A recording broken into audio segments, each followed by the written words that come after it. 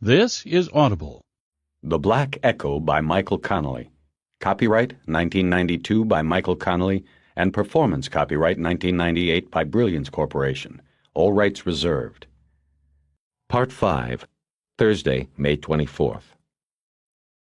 It had been a long time for him, and in Eleanor's bedroom, Harry Bosch was clumsy in the way of a man who was overly self-conscious and out of practice. As with most first times he had had, it wasn't good. She directed him with her hands and whispers, and afterward he felt like apologizing, but didn't. They held each other and lightly dozed, the smell of her hair in his face, the same apple scent he had encountered in his kitchen the night before. Bosch was infatuated with her and wanted to breathe the smell of her hair every minute. After a while he kissed her awake, and they made love again. This time he needed no directions, and she didn't need her hands. When they were done, Eleanor whispered to him, "Do you think you can be alone in this world and not be lonely?" He didn't answer at first, and she said, "Are you alone, or are you lonely, Harry Bosch?" He thought about that for some time while her fingers gently traced the tattoo on his shoulder. "I don't know what I am," he finally whispered. "You get so used to things the way they are. And I've always been alone. I guess that makes me lonely. Until now." They smiled in the dark and kissed, and soon he heard her deep, sleeping breaths. Much later, Bosch got up from the bed, pulled on his pants, and went out on the balcony to smoke. On Ocean Park Boulevard there was no traffic, and he could hear the ocean's noise from nearby. The lights were out in the apartment next door. They were out everywhere except on the street. He could see that the jacaranda trees along the sidewalk were shedding their flowers. They had fallen like a violet snow on the ground, and the cars parked along the curb. Bosch leaned on the railing and blew smoke into the cool night wind. When he was on his second cigarette, he heard the door behind him slide open, and then felt her hands come around his waist as she embraced him from behind. "What's wrong, Harry?" "Nothing. Just thinking. You better watch out. Carcinogen alert. You ever heard of the draft risk easement?" "Assessment, Harry, not easement. What are you thinking about? Is this how it is most nights for you?" Bosch turned around in her arms and kissed her forehead. She was wearing a short robe of pink silk. He rubbed his thumb up and down the nape of her neck. "Almost no night is like this. I just couldn't sleep. I guess I was thinking about a lot of things." "About us?" She kissed his chin. "I guess." "And?" He brought his hand around to her face and traced the outline of her jaw with his fingers. "I was wondering how you got this little scar here." "Oh, that is from when I was a girl. My brother and we were riding on a bike, and I was on the handlebars, and we went down this hill. It was called Highland Avenue. This was when we lived in Pennsylvania, and he lost control. The bike started weaving, and I was so scared because I knew we were going to crash, and just as he really lost it and we were going down, he yelled, 'Ellie, you'll be all right.' Just like that. And because he had yelled that, he was right. I cut my chin, but I didn't even cry. I always thought that was something, that he would try to yell something to me rather than worry about himself at a moment like that. But that was my brother." Bosch dropped his hands from her face. He said, "I was also thinking that what happened between us was nice." "I think so too, Harry. Nice for a couple of nighthawks. Come back to bed now." They went back in. Bosch first went into the bathroom and used his finger as a toothbrush, and then crawled back under the sheet with her. The blue glow of a digital clock on the bed table said 2:26, and Bosch closed his eyes. When he opened them again, the clock said 3:46, and there was an obnoxious chirping sound coming from somewhere in the room. He realized he was not in his own room. Then he remembered he was in Eleanor Wish's room.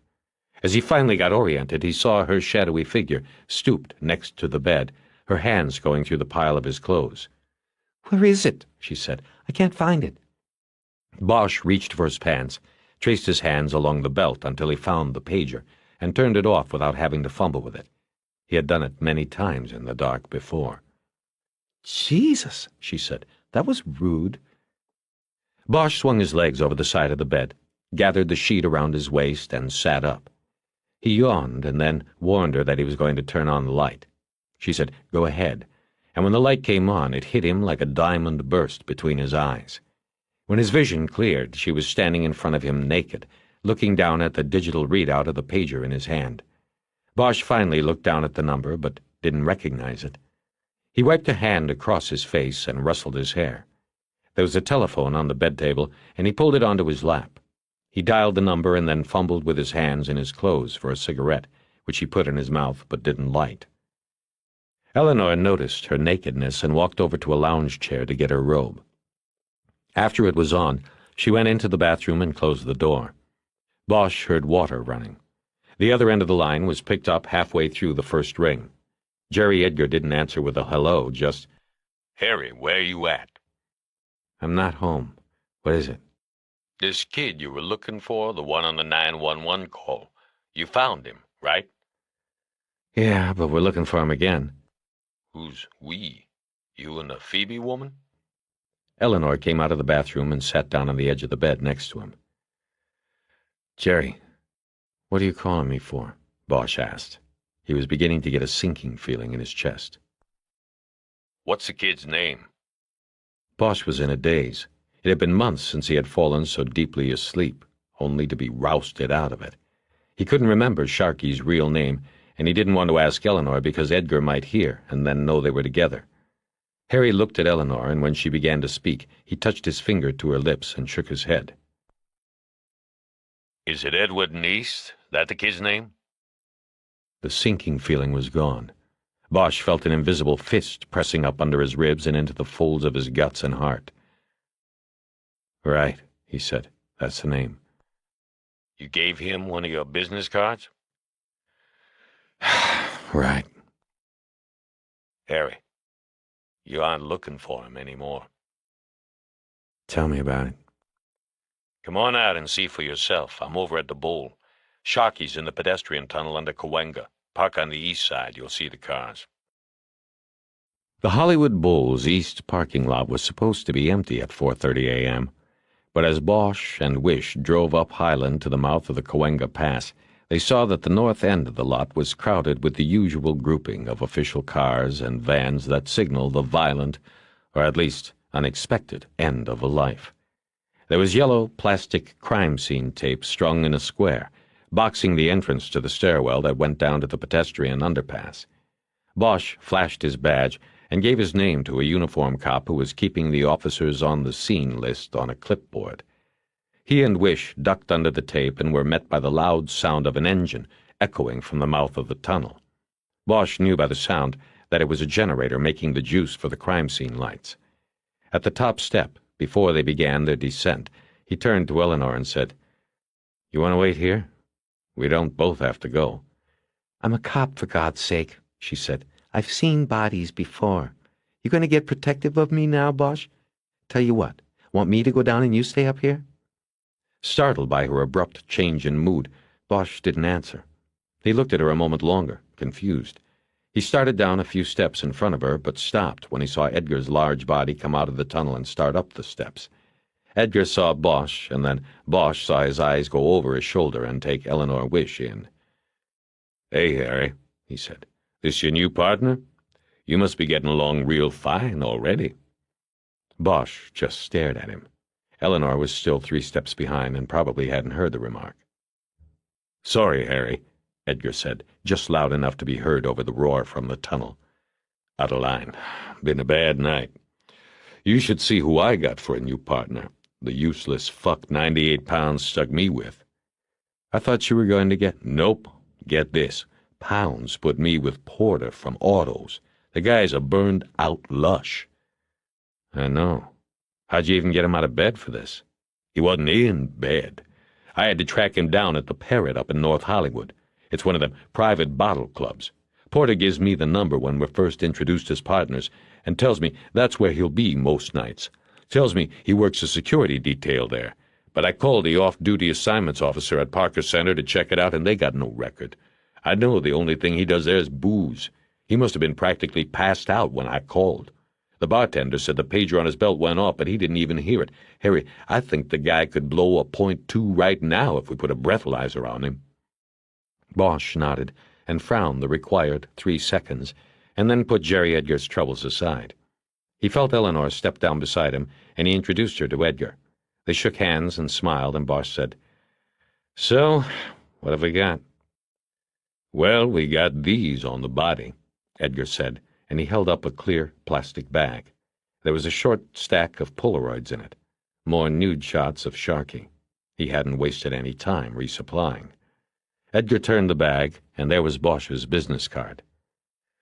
"It looks like the kid was a hustler down in Boytown," Edgar said.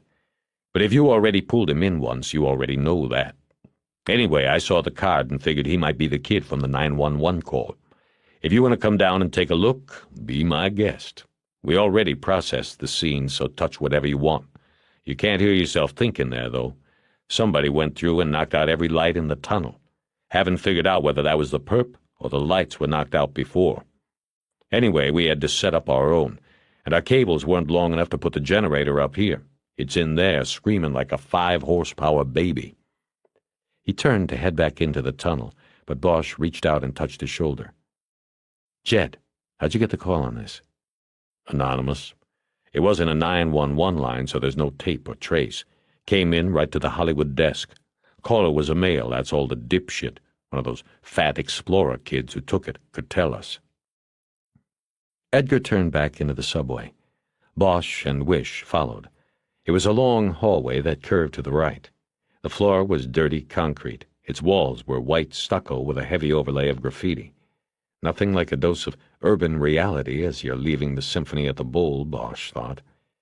The tunnel was dark except for the bright splash of light that bathed the crime scene about halfway in. There, Bosch could see a human form sprawled on its back. Sharkey. He could see men standing and working in the light. Bosch walked with the fingers of his right hand trailing along the stuccoed wall. It steadied him. There was an old, damp smell in the tunnel that was mixed with the new odor of gasoline and exhaust from the generator. Bosch felt beads of sweat start to form on his scalp and under his shirt. His breathing was fast and shallow. They passed the generator 30 feet in, and in another 30 feet or so Sharkey was lying on the tunnel floor under the brutal light of the strobes. The boy's head was propped against the tunnel wall at an unnatural angle. He seemed smaller and younger than Bosch remembered him. His eyes were half open and had the familiar glaze of the unseeing on them. He wore a black T-shirt that said Guns N' Roses on it, and it was matted with his blood. The pockets of his faded jeans were pulled out and empty. At his side stood a can of spray paint in a plastic evidence bag. On the wall above his head, a painted inscription read, R.I.P. Sharkey. The paint had been applied with an inexperienced hand, and too much had been used. Black paint had run down the wall in thin lines, some of them into Sharkey's hair. When Edgar yelled, "You want to see it?" above the din of the generator, Bosch knew that he meant the wound. Because Sharkey's head was angled forward, the throat wound was not visible, only the blood. Bosch shook his head no. Bosch noticed the blood splatter on the wall and floor about 3 feet from the body. Porter, the lush, was comparing the shapes of the drops with those on splatter cards on a steel ring. A crime scene tech named Roberge was also photographing the spots. The blood on the floor was in round spots. The wall splatter drops were elliptical. You didn't need splatter cards to know the kid had been killed right here in the tunnel. "The way it's looking," Porter said loudly, to no one in particular, "somebody comes up behind him here, cuts him, and pushes him down against the wall there." "You only got it half right, Porter," Edgar said. "How's somebody come up behind somebody in a tunnel like this? He was with somebody, and they did him. It was no sneak job, Porter." Porter put the splatter cards in his pocket and said, "Sorry, partner." He didn't say anything else. He was fat and broken down, the way many cops get when they stay on longer than they should. Porter could still wear a size 34 belt, but above it, a tremendous gut bloomed outward like an awning. He wore a tweed sport coat with a frayed elbow.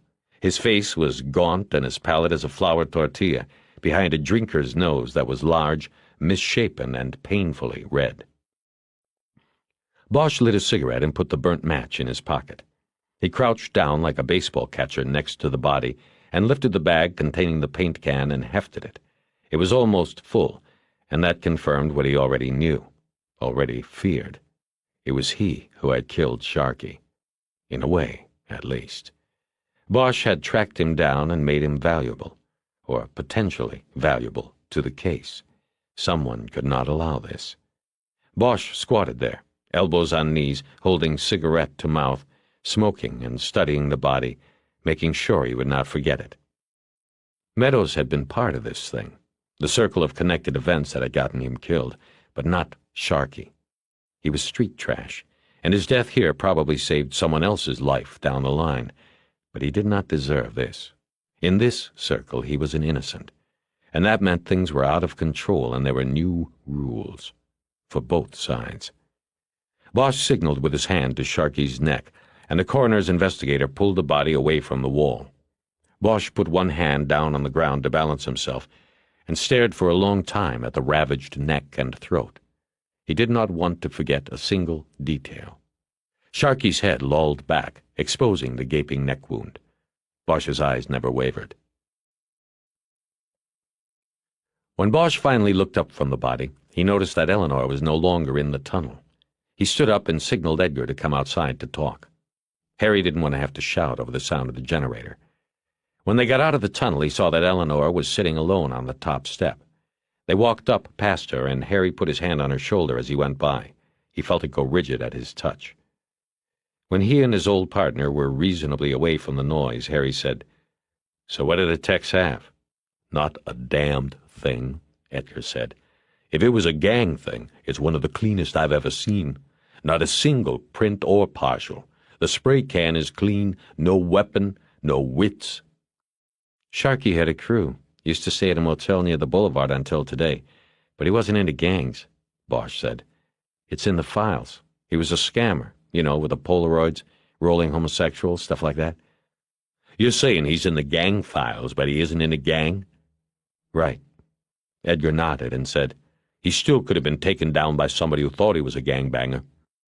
Wish walked over to them then, but said nothing. "You know this isn't a gang thing, Jed," Bosch said. "I do?" "Yeah, you do. If it was, there wouldn't be a full can of paint in there. No gangbanger's going to leave something like that behind. Also, whoever painted the wall in there didn't have the touch. The paint ran. Whoever did it didn't know about spraying a wall." "Come here a sec," Edgar said. Bosch looked at Eleanor and nodded that it was okay. He and Edgar walked away a few steps and stood near the crime scene tape. "What did this kid tell you? And how come he was running around loose if he's part of the case?" he asked. Bosch told him the basics of the story, that they didn't know if Sharkey was important to the case, but somebody apparently did, or couldn't risk waiting to find out. As Bosch spoke, he looked up over the hills and saw the first light of dawn outlining the tall palms at the top. Edgar took a step away and tilted his head up that way too, but he wasn't looking at the sky. His eyes were closed. He eventually turned back to Bosch. "Harry, you know what this weekend is?" he said. "It's Memorial Day weekend. It's the biggest 3-day showing weekend of the year. Start of the summer season. Last year I sold 4 houses on this weekend, made almost as much as I made all year as a cop." Bosch was confused by the sudden departure in the conversation. "What are you talking about?" "What I'm talking about is, I'm not going to be busting my ass on this case. It isn't going to fuck up my weekend like the last one. So what I'm saying is, if you want it, I'll go to Pounds and tell him you and the FBI want to take it, 'cause it goes with the one you're already working.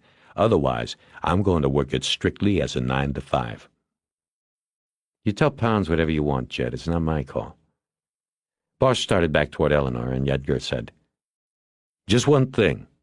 Who knew you had found the kid?" Bosch stopped and looked at Eleanor. Without turning around, he said, "We took him off the street. We interviewed him over on Wilcox. The reports went to the Bureau." "What do you want me to say, Jed?" "Nothing," Edgar said. But, Harry, maybe you and the FBI there should have looked out for your witness a little better. Maybe saved me some time and that boy some life." Bosch and Wish walked silently back to the car. Once inside, Bosch said, "Who knew?" "What do you mean?" she said. "What he asked back there, who knew about Sharkey?" She thought for a moment, then said, "On my end, Rourke gets the daily summary reports, and he got the memo on hypnosis. The summaries go to records and are copied to the senior special agent. The tape from the interview that you gave me is locked in my desk. Nobody's heard that. It hasn't been transcribed. So I guess anyone could have seen the summaries. But don't even think about that, Harry. Nobody... It can't be." "Well, they knew we found the kid and he might be important. What's that tell you? They've got to have somebody on the inside." "Harry, that's speculation. It could have been a lot of things. Like you told him, we picked him up on the street. Anybody could have been watching. His own friends, that girl, anybody could have put out the word that we were looking for Sharkey." Bosch thought about Lewis and Clark. They must have seen them pick up Sharkey. What part were they playing? Nothing made sense. "Sharkey was a tough little bastard," he said. "You think he just went walking with somebody into that tunnel? I think he didn't have a choice. And to do that, it maybe took somebody with a badge." "Or maybe somebody with money. You know he'd go with somebody if there was money in it."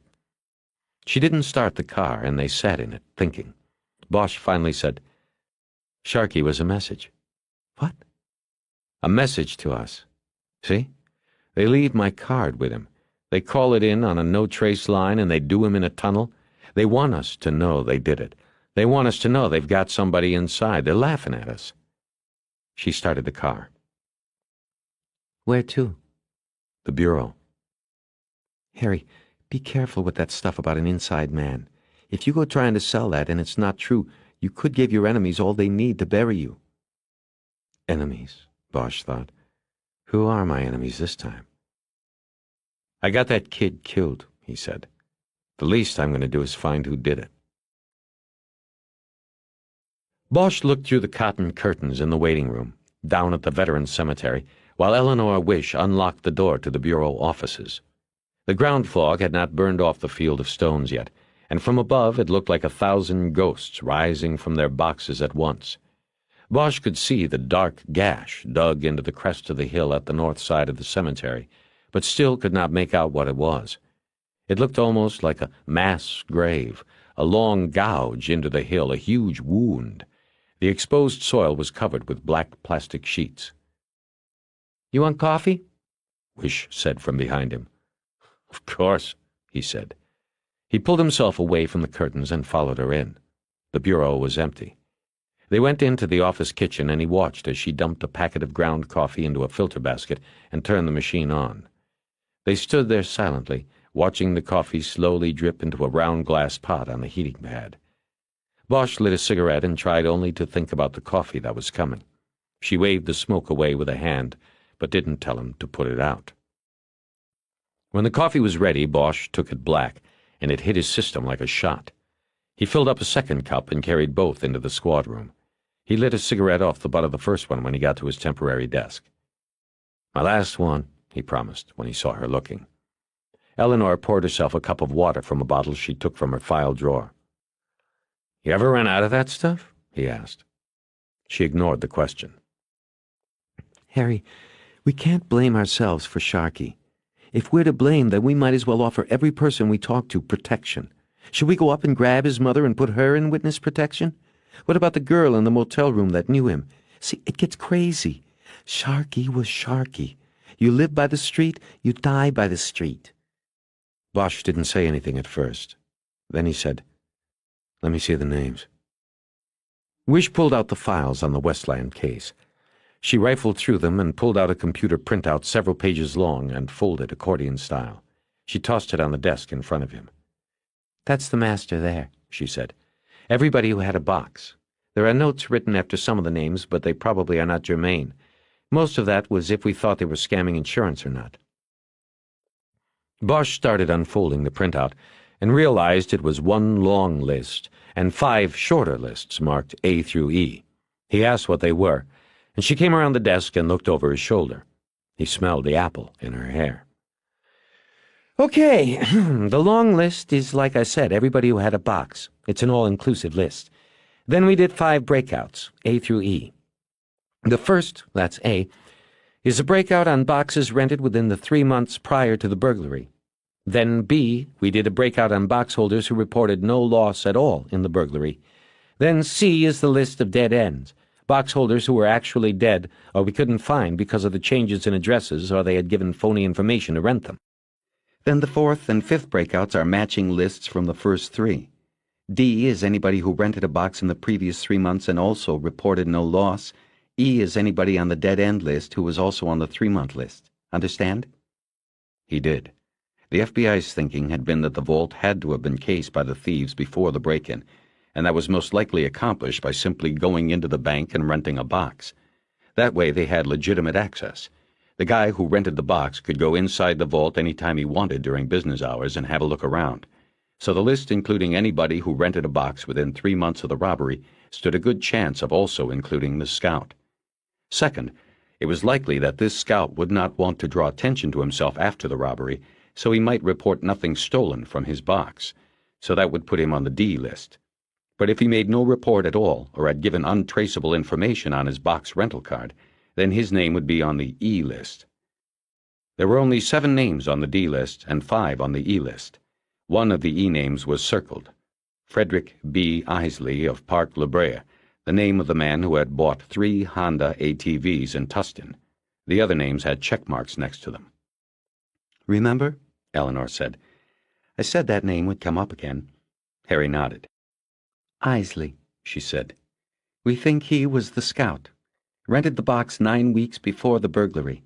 The bank records show he made a total of 4 visits to the vault during the next 7 weeks. But after the break-in, he never came back, whoever he was, never filed a report, and when we tried to contact him, we found the address was phony. Get a description? Not one that would do us any good. Small, dark, and maybe handsome was about as good as the vault clerks could do. We thought this guy was the scout even before we found out about the ATVs. When a box holder wants to see his box, the clerk takes him in, unlocks the little door, and then escorts him to one of the viewing rooms. When he's done, they both take the box back, and the customer initials his box card, kind of like at a library. So when we looked at this guy's card, we saw the initials. FBI. You're a man who doesn't like coincidences. Neither do we. We think somebody was having fun with us. Later, it was confirmed when we tracked the ATVs to Tustin. Harry sipped his coffee. Not much good it did us, she said. Never found him. In the debris of the vault after the burglary, we were able to find his box. We printed it and the door. Nothing. We showed the vault clerks some mugs. Meadows was in there, and they couldn't make anybody. We could go back to them now with Franklin and Delgado, see if one of them was as Isley. Yeah, we will. I'll be right back. She got up and left, and Bosch went back to drinking coffee and studying the list. He read every name and address on the list, but nothing jogged his memory aside from the handful of names of celebrities, politicians, and the like that had safe deposit boxes. Bosch was going over the list a second time when Eleanor came back. She was carrying a piece of paper, which she slid onto his desk. I checked Rourke's office. He already sent most of the paperwork I turned in over to records, but the hypnosis memo was still in his box, so he must not have seen it yet. I took it back. It's useless now, and it might be better if he didn't see it. Harry glanced at the memo and then folded the page and put it in his pocket. Frankly, she said, I don't think any of the paper was out in the open long enough. I mean, I just don't see it. And Rourke, he's a technocrat, not a killer. Like they said about you at behavioral sciences, he wouldn't cross the line for money. Bosch looked at her and found himself wanting to say something to please her, to get her back on his side. He could think of nothing and could not understand this new coldness in her manner. "Forget it," he said. And then, looking down at the lists, he added, "How far did you people check out these people who reported no losses?" She looked down at the printouts where Bosch had circled List B. There were 19 names on the list. We ran each name for criminal records, she began. We did a telephone interview and later a face-to-face.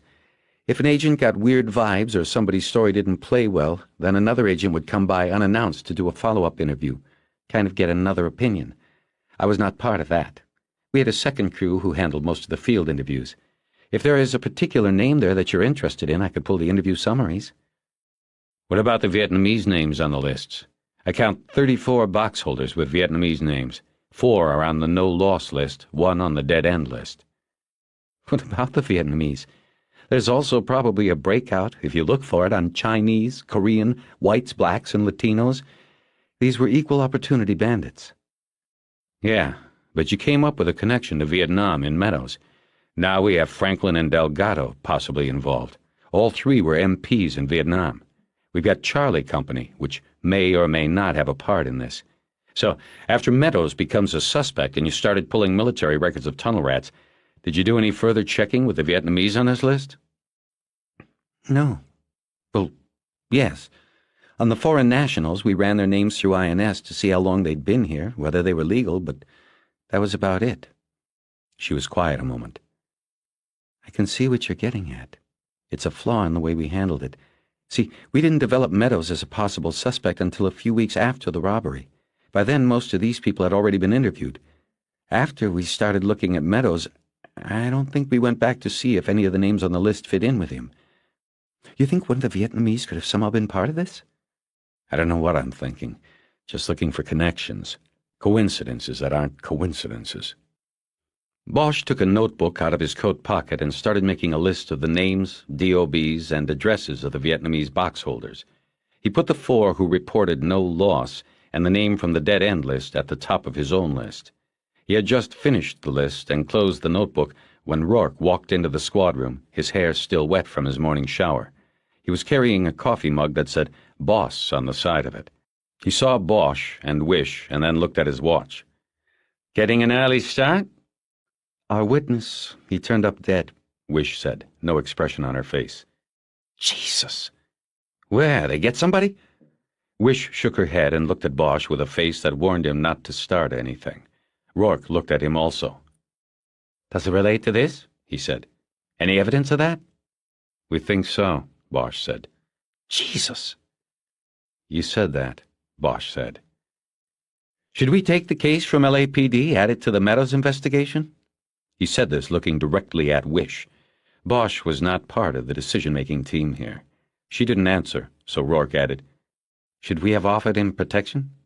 Bosch couldn't resist. From who? A strand of wet hair dropped out of place and across Rourke's forehead. His face flushed deeply red. "What the hell is that supposed to mean?" "How'd you know LAPD had the case?" "What?" "You just asked if we should take the case from LAPD. How'd you know they had it?" "We didn't say." "I just assumed." "Bosch, I resent what that implies, and I resent the hell out of you. Are you implying that I, or someone... If you are saying there's a law enforcement leak on this case, then I will request an internal review today. But I'll tell you right now that if there was a leak, it wasn't from the Bureau." "Then where the hell else could it have been? What happened to the reports we filed with you? Who saw them?" Rourke shook his head. "Harry, don't be ridiculous. I understand your feelings, but let's calm down and think for a minute. The witness was snatched off the street and interviewed at Hollywood Station, then dropped off at a public youth shelter. And lastly, you're being followed around by your own department, detective. I'm sorry, but even your own people apparently don't trust you." Bosch's face grew dark. He felt betrayed in a sense. Rourke could only have known about the tale through Wish. She had made Lewis and Clark. Why hadn't she said anything to him instead of Rourke? Bosch looked over at her, but she was looking down at her desk. He looked back at Rourke, who was nodding his head as if it were on a spring. "Yes, she made the tale on you the first day." Rourke looked around the empty squad room, obviously wishing he had a larger audience. He was moving his weight from one foot to the other now, like a boxer in his corner, impatiently waiting for the next round to begin so he could deliver the knockout punch on a fading opponent.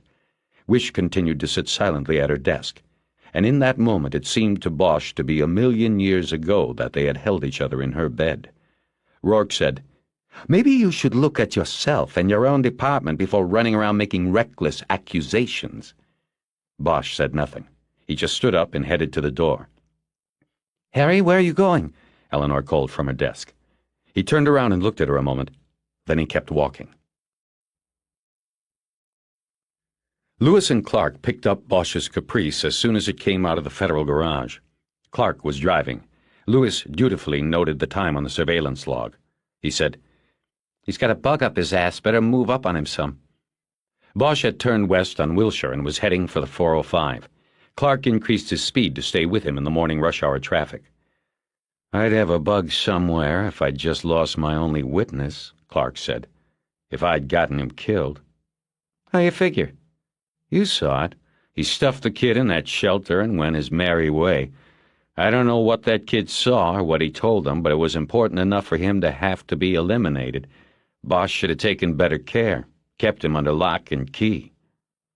They went south on the 405. Bosch was 10 cars ahead, now staying in the slow lane. The freeway was thick with a stinking, polluting mass of moving steel. "I think he's going for the 10, Clark said. "He's going into Santa Monica, maybe back to her place. Probably forgot his toothbrush. Or she's coming back to meet him for a nooner. You know what I say? I say we let him go and we go back to talk to Irving.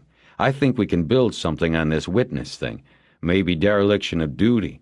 There's enough to get an administrative hearing. He'd at least get bounced out of homicide, and if Harry Bosch ain't allowed to be on the homicide table, then he'll pick up and leave. One more notch on our barrel." Lewis thought about his partner's idea. It wasn't bad. It could work. But he didn't want to pull off the surveillance without Irving's say-so. "Keep with him," he said. "When he stops somewhere, I'll drop a quarter and see what Irving wants to do. When he buzzed me this morning about the kid, he seemed pretty stoked, like things were getting good, so I don't want to pull off without his say-so." "Whatever. Anyway, how'd Irving know about the kid getting snuffed so fast?" "I don't know. Watch it here, he's taking the 10. They followed the gray Caprice onto the Santa Monica freeway. They were now going away from the working city, against the grain, and were in lighter traffic. But Bosch no longer was speeding, and he went past the Cloverfield and Lincoln exits to Eleanor Wish's home, staying on the freeway until it curved through the tunnel and came out below the beach cliffs as the Pacific Coast Highway. He headed north along the coast, with the sun bright overhead and the Malibu Mountains just opaque whispers ahead in the haze. "Now," Clark said, "I don't know. Hang back some." There wasn't much traffic on the PCH, and they were having trouble keeping at least one car between them and Bosch's car at all times. Though Lewis still believed that most cops never bothered to check if they were being followed, today he was making an exception to that theory with Bosch. His witness had been murdered. He might instinctively think someone had been following him, or still was.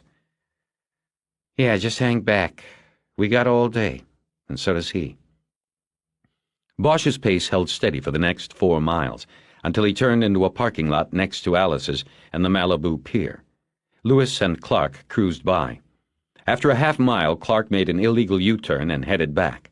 When they pulled into the parking lot, Bosch's car was still there, but they didn't see him.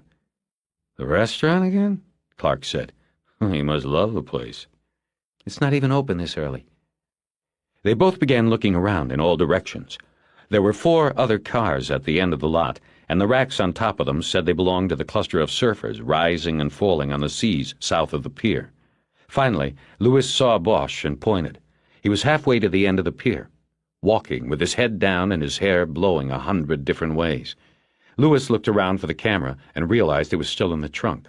He took a pair of binoculars out of the glove compartment and trained them on Bosch's diminishing figure. He watched until Bosch reached the end of the wooden planking and leaned his elbows on the railing. "What's he doing?" Clark asked. "Let me see." "You're driving, I'm watching. He's not doing anything anyway, just leaning there. He's got to be doing something. He's thinking, okay? There. He's lighting a cigarette. Happy? He's doing something." "Wait a minute." "What?" "Shit. We should have had the camera ready." "What's this wee shit? That's your job today. I'm driving. What's he doing?" "He dropped something into the water." Through the field glasses, Lewis saw Bosch's body leaning limply on the railing. He was looking down into the water below. There was no one else on the pier as far as Lewis could see. "What did he drop? Can you see?" "How the fuck do I know what he dropped? I can't see the surface from here. Do you want for me to go out there and get one of the surfer boys to paddle over and see for us? I don't know what he dropped." "Cool your jets. I was just asking. Now, can you remember the color of this object he dropped?" "He looked white, like a ball, but it sort of floated."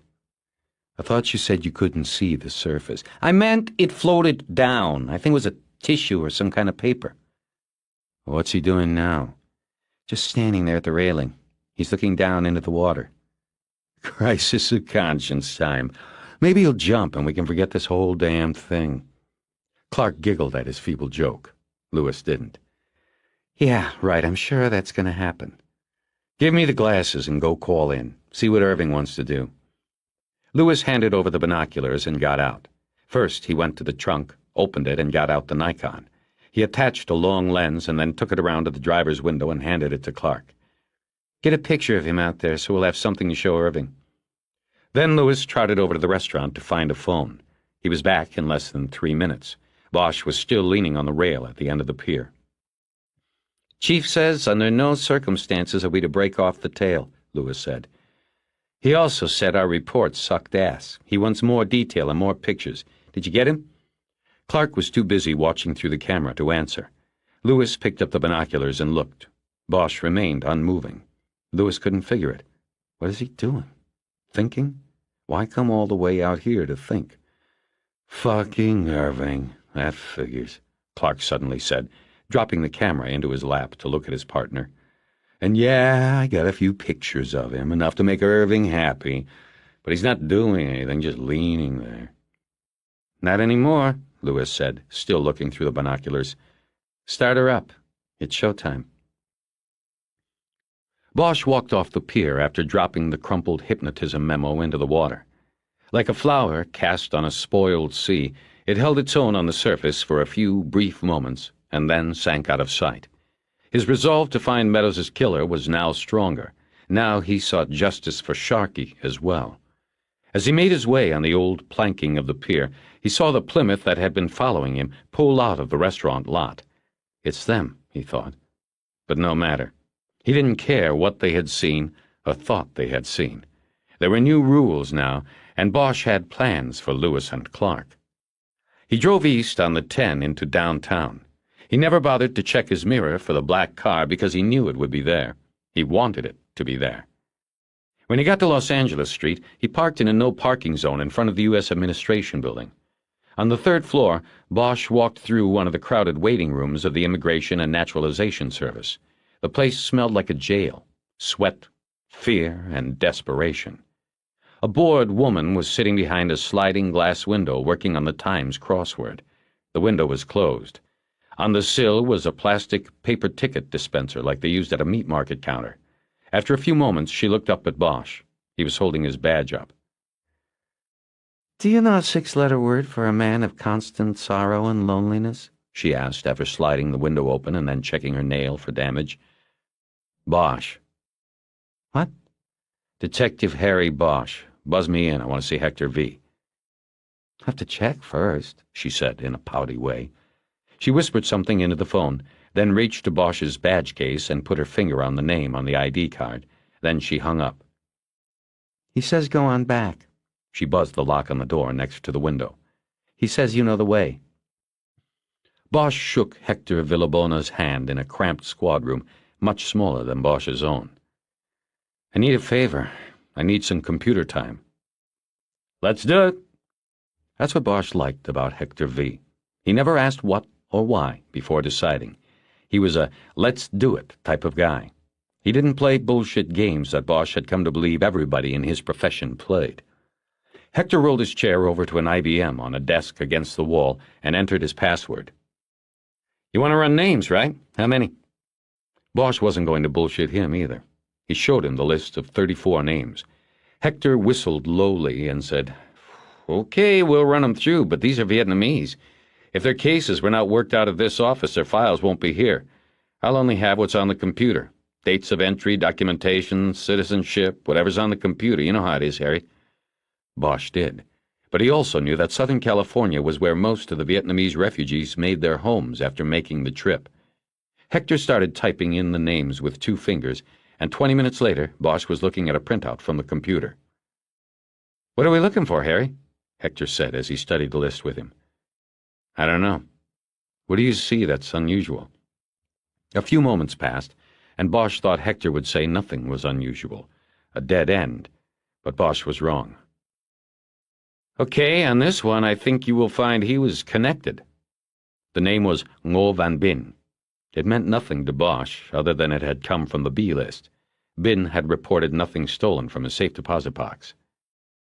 Connected. He had some kind of pull, Hector said. Connected politically, I guess you would call it. See, his case number has the prefix GL. Those are files handled by our Special Cases Bureau in D.C. Usually, SCB doesn't deal with people from the masses. Very political. Handles people like the Shah and the Marcoses, Russian defectors if they're scientists or ballerinas, stuff like that, stuff I never see. He nodded his head and put his finger on the printout. Okay, then we have the dates. They are too close. It happened too fast, which tells me this case was greased. I don't know this guy from Adam, but I know this guy knew people. Look at the date of entry, May 4, 1975. That's just 4 days after the guy left Vietnam. You figure the first day is getting to Manila, and the last day is getting to the States. That leaves only 2 days in between in Manila for him to get approval and get his ticket punched for the mainland. And at that time, man, they were coming in by the boatload to Manila. No way in 2 days unless he was greased. So what that means is this guy, this Bin, already had approval. He was connected. It's not that unusual because a lot of people were. We got a lot of people out of there when the shit hit the fan. A lot of them were the elite. A lot of them just had money to pay to make them elite. Bosch looked at the date Bin had left Vietnam. April 30th, 1975. The same day Meadows left Vietnam for the last time. The day Saigon fell to the NVA. And this DOD? Villabona said, pointing at another date. Very short time to receive documentation. May 14, that's 10 days after arrival, this guy gets a visa. That's too fast for the average Joe. Or in this case, the average no. So what do you think? Hard to say. He could have been an operative. He could have just had enough money to get him on a helicopter. A lot of rumors still floating around from that time. People getting rich. Seats on military transports going for 10 grand. No question, visas going for more. Nothing ever confirmed. Can you pull the file on this guy? Yeah, if I was in D.C. Bosch just looked at him, and Hector finally said, All GLs are there, Harry. That's where the people that people are connected to are. Get it? Bosch didn't say anything. Don't get mad, Harry. I'll see what I can do. I'll make a couple calls. You gonna be around later? Bosch gave him the FBI's number, but didn't say it was the FBI. Then they shook hands again, and Bosch left. In the first-floor lobby, he watched through the smoked glass doors, looking for Lewis and Clark. When he finally saw the black Plymouth turn the corner as the 2 IAD detectives finished another circuit of the block, Bosch walked through the doors and down the steps to his car. In his peripheral vision, he saw the IAD car slow and turn into the curb while they waited for him to get in his car and drive off. Bosch did as they wanted, because it was what he wanted. Woodrow Wilson Drive winds counterclockwise around and up the side of the Hollywood Hills, the cracked patchwork asphalt never wide enough at any point for 2 cars to pass without a cautious slowing. Going up, the homes on the left crawl vertically up the hillside. They're the old money, solid and secure, Spanish tile and stucco. To the right, the newer houses fearlessly swing their wood-frame rooms out over the brown brush arroyos and daisies in the canyon. They are balanced on stilts and hope, and cling as tenuously to the edge of the hill as their owners do to their positions at the studios down below. Bosch's home was 4th from the end on the right side. As he drove around the final bend, the house came into sight. He looked at the dark wood, the shoebox design, seeking a sign that it had somehow changed, as if the exterior of the house could tell him if something was wrong with the interior. He checked the rear view then, and caught the front end of the black Plymouth nosing around the curve. Bosch pulled into the carport next to his house and got out. He went inside without looking back at the tail car. He had gone to the pier to think about what Rourke had said, and in doing so he thought about the hang-up call that was on his phone tape. Now he went to the kitchen and played back his messages. First, there was the hang-up call, which had come in Tuesday, and then a message from Jerry Edgar in the pre-dawn hours today when Edgar had called looking for Bosch to get him out to the Hollywood Bowl. Bosch rewound the tape and listened to the hang-up call again, silently chastising himself for not having picked up on its significance the first time he heard it. Someone had called, listened to his taped message, and then hung up after the first message beep. The hang-up was on the tape. Most people, if they didn't want to leave a message, would simply hang up as soon as they heard Bosch's tape-recorded voice saying he wasn't in, or, if they thought he was home, would have called out his name after the beep. But this caller had listened to the tape and then didn't hang up until after the beep. Why? Bosch had missed it at first, but now thought the call had been a transmitter test. He went to the closet by the door and took out a pair of binoculars. He went to the living room window and looked through a crack in the curtain for the black Plymouth. It was a half-block farther up the hill. Lewis and Clark had driven by the house, turned around and parked at the curb, facing downhill and ready to continue the tale if Bosch came out. Through the binoculars, Bosch could see Lewis behind the wheel, watching the house. Clark had his head back on the passenger seat and his eyes closed. Neither of them appeared to be wearing headphones. Still, Harry had to be sure. Without taking his eyes from the binoculars, he reached over to the front door and opened it a few inches and closed it. The men in the IAD car showed no reaction, no alert. Clark's eyes remained closed. Lewis continued picking his teeth with the business card. Bosch decided that if they had dropped a bug on him, it was transmitting to a remote. It was safer that way. Probably a sound-activated mini-reel hidden on the exterior of the house. They'd wait until he drove away, and then one of them would jump out of the car and quickly collect the reel, replacing it with a fresh one. They could then catch up the tail on him before he got down the hill to the freeway. He walked away from the window and made a quick survey of the living room and kitchen. He studied the underside of tables and electric fixtures, but he didn't find the bug and didn't expect to. The smart place, he knew, was the phone, which he was saving for last. It had a ready power source, and the placement there would provide sound intake of the immediate interior of the house, as well as any conversations that came in through the phone. Bosch picked up the phone, and with a small penknife that was attached to his keychain, he popped the cover off the mouthpiece. There was nothing there that shouldn't be. Then he took the cover off the earpiece. It was there. Using the knife, he carefully lifted out the speaker. Attached behind it by a small magnet was a small, flat, round transmitter about the size of a quarter. There were two wires attached to the device, which he knew was sound-activated and called a T9. One wire was wrapped around one of the phone's receiver wires, piggybacking power for the bug. The other wire went into the barrel of the handset.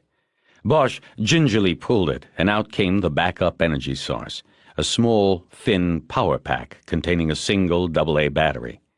The bug ran off the phone's juice, but if the phone was disconnected from the wall, the battery could provide power for maybe another 8 hours. Bosch disconnected the device from the phone and placed it on the table. It was now running off the battery. He just stared at it, thinking about what he was going to do. It was a standard police department wire. Pickup range 15 to 20 feet, designed to take in everything said in the room. The transmission range was minimal, maybe 25 yards at most, depending on how much metal was in the building. Bosch went to the living room window again to look up the street. Lewis and Clark still showed no sign of alert or that the bug had been discovered. Lewis was through picking his teeth. Bosch turned on the stereo and put on a Wayne Shorter CD. He then went out a side door in the kitchen into the carport. He could not be seen from the IAD car. He found the tape recorder in the first place he looked, the junction box beneath the DWP electric meter on the back wall of the carport. The 2-inch reels were turning to the sound of Shorter's saxophone. The Nagra recorder, like the T9, was wired to the house current but had a battery backup. Bosch disconnected it and brought it inside, where he set it on the table next to its counterpart. Shorter was finishing 502 Blues. Bosch sat in the watch chair, lit a cigarette, and looked at the device as he tried to form a plan.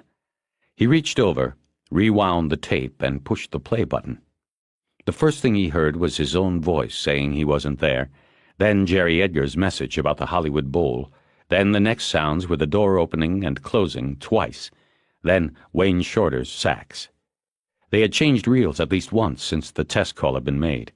Then he realized that Eleanor Wish's visit had been taped. He thought about that and wondered if the bug had picked up what had been said on the back porch. Bosch's stories about himself and Meadows. He grew angry thinking about the intrusion. the delicate moment stolen by the two men in the black Plymouth. He shaved, showered, and dressed in a fresh set of clothes, a tan summer suit with pink Oxford shirt and blue tie. Then he went to the living room and loaded the bug and recorder into the pockets of his jacket. He took another look through the curtains with the field glasses. Still no movement in the internal affairs car. He went out the side door again and carefully climbed down the embankment to the base of the first stilt, an iron I-beam.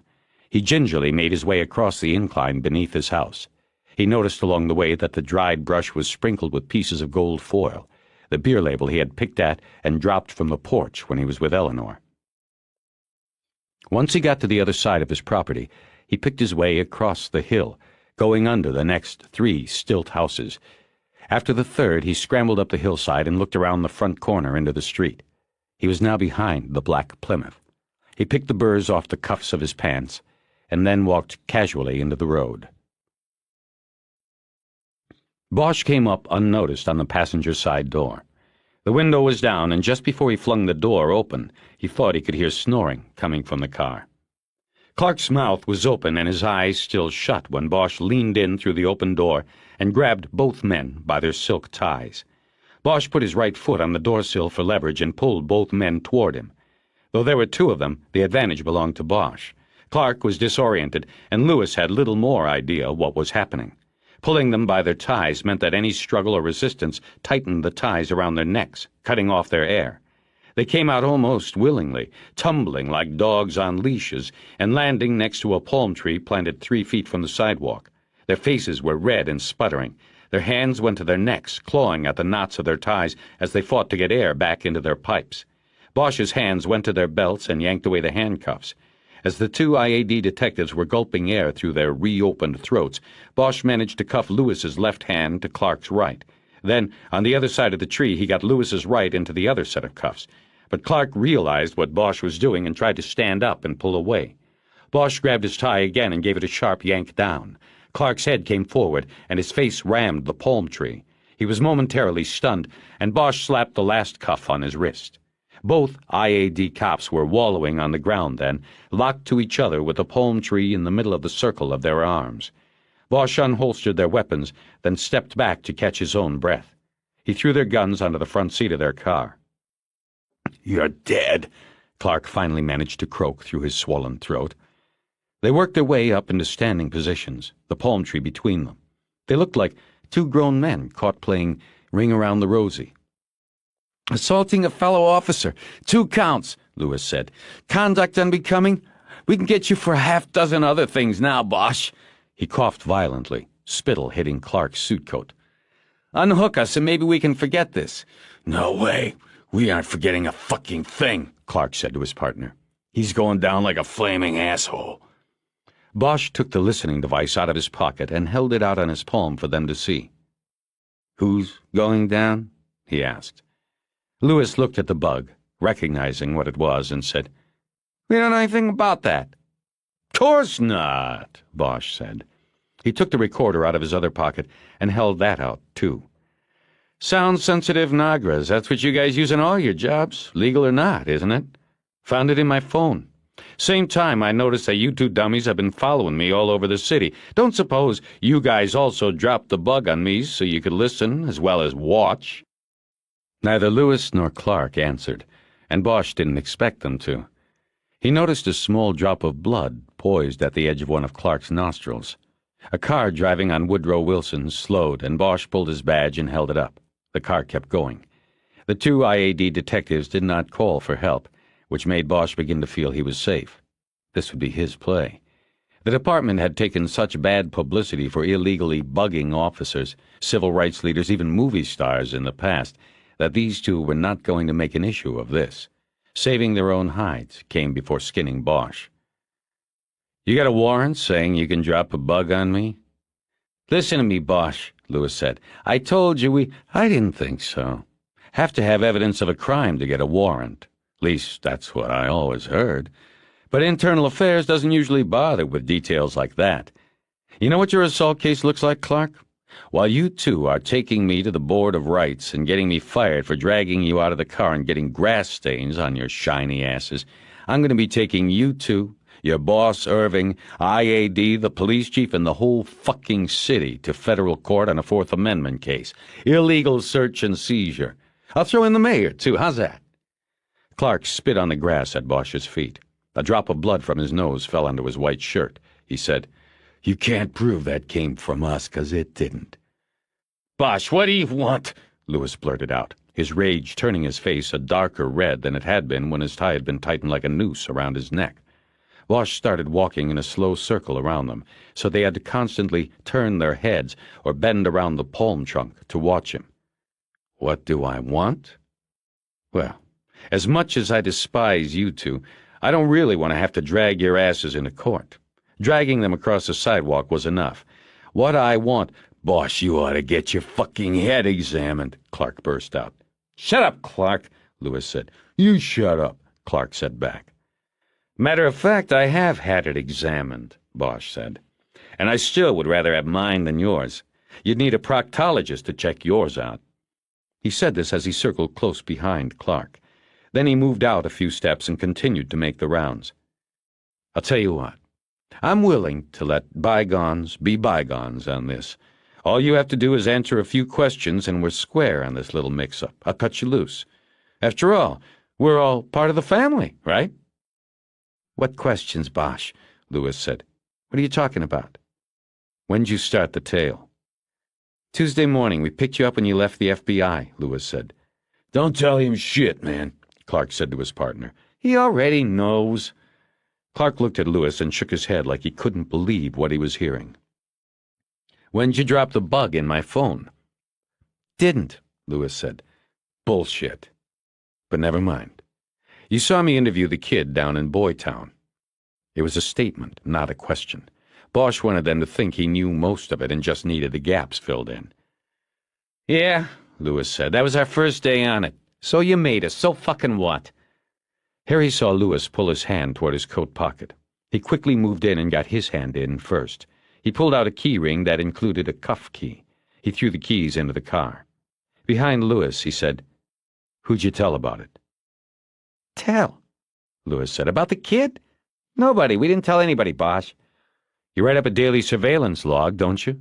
You take pictures, don't you? I bet there's a camera in the back seat of that car, unless you forgot and left it in the trunk."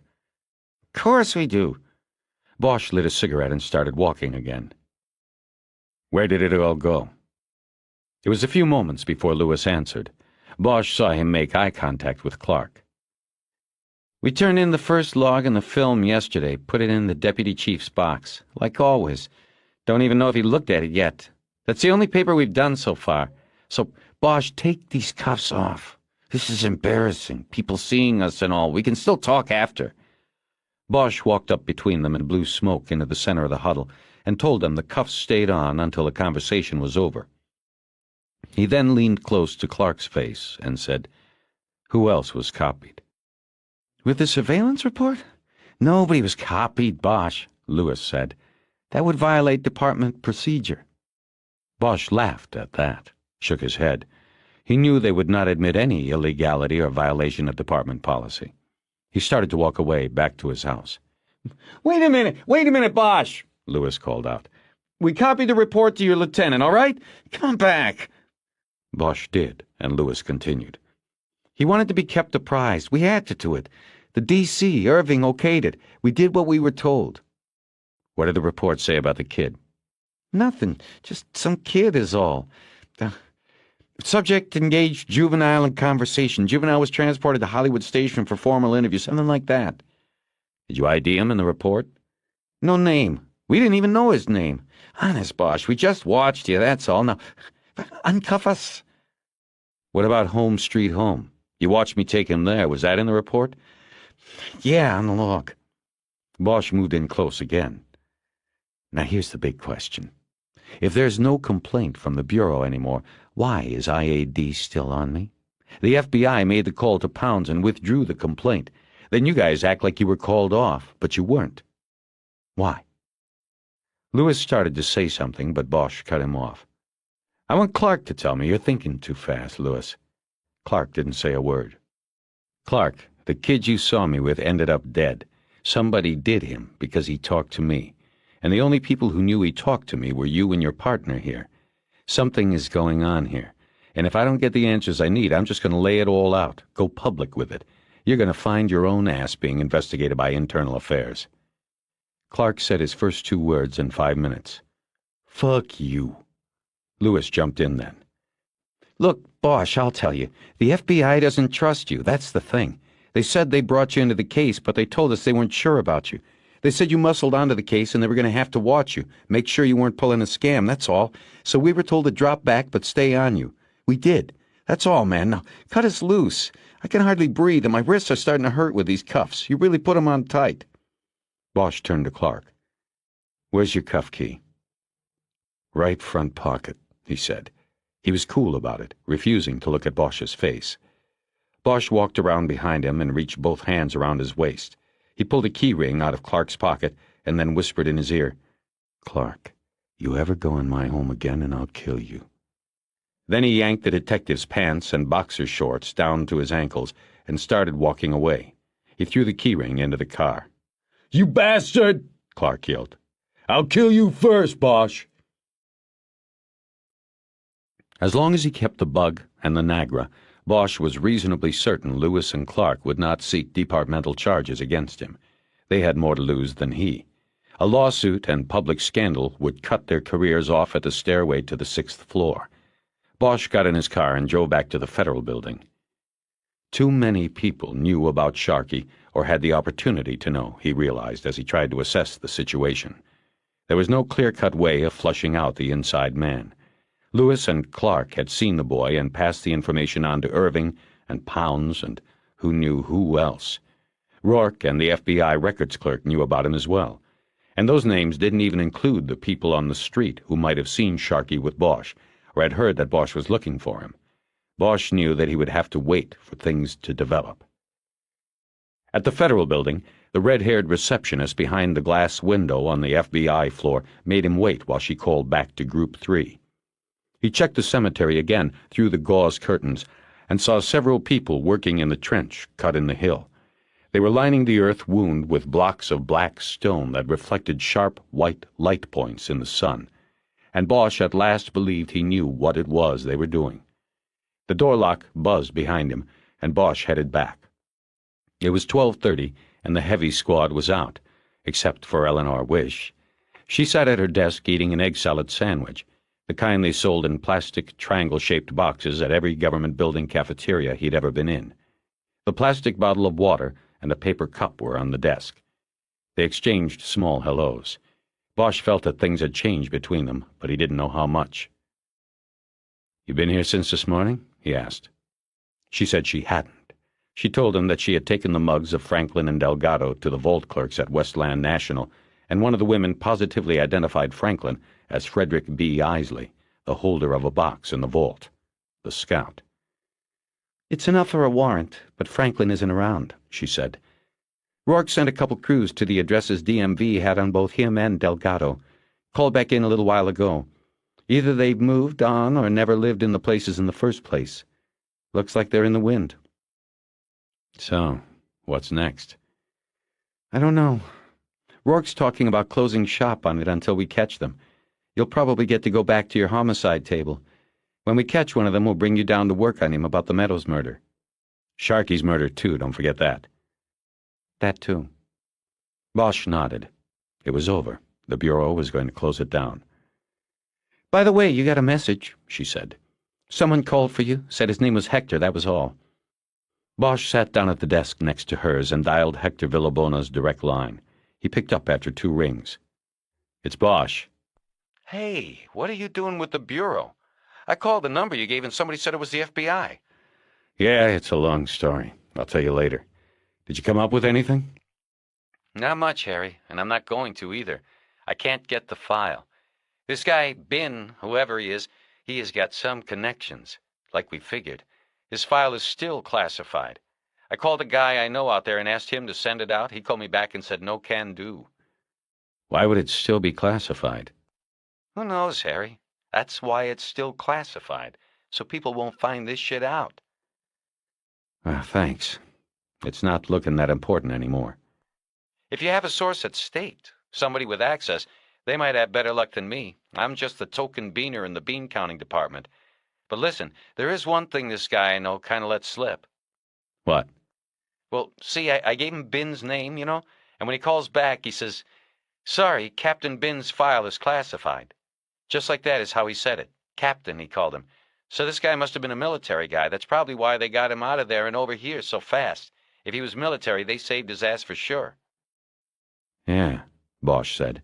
Then he thanked Hector and hung up. He turned to Eleanor and asked if she had any contacts in the State Department. She shook her head no. Military intelligence? CIA? Anything like that? Bosch said. Somebody with access to computer files. She thought a moment and said, Well, there is a guy on the state floor. I sort of know him from D.C., but what's going on, Harry? Can you call him and tell him you need a favor? He doesn't talk on the phone. Not about business. We'll just have to go down there. He stood up. Outside the office, while they waited for the elevator, Bosch told her about Bin, his rank, and the fact that he left Vietnam on the same day as Meadows. The elevator opened, and they got on, and she pushed 7. They were alone. You knew all along that I was being tailed, Bosch said. Internal Affairs. I saw them. But you knew before you saw them, didn't you? Does it make a difference? I think it does. Why didn't you tell me? She took a while. The elevator stopped. I don't know, she said. I'm sorry. I didn't at first, and then when I wanted to tell you, I couldn't. I thought it would spoil everything. I guess it did anyway. Why didn't you at first, Eleanor? Because it was still a question about me? She looked into the stainless steel corner of the elevator. In the beginning, yes. We weren't sure about you. I won't lie about that. What about after the beginning? The door opened on the 7th floor. Eleanor moved through it, saying, You're still here, aren't you? Bosch stepped out after her. He took hold of her arm and stopped her. They stood there as 2 men in almost matching gray suits charged through the open elevator door. Yes, I'm still here, but you didn't tell me about them. Harry, can we talk about this later? The thing is, they saw us with Sharky. Yes, I thought so. Well, why didn't you say anything when I was talking about the inside man, when I was asking about who you told about the kid? I don't know. Bosch looked down at his feet. He felt like the only man on the planet who didn't understand what was going on. I talked to them, he said. They claimed they just watched us with the kid. They never followed up to see what it was about, said they didn't have his ID. Sharky's name wasn't in their reports. And do you believe them? Never have before. But I don't see them involved in this. It just doesn't fit. They're just after me, and they'll do anything to get me, but not take out a witness. That's crazy. Maybe they're feeding information to someone who's involved, and they just don't realize it. Bosch thought about Irving and pounds again. A possibility. The point is, there is an inside man, somewhere. We know this. And it might be from my side, it might be from yours. So we have to be very careful about who we talk to and what we're doing. After a moment, he looked straight into her eyes and said, Do you believe me? It took her a long time, but she finally nodded her head. She said, I can't think of any other way to explain what's happening. Eleanor went up to a receptionist while Bosch hung back a bit. After a few minutes, a young woman came out from a closed door and showed them down a couple of hallways and into a small office. No one was sitting behind the desk. They sat in 2 chairs facing the desk and waited. Who is this we're seeing? Bosch whispered. I'll introduce you, and he can tell you what he wants you to know about him, she said. Bosch was about to ask her what that meant when the door opened and a man strode in. He looked to be about 50, with silvery hair that was carefully groomed and a strong build beneath the blue blazer. The man's gray eyes were as dull as day-old barbecue coals. He sat down and did not look at Bosch. He kept his eyes exclusively on Eleanor Wish. Ellie, good to see you again, he said. How are you doing? She said she was doing fine, exchanged a few pleasantries, and then got around to introducing Bosch. The man got up and reached across the desk to shake hands. Bob Ernst, Assistant Deputy Trade and Development. Nice to meet you. So this is an official visit then, not just dropping by to see an old friend? Yes, I'm sorry, Bob, but we are working on something and need some help." "Whatever I can do, Ellie," Ernst said. He was annoying Bosch, and Bosch had only known him a minute. "Bob, we need to background somebody whose name has come up on a case we are working," Wish said. "I think you are in a position that you could get that information for us without a great deal of inconvenience or time." "That's our problem," Bosch added. "It's a homicide case. We don't have a lot of time to go through normal channels, to wait for things from Washington." "Foreign national?" "Vietnamese," Bosch said. Came here when?" May 4, 1975. "Ah, right after the fall. I see. Tell me, what kind of homicide would the FBI and the LAPD be working on together that involves such ancient history, and history in another country as well?" Bob, Eleanor began. "I think—" "No, don't answer that," Ernst yelped. "I think you are right. Yes, it would be best if we compartmentalize the information." Ernst went through the motions of straightening his blotter and the knickknacks on his desk. Nothing was really out of order to begin with. "How soon you need the information?" he finally said. "Now," Eleanor said. "We'll wait," Harry said. "You realize, of course, I may not come up with anything, especially on short notice." "Of course," Eleanor said. "Give me the name." Ernst slid a piece of paper across his blotter. Eleanor wrote Bin's name on it and slid it back. Ernst looked at it a moment and got up without ever touching the paper. "I'll see what I can do," he said, and left the room. Bosch looked at Eleanor. "Ellie?" "Please, I don't allow anybody to call me that. That's why I don't take his calls and don't return them." "You mean until now? You'll owe him now." "If he finds something. And so will you." "I guess I'll have to let him call me Ellie." She didn't smile. "How'd you meet this guy, anyway?" She didn't answer. Bosch said, "He's probably listening to us right now." He looked around the room, though obviously any listening devices would be hidden. He took out his cigarettes when he saw a black ashtray on the desk. "Please don't smoke," Eleanor said. "Just a half." "I met him once when we were both in Washington. I don't even remember what for now. He was assistant something or other with State back then, too. We had a couple of drinks, that's all. Some time after that, he transferred out here. When he saw me in the elevator here and found out I was transferred, he started calling." CIA all the way, right? Or something close? "More or less, I think. It doesn't matter if he gets what we need." "More or less. I knew shitheads like him in the war. No matter how much he tells us today, there will be something more. Guys like that, information is their currency. They never give up everything. Like he said, they compartmentalize everything. They'll get you killed before they tell it all." "Can we stop talking now?" "Sure." Ellie. Bosch passed the time smoking and looking at the empty walls. The guy didn't make much of an effort to make it look like a real office. No flag in the corner, not even a picture of the president. Ernst was back in 20 minutes, and by then Bosch was on his second half-cigarette. As the assistant deputy for trade and development strode to his desk empty-handed, he said, "Detective, would you mind not smoking? I find it very bothersome in a closed room like this." Bosch stubbed the butt out in the small black bowl on the corner of his desk. "Sorry," he said. "I saw the ashtray. I thought—" "It's not an ashtray, Detective," Ernst said in a somber tone. "That is a rice bowl, 3 centuries old. I brought it home with me after my stationing in Vietnam." "You were working on trade and development then, too?" Excuse me, Bob, did you find anything?" Eleanor interjected. "On the name?" It took Ernst a long moment to break his stare away from Bosch.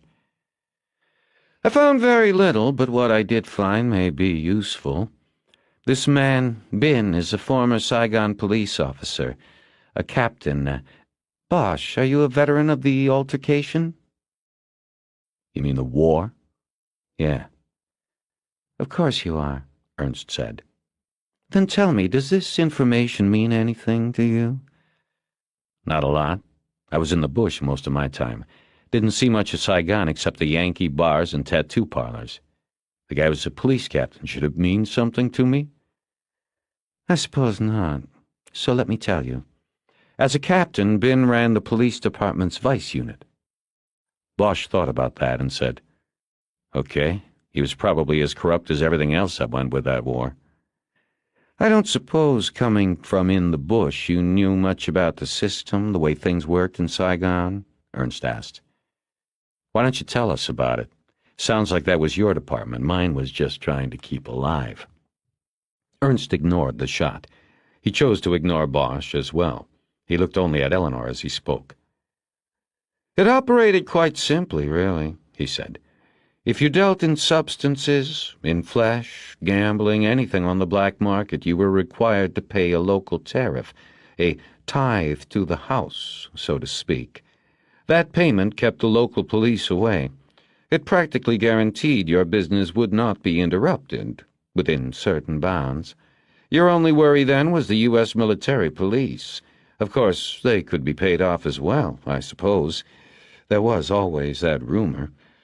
Anyway, this system went on for years, from the very beginning until after the American withdrawal, until, I imagine, April 30th, 1975, the day Saigon fell. Eleanor nodded and waited for him to go on. The major American military involvement lasted longer than a decade. Before that, there was the French.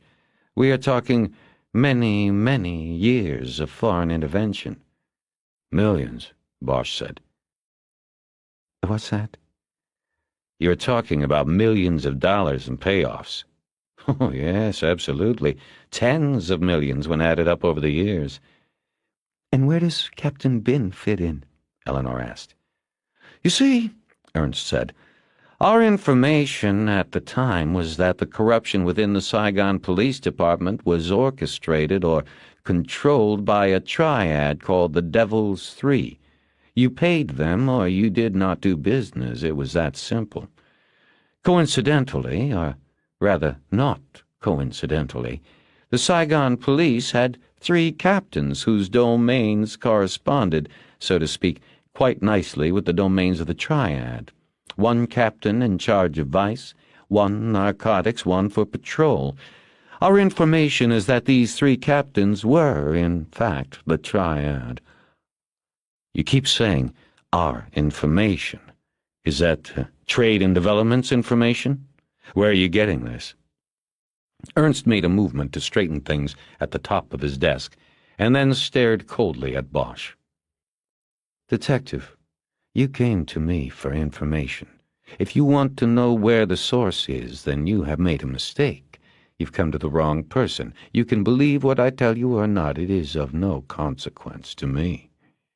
The 2 men locked eyes, but said nothing else. What happened to them? Eleanor asked. The members of the triad. Ernst pulled his eyes away from Bosch and said, What happened is that after the United States pulled military forces in 1973, the triad source of revenue was largely gone. But like any responsible business entity, they saw it coming and looked to replace it. And our intelligence at the time was that they shifted their position considerably. In the early 70s, they moved from the role of providing protection to narcotics operations in Saigon to actually becoming part of these operations. Through political and military contacts and, of course, police enforcement, they solidified themselves as the brokers for all brown heroin that came out of the highlands and was moved to the United States. But it didn't last, Bosch said. Oh, no, of course not. When Saigon fell in April 1975, they had to get out. They had made millions, an estimated $15 to $18 million American each.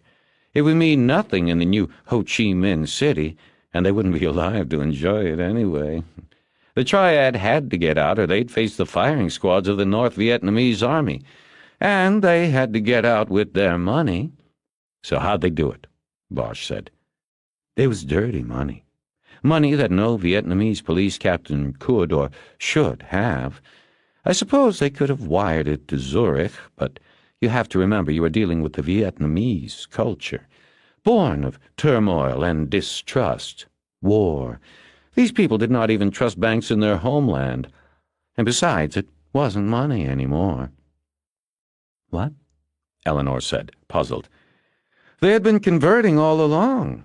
Do you know what $18 million looks like? Would probably fill a room. So they found a way to shrink it. At least that's what we believe. Precious gems, Bosch said. Diamonds, Ernst said. It is said $18 million worth of the right diamonds would easily fit in 2 shoeboxes. And into a safe deposit box, Bosch said. That could be, but please, I don't want to know what I don't need to know. Bin was one of the captains, Bosch said. Who are the other 2? I am told one of them was named Van Nguyen, and he is believed to be dead.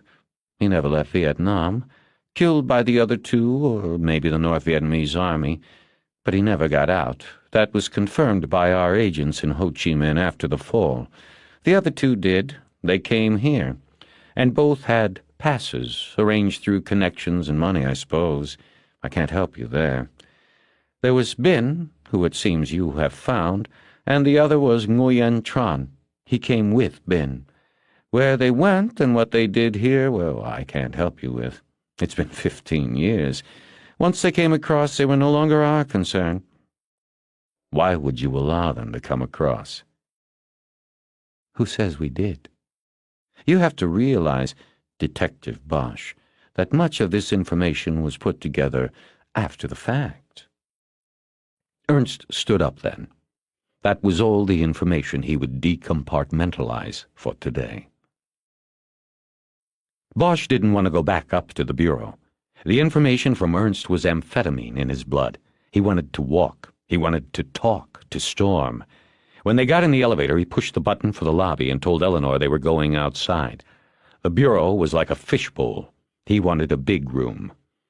In any investigation, it had always seemed to Bosch, information would come slowly, like sand dropping steadily through the cinched middle of an hourglass.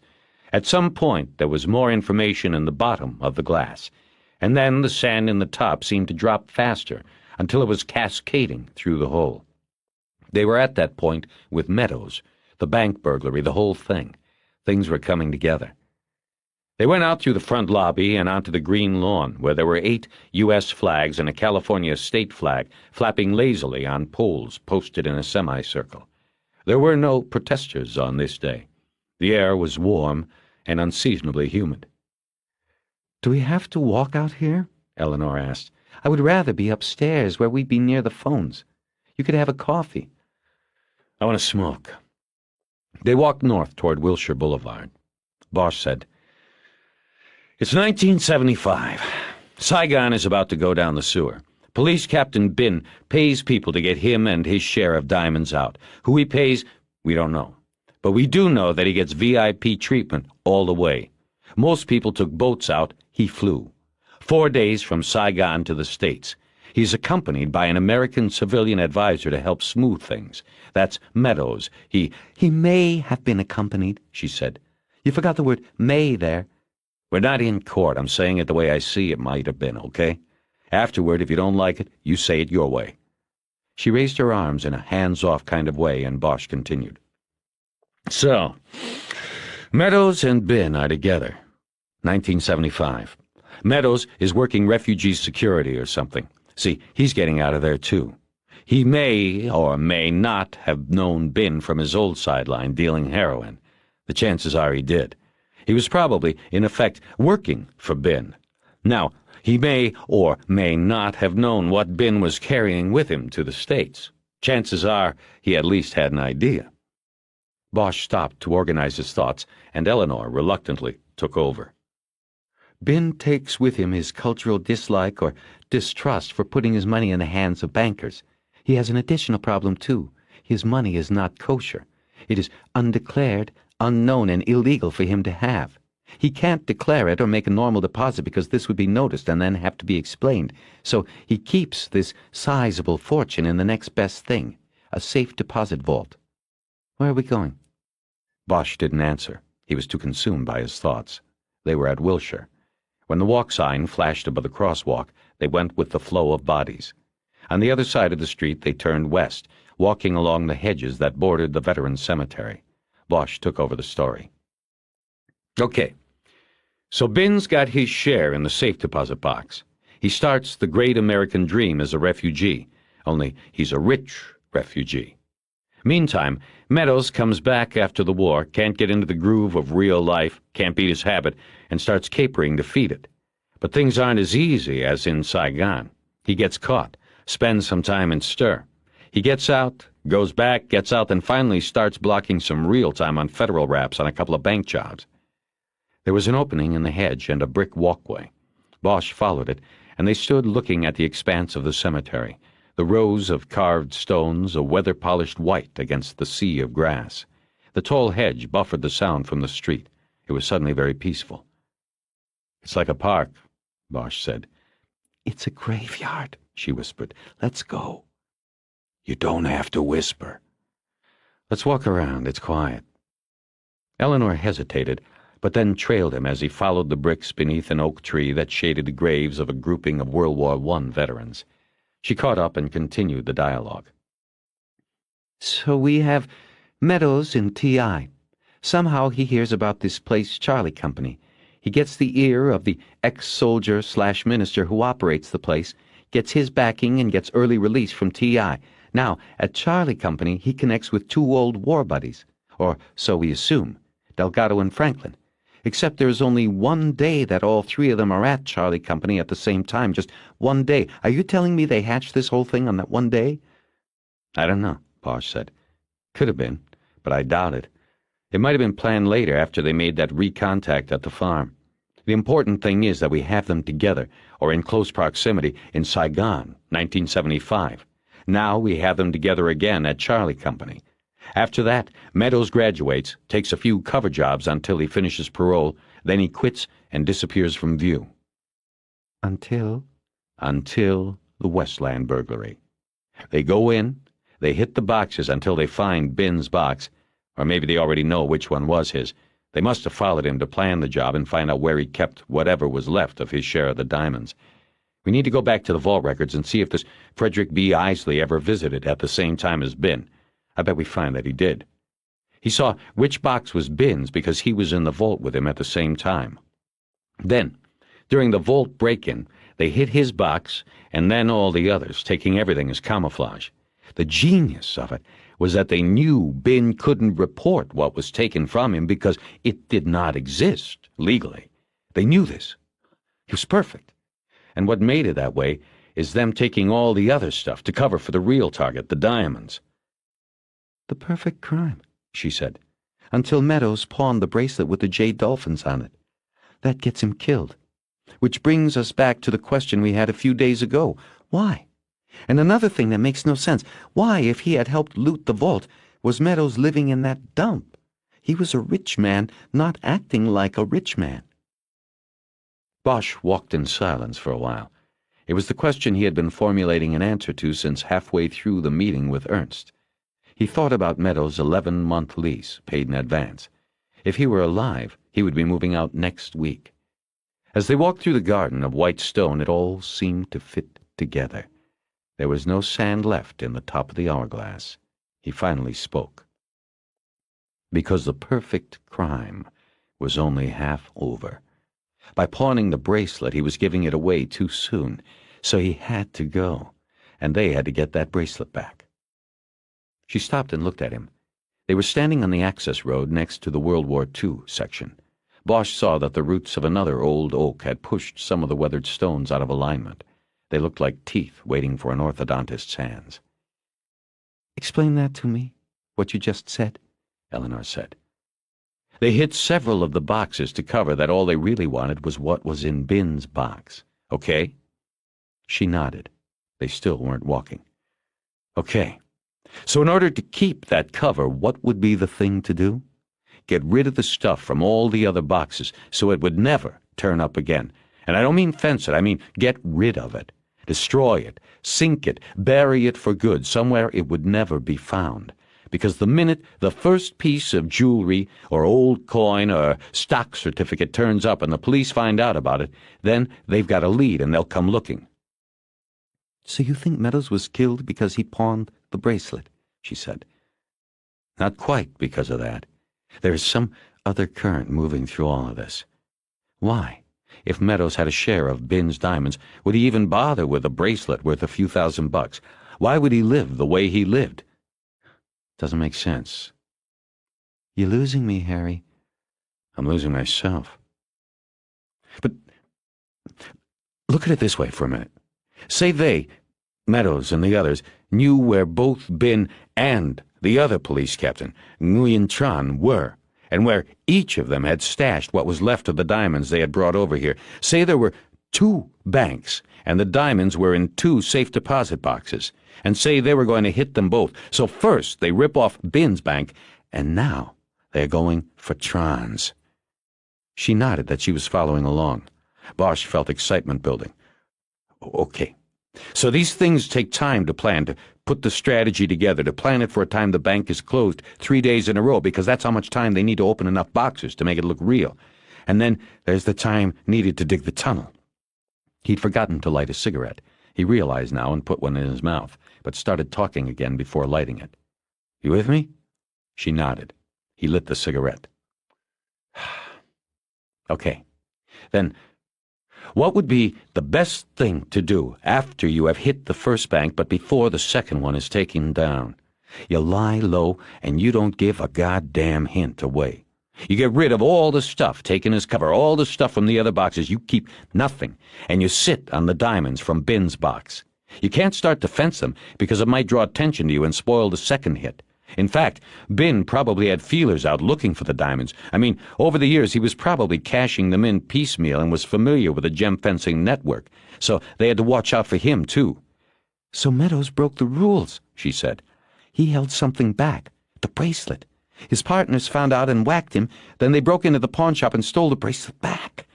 She shook her head, admiring the plan. The thing would still be perfect if he hadn't done that. Bosch nodded. They stood there looking at each other and then around at the grounds of the cemetery. Bosch dropped his cigarette and stepped on it. At the same moment they looked up the hill and saw the black walls of the Vietnam Veterans Memorial. What's that doing there? She asked. I don't know. It's a replica, half size, fake marble. I think they move it around the country in case somebody who wants to see it can't make it to D.C. Eleanor's breath caught sharply and she turned to him. Harry! This Monday is Memorial Day. I know. Banks close 2 days, some 3. We've got to find Tran. She turned to head back to the bureau. He took a last look at the memorial. The long sheath of false marble with all the names carved into it was embedded in the side of the hill. A man in a gray uniform was sweeping the walkway in front of it. There was a pile of violet flowers from a jacaranda tree. Harry and Eleanor were silent until they were out of the cemetery and walking back across Wilshire toward the Federal Building. She asked a question Bosch had been turning over in his mind and studying, but had no good answer for. Why now? Why so long? It's been 15 years. I don't know. Just might be the right time, that's all. People, things, unseen forces sort of come together from time to time. That's what I believe. Who knows? Maybe Meadows forgot all about Bin and just saw him one day on the street and it all came to him. The perfect plan. Maybe it was someone else's plan, or it really was hatched on that one day the 3 of them were together at Charlie Company. The whys, you never really know. You just need the hows and the whos. You know, Harry, if they're out there, or I should say, under there digging a new tunnel, then we have less than 2 days to find them. We have to put some crews underground and look for them. He thought that putting a crew in the city's tunnels looking for a possible entrance to a bandit tunnel was a long shot. She had told him there were more than 1,500 miles of tunnels under L.A. alone. They might not find the bandits' tunnel if they had a month. The key would be Tran. Find the last police captain, then find his bank.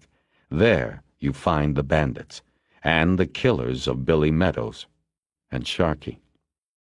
He said, Do you think Bin would give Tran to us? He didn't report his fortune was taken from the vault, so he doesn't seem like the type that's going to tell us about Tran. Right.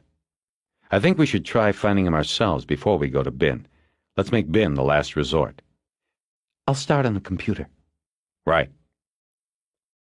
The FBI computer and the computer networks it could access did not divulge the location of Nguyen Tran. Bosch and Wish found no mention of him in DMV, INS, IRS, or Social Security files. There was nothing in the fictitious name filings in the Los Angeles County Recorder's Office, no mention of him in DWP records or the voter or property tax rolls. Bosch called Hector Villabona and confirmed that Tran entered the United States on the same day as Bin, but there was no further record. After 3 hours of staring at the amber letters on the computer screen, Eleanor turned it off. Nothing, she said. He's using another name, but he hasn't legally changed it, at least in this county. Nobody has the guy.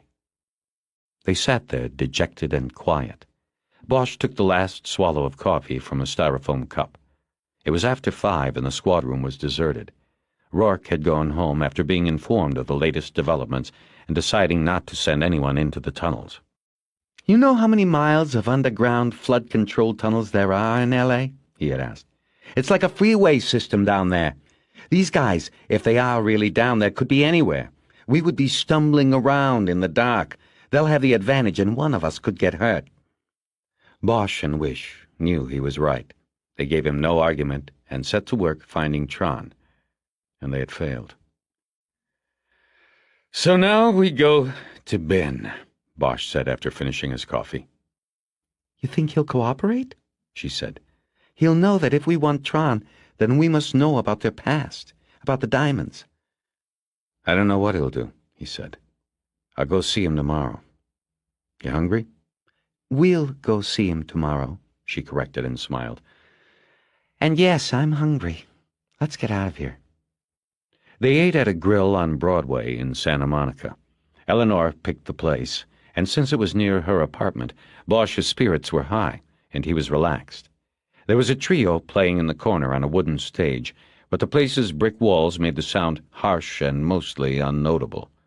Afterward, Harry and Eleanor sat in a comfortable silence while nursing espressos. There was a warmness between them that Bosch felt but couldn't explain to himself. He didn't know this woman who sat across from him. One look at those hard brown eyes told him that. He wanted to get behind them. They had made love, but he wanted to be in love. He wanted her.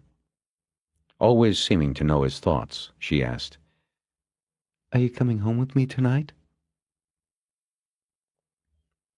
Lewis and Clark were on the second level of the parking garage across the street and down a half-block from the Broadway Bar and Grill. Lewis was out of the car and crouched at the guardrail, watching through the camera.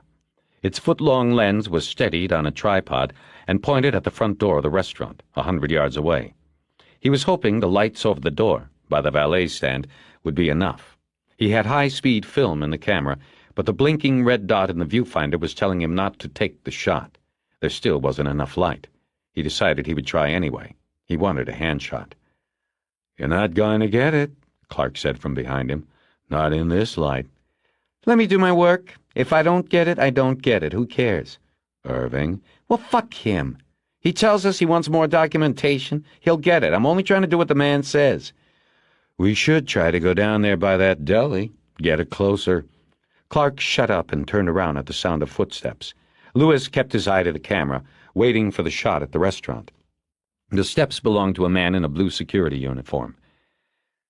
"Can I ask what you guys are doing?" the guard asked. Clark badged him and said, "We're on the job."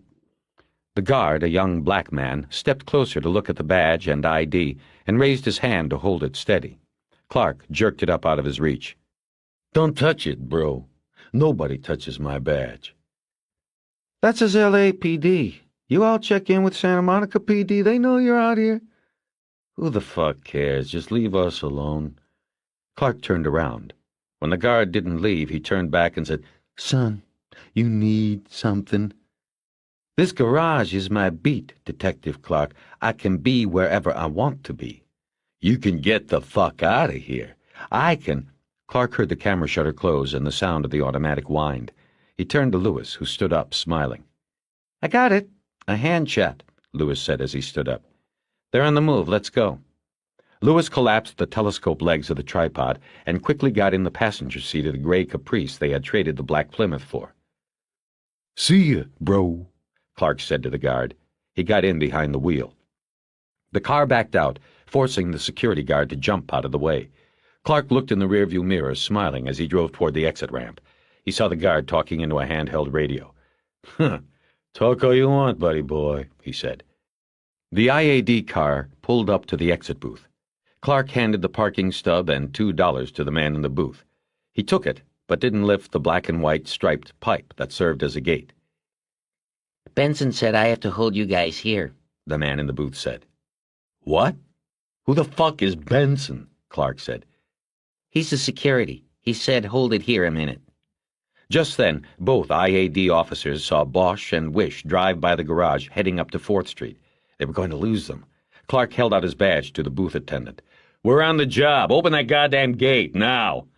"He'll be along. I gotta do what he says, else I'll lose my job." "You open that gate or you're gonna lose it, Peckerwood," Clark yelled. He put his foot down and revved the engine to show he meant to drive through it. "Why you think we got a pipe instead of a flimsy piece of wood?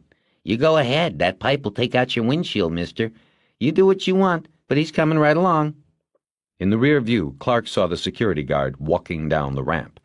Clark's face was becoming blotchy red with anger. He felt Lewis's hand on his arm. "Cool it, partner," Lewis said. "They were holding hands when they came out of the restaurant. We won't lose them. They're only going to her place. I bet you a week's driving that will pick them up there." Clark shook his hand off and let out a long breath. That seemed to bring a more placid tone to his face. He said, "I don't care. I don't fucking like this shit one bit." On Ocean Park Boulevard, Bosch found a parking space across from Eleanor's building. He pulled in, but made no move to get out of the car. He looked at her, still feeling the glow of a few minutes before, but unsure where they were going with this. She seemed to know this, maybe even feel it herself. She put her hand on top of his and leaned over to kiss him. She whispered, "Come in with me." He got out and came around to her side. She was already out, and he closed the door. They rounded the front end of the car and then stood next to it, waiting for an approaching car to pass by. The car's high beams were on, and Bosch turned away and looked at Eleanor. So it was she who first noticed the high beams drift toward them. "Harry?" "What?" "Harry!" Then Bosch turned back to the approaching car and saw the lights.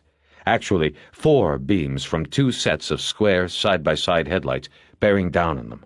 In the few seconds that were left, Bosch clearly came to the conclusion that the car was not drifting their way, but rather driving at them. There was no time, yet time seemed to go into suspension. In what seemed to him to be slow motion, Bosch turned to his right, to Eleanor, but she needed no help. In unison, they leapt onto the hood of Bosch's car.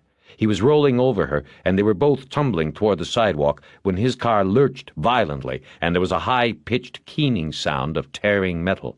Bosch saw a shower of blue sparks pass in his peripheral vision. Then he landed on top of Eleanor on the thin strip of sod that was between the curb and the sidewalk. They were safe, Bosch could sense. Scared, but safe for the moment. He came up, gun out, and steadied by both hands. The car that had come after them was not stopping. It was already 50 yards east, heading away and picking up speed. Bosch fired one round that he thought ricocheted off the rear window, the bullet too weak at that distance to penetrate the glass. He heard Eleanor's gun fired twice at his side, but saw no damage to the hit-and-run car. Without a word, they both piled into Bosch's car through the passenger door. Bosch held his breath while he turned the key, but the engine started, and the car squealed away from the curb. Bosch rocked the steering wheel from side to side as he picked up speed. The suspension felt a little loose. He had no idea what the extent of the damage was. When he tried to check the side view mirror, he saw it was gone. When he turned on the lights, only the passenger side beam worked. The hit-and-run car was at least 5 blocks ahead, near the crest where Ocean Park Boulevard rises and then drops from sight. The lights on the speeding car went out just as it dropped over the hill out of sight. He was heading for Bundy Drive, Bosch thought. From there, a short jog to the 10, and from there he would be gone and they'd never catch him. Bosch grabbed the radio and called in an officer needs assistance, but he could not provide a description of the car, only the direction of the chase. "He's going for the freeway, Harry," Eleanor yelled. "Are you okay?" "Yeah. Are you? Did you get a make?" "I'm fine. Scared is all. No make. American, I think.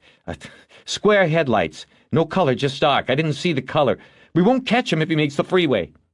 They were heading east on Ocean Park, parallel to the 10, which was about 8 blocks to the north. They approached the top of the crest, and Bosch cut off the one working headlight.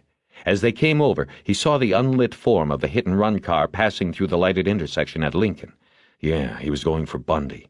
At Lincoln, Bosch took a left and floored the gas pedal. He put the lights back on, and as the car's speed increased, there was a thumping sound. The front left tire and alignment were damaged. "Where are you going?" Eleanor shouted. "I'm going for the freeway first." Bosch had no sooner said that than the freeway entrance signs came up and the car made a wide, arcing right turn onto the ramp. The tire held up. They sped down the ramp into the traffic. "How will we know?" Eleanor shouted. The noise from the tire was very loud now, almost a continual throbbing. "I don't know. Look for the square lights." In 1 minute they were coming up on the Bundy entrance, but Bosch had no idea whether they had beaten the other car or if it was already well ahead of them. A car was coming up the ramp and into the merging lane. The car was white and foreign. "I don't think so," Eleanor called. Bosch gunned it to the floor again and moved ahead. His heart was pounding almost as fast as the tire, half with the excitement of the chase, half with the excitement of still being alive and not broken on the street in front of Eleanor's apartment. He was gripping the steering wheel at the 10 and 2 o'clock positions, urging the car on as if he held the reins of a galloping horse. They were moving through sparse traffic at 90 miles an hour, both of them looking at the front ends of the cars they passed, searching for the 4 square lights or a damaged right side. A half-minute later, Bosch's knuckles as white as bones wrapped around the wheel. They came upon a maroon Ford going at least 70 in the slow lane. Bosch swung out from behind and passed alongside. Eleanor had her gun in her hands, but was holding it below the window so it could not be seen from outside the car. The white male driver didn't even look over or register notice. As they pulled ahead, Eleanor shouted, "Square lights, side by side!" "Is it the car?" Bosch called back excitedly. I don't know.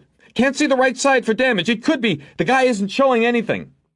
They were 3/4 of a car length ahead now. Bosch grabbed the portable pullover light off the transmission hump on the floor and swung it out the window onto the roof. He switched on the revolving blue light and slowly began to angle the Ford onto the shoulder. Eleanor put her hand out the window and signaled the car over. The driver began to comply. Bosch braked sharply and let the other car shoot by onto the shoulder. Then Bosch swung his car onto the shoulder behind it.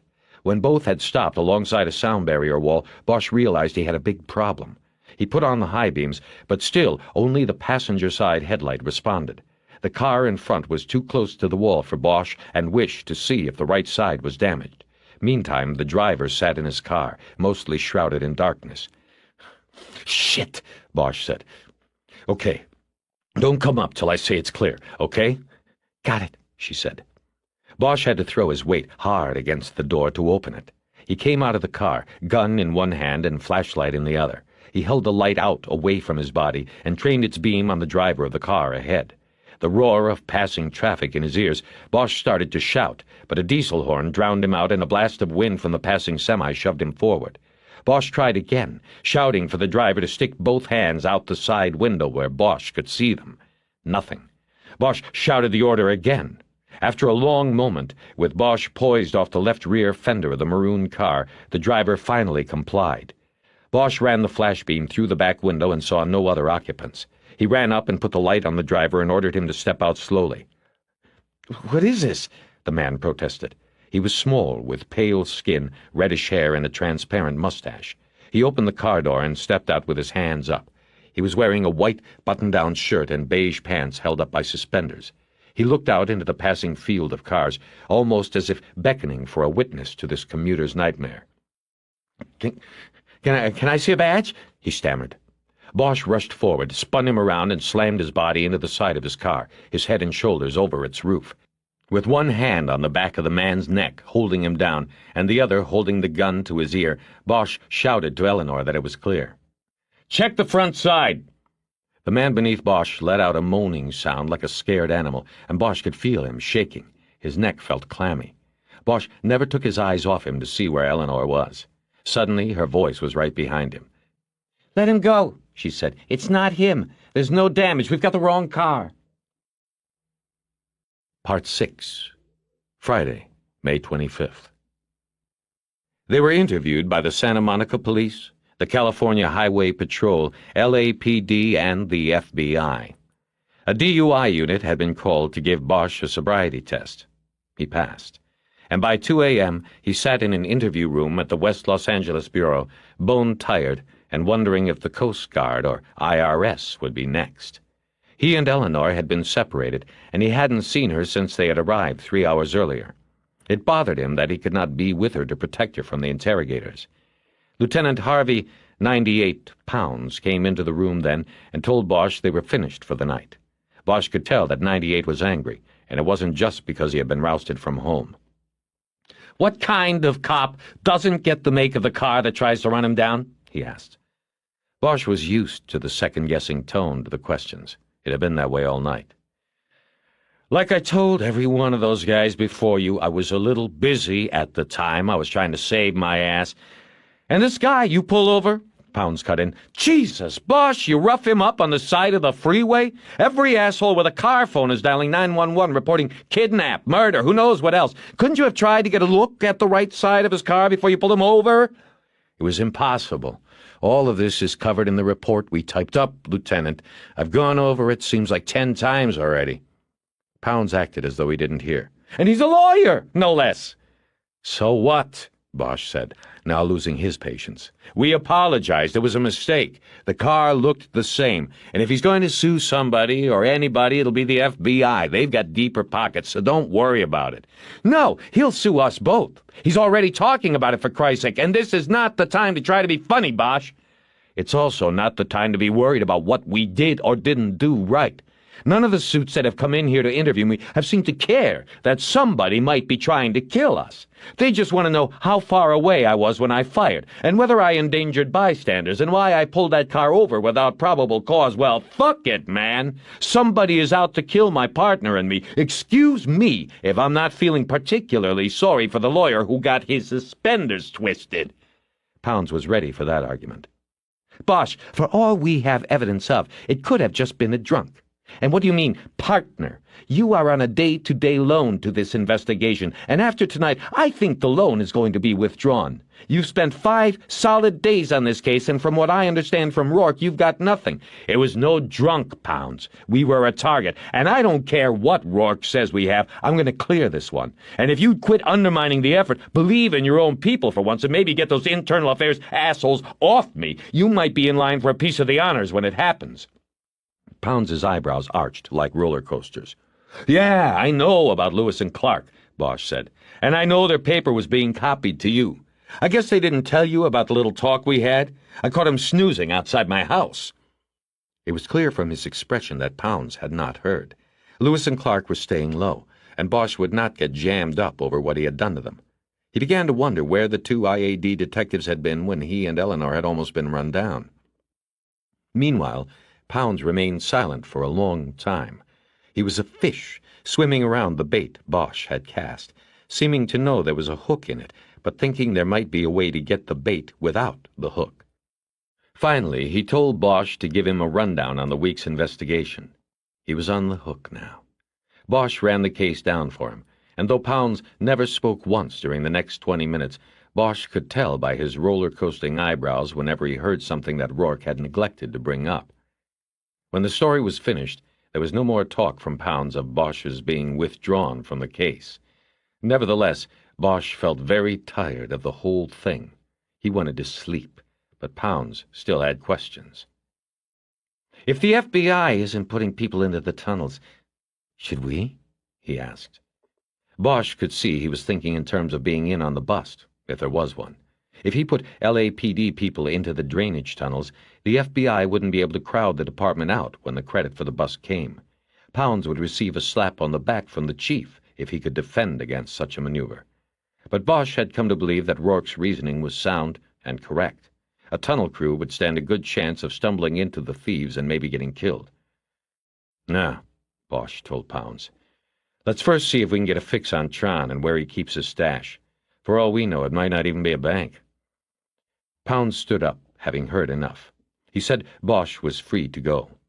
As the lieutenant headed to the interview room door, he said, "Bosch, I don't think you'll have any problems with this incident tonight.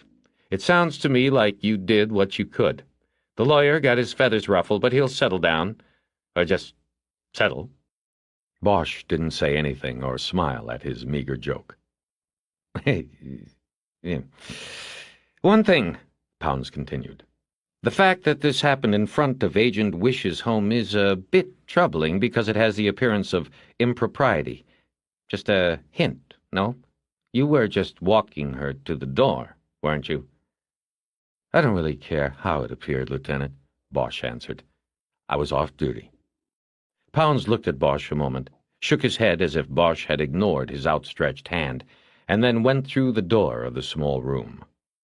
Bosch found Eleanor sitting by herself in an interview room next to his.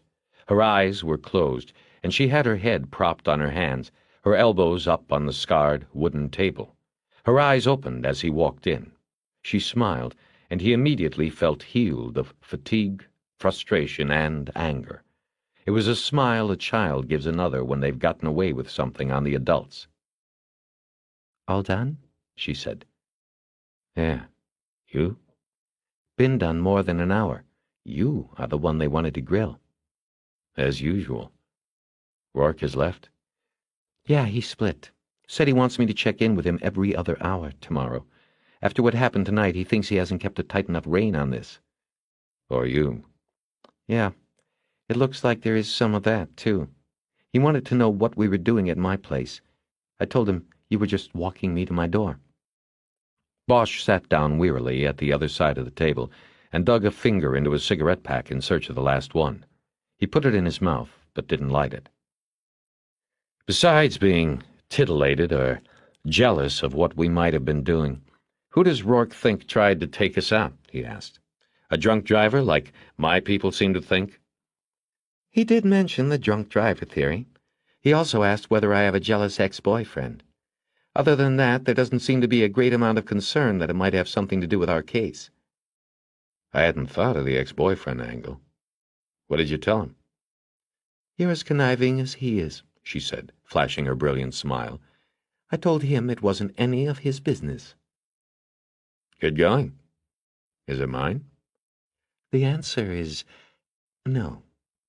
She let him hang over the cliff a few seconds, then added, That is, no jealous ex-boyfriends. So, can we leave now and get to where we were? She looked at her watch. About 4 hours ago. Bosch was awake in Eleanor Wish's bed long before dawn light crept around the curtain drawn across the sliding glass door. Unable to defeat insomnia, he finally got up and took a shower in the downstairs bathroom. After, he looked through her kitchen cabinets and refrigerator and began to put together a breakfast of coffee, eggs, and cinnamon raisin bagels. He couldn't find any bacon. When he heard the shower upstairs go off, he carried a glass of orange juice up and found her in front of the bathroom mirror. She was naked and braiding her hair, which she'd divided into 3 thick hanks. He was entranced by her and watched as she expertly maneuvered her hair into a French braid. She then accepted the juice and a long kiss from Bosch. She put on her short robe and they went downstairs to eat. After, Harry opened the kitchen door and stood just outside it while he smoked a cigarette. You know, he said, I'm just happy nothing happened. You mean last night on the street? Yeah, to you. I don't know how I'd have handled it. I know we just met and all, but, I care, you know? Me too. Bosch had taken a shower, but his clothes were as fresh as the ashtray in a used car. After a while, he said he had to leave, to go by his house and change. Eleanor said she would go into the bureau and check for fallout from last night's activities and get whatever was on file about Bin. They agreed to meet at Hollywood Station on Wilcox because it was closest to Bin's business, and Bosch needed to turn in his damaged car anyway. She walked him to the door, and they kissed as if she were seeing him off to a day at the office at the accounting firm. When Bosch got to his house, he found no messages on the phone machine and no sign that the place had been entered. He shaved and changed clothes and then headed down the hill through Nichols Canyon and then over to Wilcox. He was at his desk, updating the investigating officer's chronological report forms when Eleanor came in at 10. The squad room was full, and most of the detectives, who were male, stopped what they were doing to check her out. She had an uncomfortable smile on her face when she sat down in the steel chair next to the homicide table. Anything wrong? I just think I would rather walk through Biscaylos, she said, referring to the sheriff's jail downtown. Oh. Yeah, these guys can leer better than most flashers. You want a glass of water? No, I'm fine. Ready? Let's do it. They took Bosch's new car, which was actually at least 3 years old and had 77,000 miles on it. The station fleet manager, a permanent desk assignee since he'd had 4 fingers blown off by a pipe bomb he stupidly picked up one Halloween, said it was the best he could do. Budget restraints had halted the replacement of cars, though repairing the old ones actually cost the department more. At least, Bosch learned after starting the car, the air conditioner worked reasonably well. There was a light Santa Ana condition kicking up, and the forecast was for an unseasonably warm holiday weekend. Eleanor's research on Bin showed he had an office and business on Vermont near Wilshire. There were more Korean-run shops in the area than Vietnamese, but they coexisted. As near as Wish had been able to find out, Bin controlled a number of businesses that imported cheap clothing and electronic and video merchandise from the Orient and then moved it through Southern California and Mexico. Many of the items touristas thought they were getting on the cheap in Mexico and then bringing back to the States had already been there. It all seemed successful on paper, though it was small time. Still, it was enough to make Bosch question if Bin even needed the diamonds, or ever had any. Bin owned the building his office and discount video equipment store was based in. It was a 1930s auto showroom that had been converted years before Bin had ever seen it. Unreinforced concrete block fronted with wide picture windows and guaranteed to come down in a decent shaker. But for someone who had made it out of Vietnam the way Bin had, earthquakes were probably viewed as a minor inconvenience, not a risk. After they found an empty parking space across the street from Ben's Electronics, Bosch told Eleanor he wanted her to handle the questioning, at least at first. Bosch said he figured that Bin might be more inclined to talk to the feds than to the locals. They decided on a plan to small-talk him and then ask about Tron. Bosch didn't tell her that he also had a second plan in mind. "Doesn't exactly look like the kind of place run by a guy with a box full of diamonds and a bank vault," Bosch said as they got out of the car. "That is, had in the bank," she said. "And remember, he couldn't flaunt that stuff. He had to be like every other Joe immigrant, the appearance of living day to day. The diamonds, if there were any, were the collateral for this place, for his American success story, but it had to look like he made it from scratch." "Wait a second," Bosch said, as they got to the other side of the street. He told Eleanor he had forgotten to ask Jerry Edgar to fill in on a court appearance for him that afternoon. He pointed to a payphone at a service station next to Bin's building and trotted over. Eleanor stayed behind, looking in the windows of the store. Bosch called Edgar, but didn't say anything about a court appearance. "Jed, I need a favor. You won't even have to get up." Edgar hesitated, as Bosch thought he would. "What do you need?" "You aren't supposed to say it like that. You're supposed to say, 'Sure, Harry, what do you need?'" "Come on, Harry. We both know we're under the glass. We've got to be careful. Tell me what you need. I'll tell you if I can do it." "All I want you to do is buzz me in 10 minutes. I need to get out of a meeting. Just buzz me, and when I call in, just put the phone down for a couple minutes. And if I don't call in, buzz me again in 5 minutes. That's it." "That's all you need. Just the buzz." "Right. 10 minutes from now."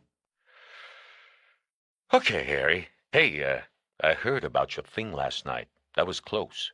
And word around here is that it wasn't no drunk driver. You watch your ass." "Always. What's going on with Sharky?" "Nothing. I ran down his crew like you told me. 2 of them told me they were with him that night. I think they were rolling faggots. They said they lost sight of him after he got in a car. That was a couple hours before the desk got the call that he was in the tunnel up at the bowl. I figure whoever was in that car did him." "Description?" "The car? Not very good. Dark color, American sedan, something new, that's about it." "What kind of headlights?" "Well, I showed them the car book, and they picked different taillights. One guy's got round, the other says rectangle, but on the headlights, they both said they—" "Square, side-by-side squares?" "Right. Hey, Harry, you thinking this is the car that came down on you and the FBI woman?" Jesus, we ought to get together on this. Later. Maybe later. Meantime, buzz me in 10 minutes. 10 minutes. Right. Bosch hung up and went back to Eleanor, who was looking through the plate glass window at the ghetto blasters on display. They entered the store, shook off 2 salesmen, walked around a stack of boxed camcorders on sale for $500 each, and told a woman standing at a cash register station in the back that they were there to see Bin. The woman stared blankly at them until Eleanor showed her badge and federal ID card. "You wait here," the woman said, and then disappeared through a door located behind the cash counter. There was a small, mirrored window in the door that reminded Bosch of the interview room back at Wilcox. He looked at his watch.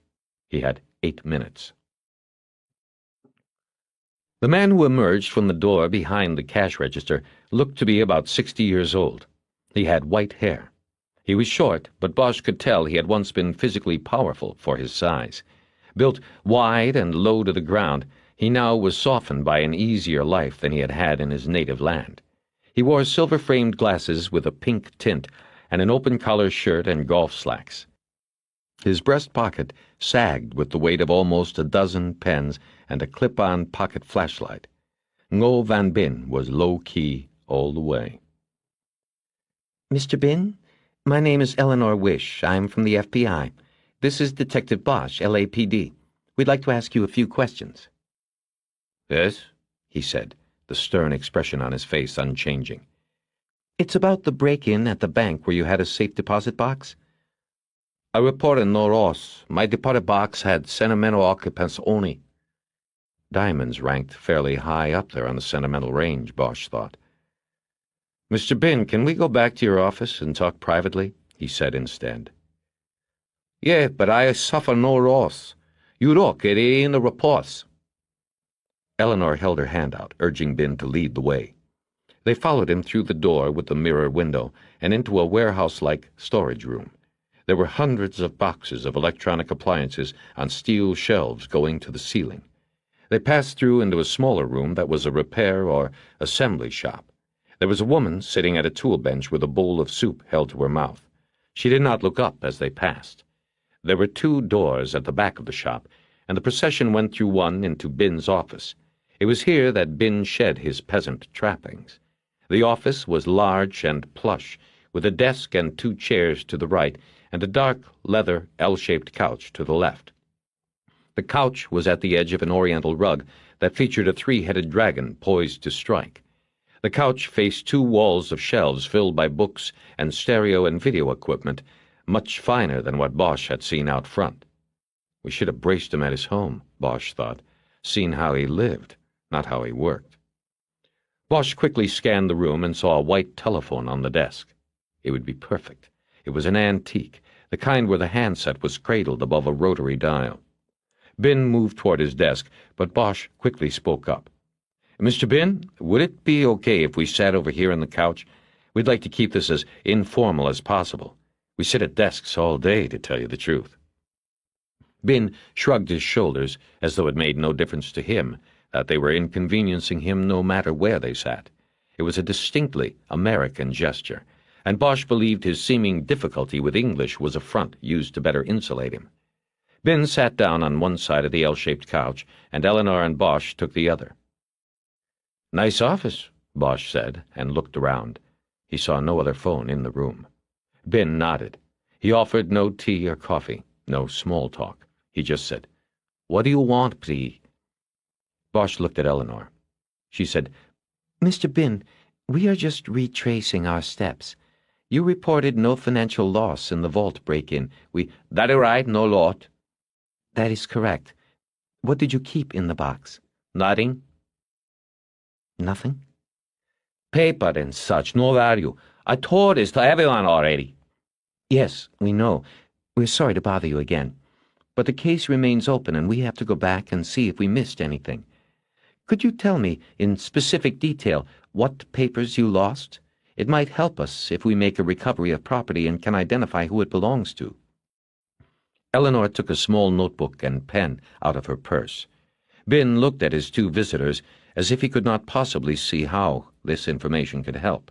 Bosch said, "You'd be surprised sometimes what little things can—" His pager tone sounded, and Bosch pulled the device off his belt and looked at the number display. He stood up and looked around as if he was just noticing the room for the first time. He wondered if he was overdoing it. "Mr. Bin, can I use your phone? It'll be local." Bin nodded, and Bosch walked to the front of the desk, leaned over, and picked up the handset. He made a show of checking the pager number again, then dialed Edgar's number. He remained standing with his back to Eleanor and Bin. He looked up at the wall as if studying the silk tapestry that hung there. He heard Bin begin to describe to Eleanor the immigration and citizenship papers that had been taken from his safe deposit box. Bosch put the pager in his coat pocket and came out with the small pocket knife, the T9 phone bug, and the small battery he had disconnected from his own phone. "This is Bosch. Who paged me?" he said into the phone when Edgar picked up. After Edgar put the phone down, he said, "I'll hold a few minutes, but tell him I'm in the middle of an interview. What's so important?" With his back still to the couch, and Bin still talking, Bosch turned slightly to the right and cocked his head as if he were holding the phone to his left ear, where Bin could not see it. Bosch brought the handset down to stomach level, used the knife to pop off the earpiece cover, clearing his throat as he did this, and then pulled out the audio receiver. With one hand he connected the bug to its battery. He had practiced doing it earlier while waiting for the new car in the fleet yard at Wilcox. Then he used his fingers to shove the bug and battery into the barrel of the handset. He put the receiver back in and snapped on the cover, coughing loudly to camouflage any sound.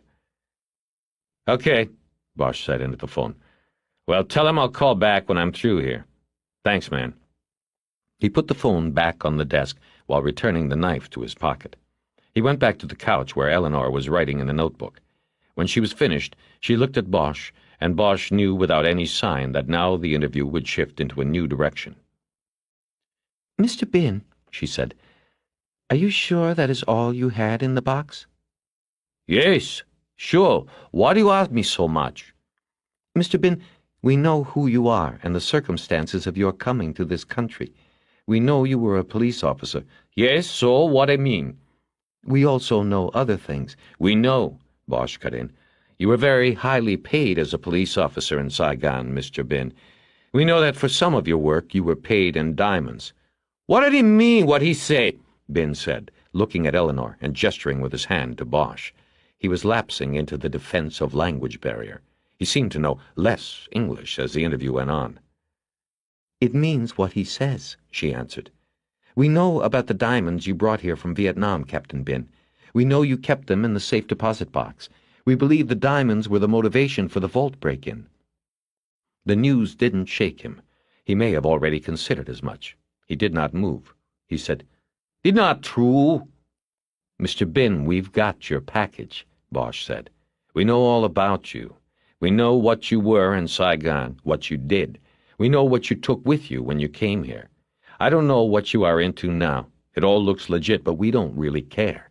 What we do care about is who ripped off that bank. And they ripped it off because of you. They took the collateral for all this and everything else you've got. Now, I don't think we are telling you something that you probably haven't figured out or thought about on your own. In fact, you might have even thought your old partner, Nguyen Tran, was behind it because he knew what you had and maybe where it was. Not a bad guess, but we don't think so. In fact, we think he is next on the list." Not a crack formed on the stone that was Bin's face. "Mr. Bin, we want to talk to Tran," Bosch said. "Where is he?" Bin looked down through the coffee table in front of him to the three-headed dragon on the rug beneath it. He put his hands together on his lap, shook his head, and said, "Who did Tran?" Eleanor glared at Bosch and tried to salvage what rapport she had had with the man before he butted in. "Captain Bin, we're not interested in taking any action against you. We simply want to stop another vault break-in before it happens. Can you help us, please?" Bin didn't answer. He looked down at his hands. "Look, Bin, I don't know what you've got going on this," Bosch said. "You might have people out there trying to find the same people we are, I don't know. But I'm telling you right now, you are out of it. So tell us where Tran is." "I don't know it, man." "We are your only hope. We have to get to Tran. The people that ripped you off, they're in the tunnels again, right now. If we don't get to Tron this weekend, there won't be anything left for you or him." Bin remained a stone, as Bosch expected. Eleanor stood up.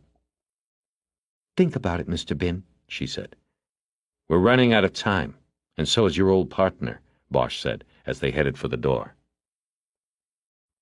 After walking through the showroom door, Bosch looked both ways for traffic and ran across Vermont to the car.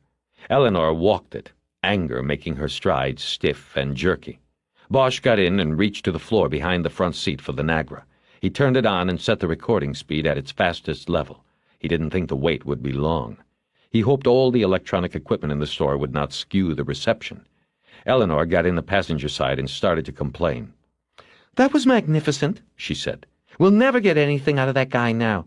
He's just going to call up Tron and... What the hell is that?" "Something I picked up from the shoe flies.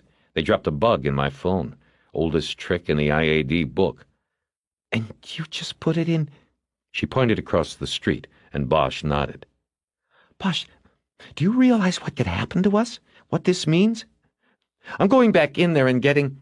She opened the car door, but he reached across and pulled it closed. "You don't want to do that. This is our only way to get to Tron.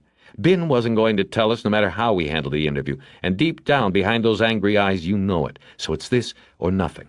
Bin warns Tron and we never know where he is, or we use this to maybe find him.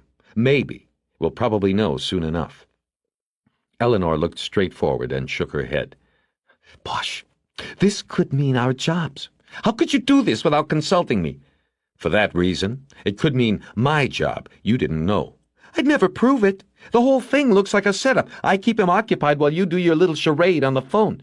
"It was a setup, only you didn't know. Besides, Bin and Tron are not the targets of our investigation. We are not gathering evidence against them, just from them. This will never go in a report. And if he finds the bug, he can't prove I put it there. There was no register number. I looked. The suits weren't stupid enough to make it traceable. We're clear. You're clear. Don't worry." "Harry, that is hardly reassuring..." The red light on the Nagra flicked on. Someone was using Bin's phone. Bosch checked to make sure the tape was rolling. "Eleanor, you make the call," Bosch said, holding the recorder up on the palm of his hand. "Turn it off if you want. Your choice." She turned and looked at the recorder, then at Bosch. Just then the dialing stopped, and it was silent in the car. A phone began to ring at the other end of Bin's call. She turned away. Someone answered the phone. A few words were exchanged in Vietnamese, and then more silence. Then a new voice was on the line, and a conversation began, also in Vietnamese. Bosch could tell one of the voices belonged to Bin. The other sounded like a man about Bin's age.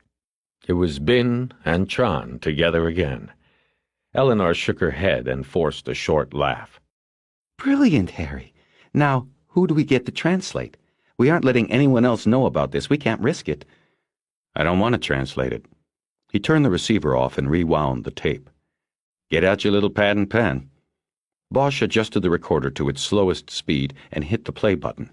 When the dialing started, it was slow enough that Bosch could count the clicks. Bosch called the numbers out to Eleanor, who wrote them down. They had the number Bin had dialed. The phone number was a 714 area code, Orange County. Bosch switched the receiver on. The telephone conversation between Bin and the unknown man was continuing. He turned it off and picked up the radio microphone. He gave a dispatcher the phone number and asked for the name and address that went with it. It would take a few minutes while someone looked it up in a reverse directory. Meantime, Bosch started the car and headed south toward Interstate 10.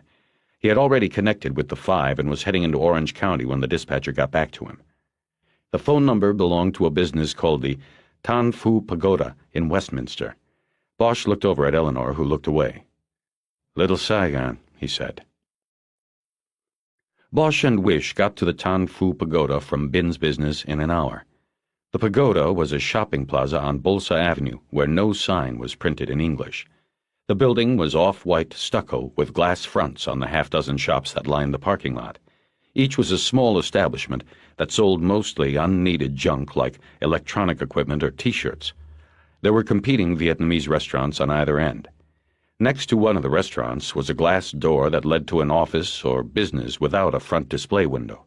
Though neither Bosch nor Wish could decipher the words on the door, they immediately figured it was the entrance to the shopping center office. We need to get in there and confirm that's Tron's place. See if he's there and if there are other exits, Bosch said. We don't even know what he looks like, Wish reminded him. He thought a moment. If Tron wasn't using his real name, it would tip him off to go in asking for him. I've got an idea, Wish said. Find a payphone, then I'll go in the office. You dial the number you got off the tape, and when I'm in there, I'll see if it rings. If I hear a phone, we have the right place. I'll also try to scope out Tron and the exits. Phones might be ringing in there every 10 seconds, Bosch said. It might be a boiler room or a sweatshop. How will you know it's me? She was silent a moment. Chances are they don't speak English, or at least not well, she said. So you ask whoever answers to speak English or get someone who can. When you get someone who understands, say something that will get a reaction I'll be able to see. You mean if the phone rings in a place where you will see? She shrugged, her eyes showing him she was tired of his shooting down every suggestion she made. Look, it's the only thing we can do. Come on, there's a phone. We don't have a lot of time. He drove out of the parking lot and a quarter block down to a payphone out front of a liquor store. Wish walked back to the Tanfu Pagoda, and Bosch watched until she reached the door of the office. He dropped a quarter in the phone and dialed the number he had written on his pad in front of Bin's. The line was busy. He looked back at the office door. Wish was gone from view. He dropped the quarter and dialed again. Busy.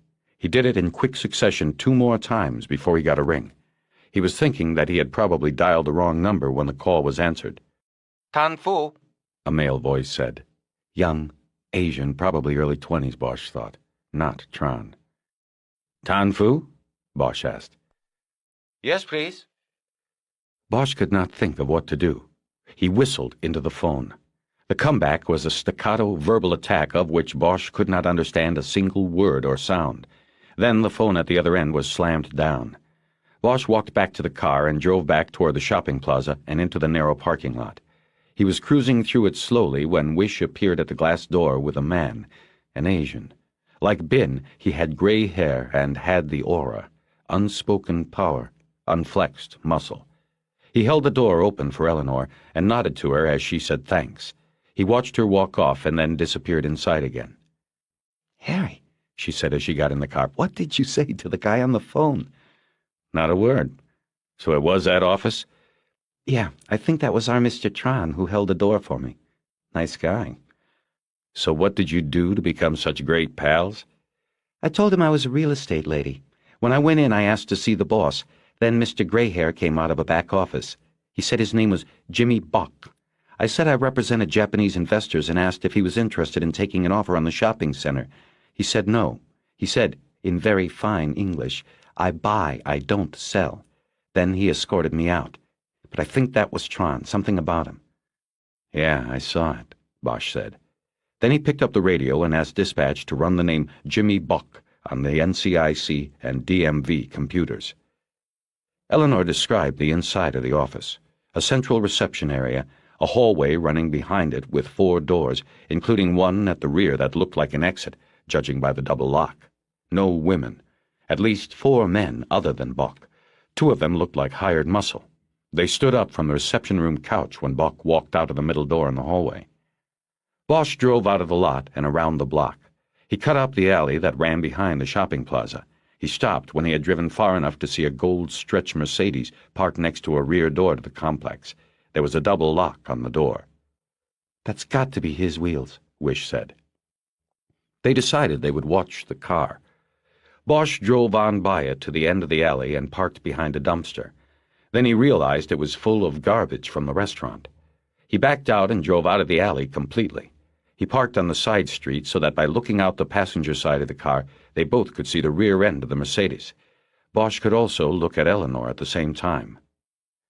So, I guess we wait, she said. I guess so. No way of telling whether he'll do anything after Bin's warning. Maybe he did something after Bin got ripped off last year and we're just spinning our wheels. Bosch got a radio call back from the dispatcher. Jimmy Bosch had a clean driving record. He lived in Beverly Hills, and he had no criminal record. Nothing else. I'm going back to the phone, Eleanor announced. Bosch looked at her. I have to check in. I'll tell Rourke we're set up on this guy and see if he can't shake someone loose to maybe call some banks and run his name, to see if he's a customer. I'd also like to run him on the property computer. He said, I buy, I don't sell. I'd like to know what he buys." "Fire a shot if you need me," Bosch said, and she smiled as she opened the door. "You want something to eat?" she asked. "I'm thinking about getting takeout for lunch from one of those restaurants up front." "Just coffee," he said. He hadn't eaten Vietnamese food in 20 years. He watched her walk around to the front of the center. About 10 minutes after she was gone, as Bosch watched the Mercedes, he saw a car pass by the other end of the alley. He immediately made it as a police sedan. A white Ford LTD without wheel covers, just the cheap hubcaps that revealed the matching white wheels. It had been too far away for him to see who was in it. He alternately looked at the Mercedes and then at the rearview mirror to see if the LTD was coming around the block, but in 5 minutes he never saw it. Wish was back 10 minutes after that. She was carrying a grease-stained brown bag from which she pulled 1 coffee and 2 goldfish cartons. "Steamed rice and crab bowl," she said. He passed on her offer and rolled his window down. He sipped the coffee she handed to him and grimaced. "Tastes like it was made in Saigon and shipped over," he said. "Did you get Rourke?" "Yeah, he's going to get somebody to check Bock out and page me if they come up with anything. He wants to know on a radio patch-through the minute the Mercedes starts moving." 2 hours passed easily as they small-talked and watched the gold Mercedes. Eventually, Bosch announced that he was going to break camp and drive around the block, just to change the pace. What he didn't say was that he was bored and his butt was falling asleep and that he wanted to look for the white LTD. "Do you think maybe we should call to see if he's still there and then hang up if he gets on?" she said. If Ben gave him the warning, a call like that might shake him up, make him think something's going on, make him more cautious. He drove the car up to the corner and along the front of the shopping plaza. Nothing unusual caught his eye. He went around the block and parked in the same spot again. He had not seen the LTD. As soon as they were back in position, Wish's pager sounded, and she got out to go to the phone again. Bosch concentrated on the gold Mercedes and forgot about the LTD for the time being. But after Eleanor was gone 20 minutes, he began to get nervous. It was after 3 p.m., and Bock, a.k.a. Tron, had not left as they expected he would. Something didn't seem right. But what? Bosch looked up at the front corner of the shopping center, studying it and waiting for Eleanor to make the turn around the stucco siding. He heard a sound, like a muffled impact, 2 or 3 of them. Shots? He thought of Eleanor and his heart was pushed by a fist up into his throat. Or had the sound been car doors closing? He looked at the Mercedes but could only see the trunk and taillights. He saw no one around the car. Back at the front corner, no Eleanor. Then back at the Mercedes, and he saw the brake lights go on. Bock was leaving. Bosch started the car and drove up to the corner, his rear tires spitting gravel as he gunned it forward. At the corner, he saw Eleanor walking along the sidewalk toward him. He honked the horn and signaled for her to hurry. Eleanor trotted to the car and was just getting in when the Mercedes appeared in Bosch's rearview mirror and turned out of the alley toward them. "Get down," he said, and pulled Eleanor down on the seat. The Mercedes floated by and turned onto Bolsa. He released his grip on her neck. "What the hell do you think you're doing?" she demanded as she came up. Bosch pointed at the Mercedes, which was heading away. "They were coming by. You would have been made because you went in the office today. What took you so long?" "They had to track down Rourke. He wasn't in his office." Harry pulled out and started following the Mercedes from a distance of about 2 blocks. After a long moment composing herself, Eleanor said, "Is he by himself?" "I don't know. I didn't see him get in. I was looking up at the corner for you. I think I heard more than 1 car door close. I'm sure I did." "But you don't know if Tron was one of them who got in?" "Right. Don't know. But it's getting late. I figure it's got to be him." Bosch realized then that he might have fallen for the oldest ruse in the surveillance book. Bock, or Tron, or whoever he was, could have simply sent one of his minions in the $100,000 car to draw away the tail. "What do you think? Go back?" he said. Wish didn't answer until he looked over at her. "No," she said. "Go with what we got. Don't second-guess yourself. You're right about the time. A lot of banks close at 5 before a holiday weekend. He had to get going. He was warned by Ben. I think it's him." Bosch felt better. The Mercedes turned west and then north again on the Golden State Freeway toward Los Angeles. The traffic crept slowly into downtown, and then the gold car went west on the Santa Monica Freeway, exiting on Robertson at 20 minutes before 5. They were heading into Beverly Hills. Wilshire Boulevard was lined with banks from downtown to the ocean. As the Mercedes turned west, Bosch felt they had to be close. Tron would keep his treasure at a bank near his home, he thought. The gamble had been right. He relaxed a bit and finally got around to asking Eleanor what Rourke had said when she called in. He confirmed through the Orange County Clerk's office that Jimmy Bock is Nguyen Tran. They had a fictitious name filing. He changed his name 9 years ago. We should have checked Orange County. I forgot about Little Saigon. Also, she said, if this guy Tran had diamonds, he might have used them all up already. Property recs show he owns 2 more shopping centers like that one back there, in Monterey Park and Diamond Bar. Bosch told himself it was still possible. The diamonds could be the collateral for the real estate empire, just like with Bin. He kept his eyes on the Mercedes, only a block ahead now because rush hour was in full force and he didn't want to get cut off. He watched the black windows of the car move along the rich street, and he told himself it was heading to the diamonds. And I saved the best for last, Wish announced then. Mr. Bock, also known as Mr. Tran, controls his many holdings through a corporation. The title of said corporation, according to the records checked by Special Agent Rourke, is none other than Diamond Holdings Incorporated.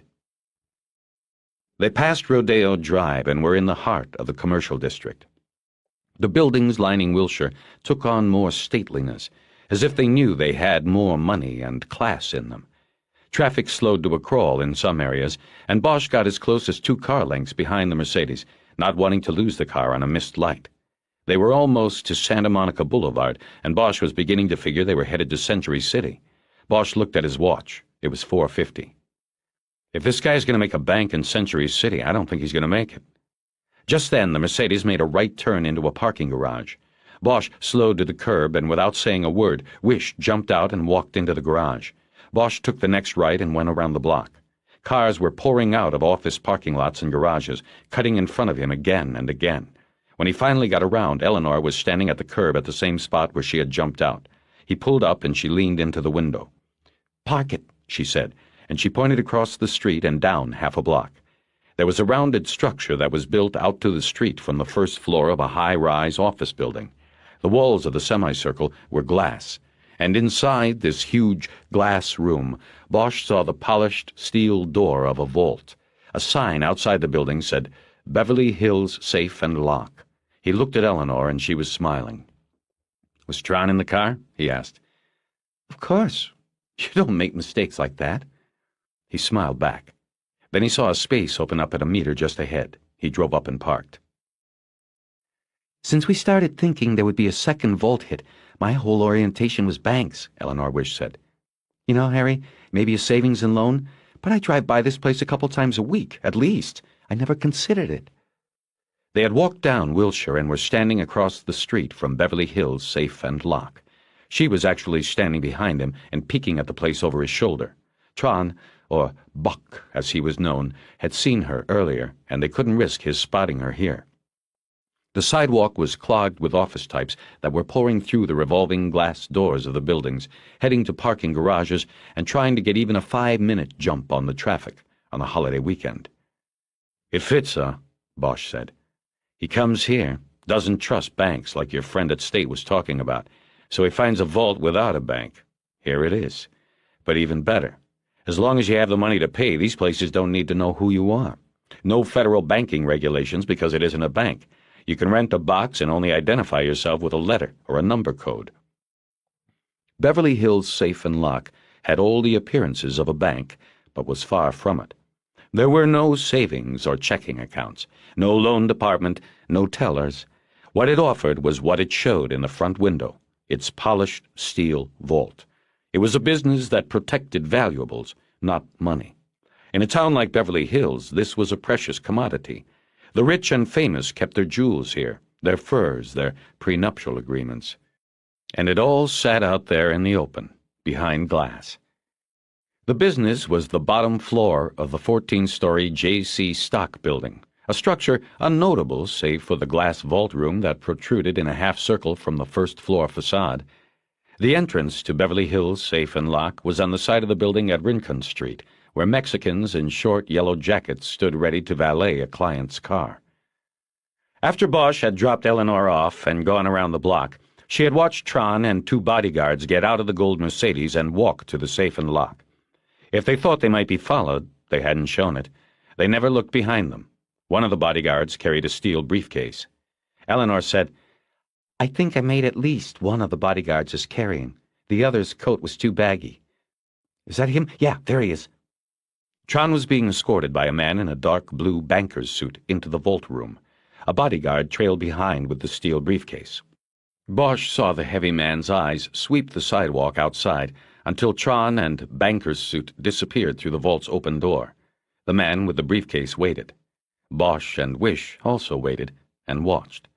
It was about 3 minutes before Tron came out, followed by the suit, who carried a metal safe deposit box about the size of a woman's shoebox. The bodyguard took up the rear, and the 3 men walked out of the glass room, out of sight. Nice. Personal service, Wish said. Beverly Hills all the way. He's probably taking it into a private sitting room to make the transfer. Think you can get a hold of Rourke and get a crew over here to follow Tron when he leaves? Bosch asked. Use a landline. We have to stay off the air in case the people underground have someone up top listening to our frequencies. I take it we're staying here with the vault? She asked, and Bosch nodded. She thought a moment and said, I'll make the call. He'll be glad to know we found the place. We'll be able to put the tunnel crew down. She looked about, saw a payphone next to a bus stop on the next corner, and made a move to walk that way. Bosch held her arm. I'm going to go inside, see what's up. Remember, they know you, so stay out of sight until they're gone. What if they split before reinforcements come? I'm staying with that vault. I don't care about Tron. You want the keys? You can take the car and tail him. No, I'll stay with the vault. With you. She turned and headed toward the phone. Bosch crossed Wilshire and went in the safe and lock, passing an armed security guard who had been walking toward the door with a key ring in his hand.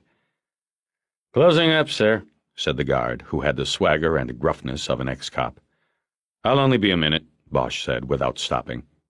Banker's suit, who had led Tron into the vault, was one of 3 young, fair-haired men sitting at antique desks on the plush gray carpet in the reception area. He glanced up from some papers on his desk, sized up Bosch's appearance, and said to the younger of the other 2, Mr. Grant, would you like to help this gentleman? Though his unspoken answer was no, the one called Grant stood up, came around his desk, and with the best phony smile in his arsenal, approached Bosch. Yes, sir, the man said. Thinking of opening a vault account with us? Bosch was about to ask a question when the man stuck out his hand and said, James Grant, ask me anything. Though we are running a little short of time, we are closing for the weekend in a few minutes. Grant drew up his coat sleeve to check his watch to confirm closing time. Harvey Pounds, Bosch said, taking his hand. How did you know I don't already have a vault account? Security, Mr. Pounds. We sell security. I know every vault client on site. So do Mr. Avery and Mr. Bernard. He turned slightly and nodded at Banker's suit and the other salesman, who solemnly nodded back. Not open weekends? Bosch asked, trying to sound disappointed. Grant smiled. No, sir. We find our clients are the type of people who have well-planned schedules, well-planned lives. They reserve the weekend for pleasures, not errands like these others you see. Scurrying to the banks, the ATMs. Our clients are a measure above that, Mr. Pounds, and so are we. You can appreciate that. There was a sneer in his voice when he said this, but Grant was right. The place was as slick as a corporate law office, with the same hours and the same self-important frontman. Bosch took an expansive look around.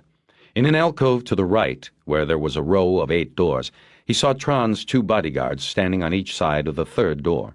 Bosch nodded at Grant and smiled. Well, I see you have guards all over the place. That's the kind of security I'm looking for, Mr. Grant.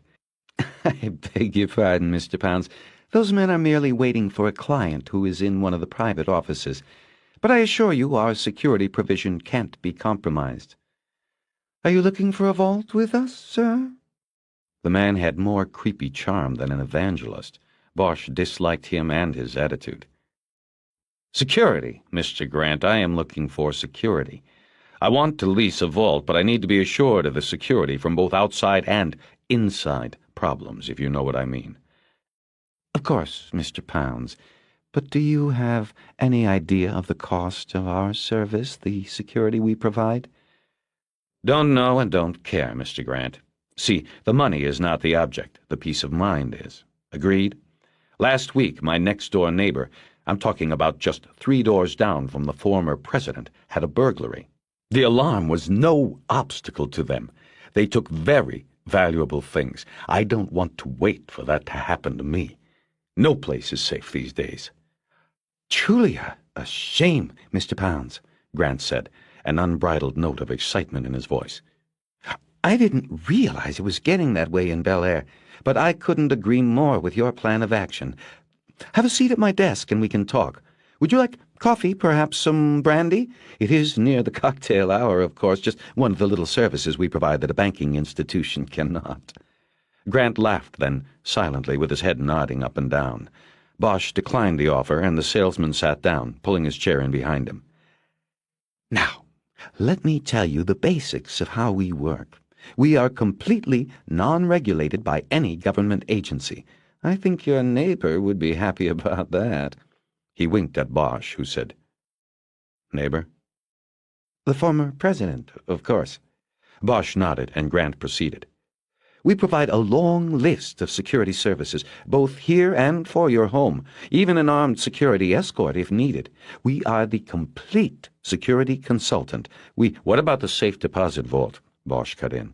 He knew Tron would be coming out of the private office at any moment. He wanted to be in the vault by then. Yes, of course, the vault. As you saw, it is on display to the world. The glass circle, we call it, is perhaps our most brilliant security ploy. Who would attempt to breach it? It is on display 24 hours a day, right on Wilshire Boulevard. Genius? Grant's smile was wide with triumph. He nodded slightly in an effort to prompt agreement from his audience. "What about from underneath?" Bosch asked, and the man's mouth dropped back into a straight line. Mr. Pounds, you can't expect me to outline our structural security measures, but rest assured the vault is impregnable. Between you, me, and the lamppost, you won't find a bank vault in this town with as much concrete and steel in the floor, in the walls, in the ceiling of that vault. And the electrical.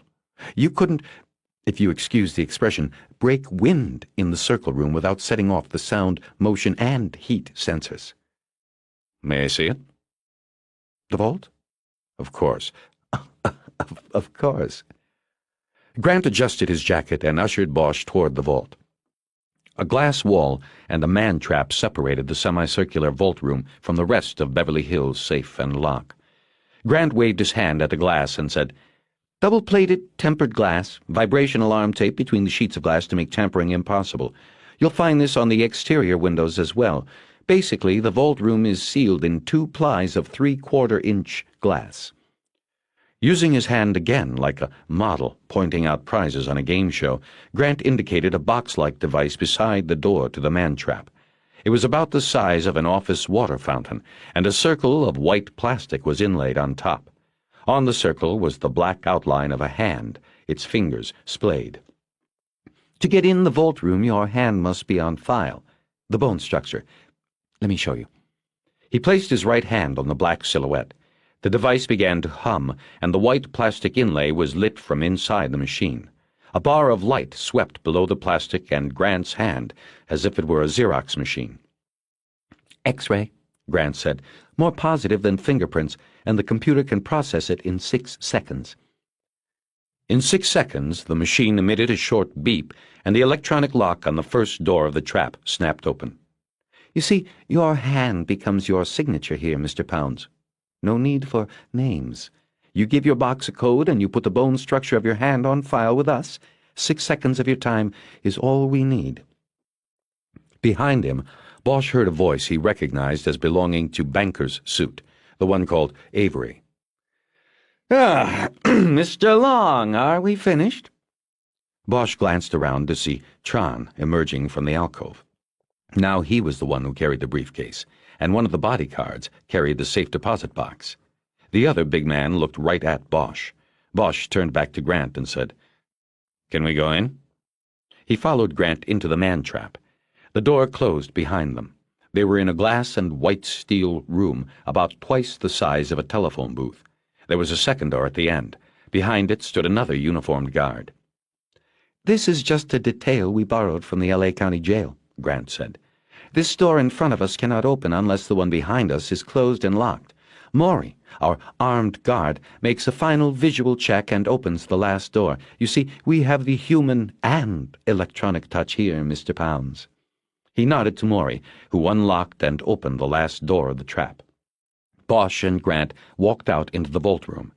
Bosch didn't bother to mention that he had just successfully circumvented the elaborate security obstacles by playing on Grant's greed and pitching a story with a Bel Air address. "And now, into the vault," Grant said, holding his hand out like a congenial host. The vault was larger than Bosch had envisioned.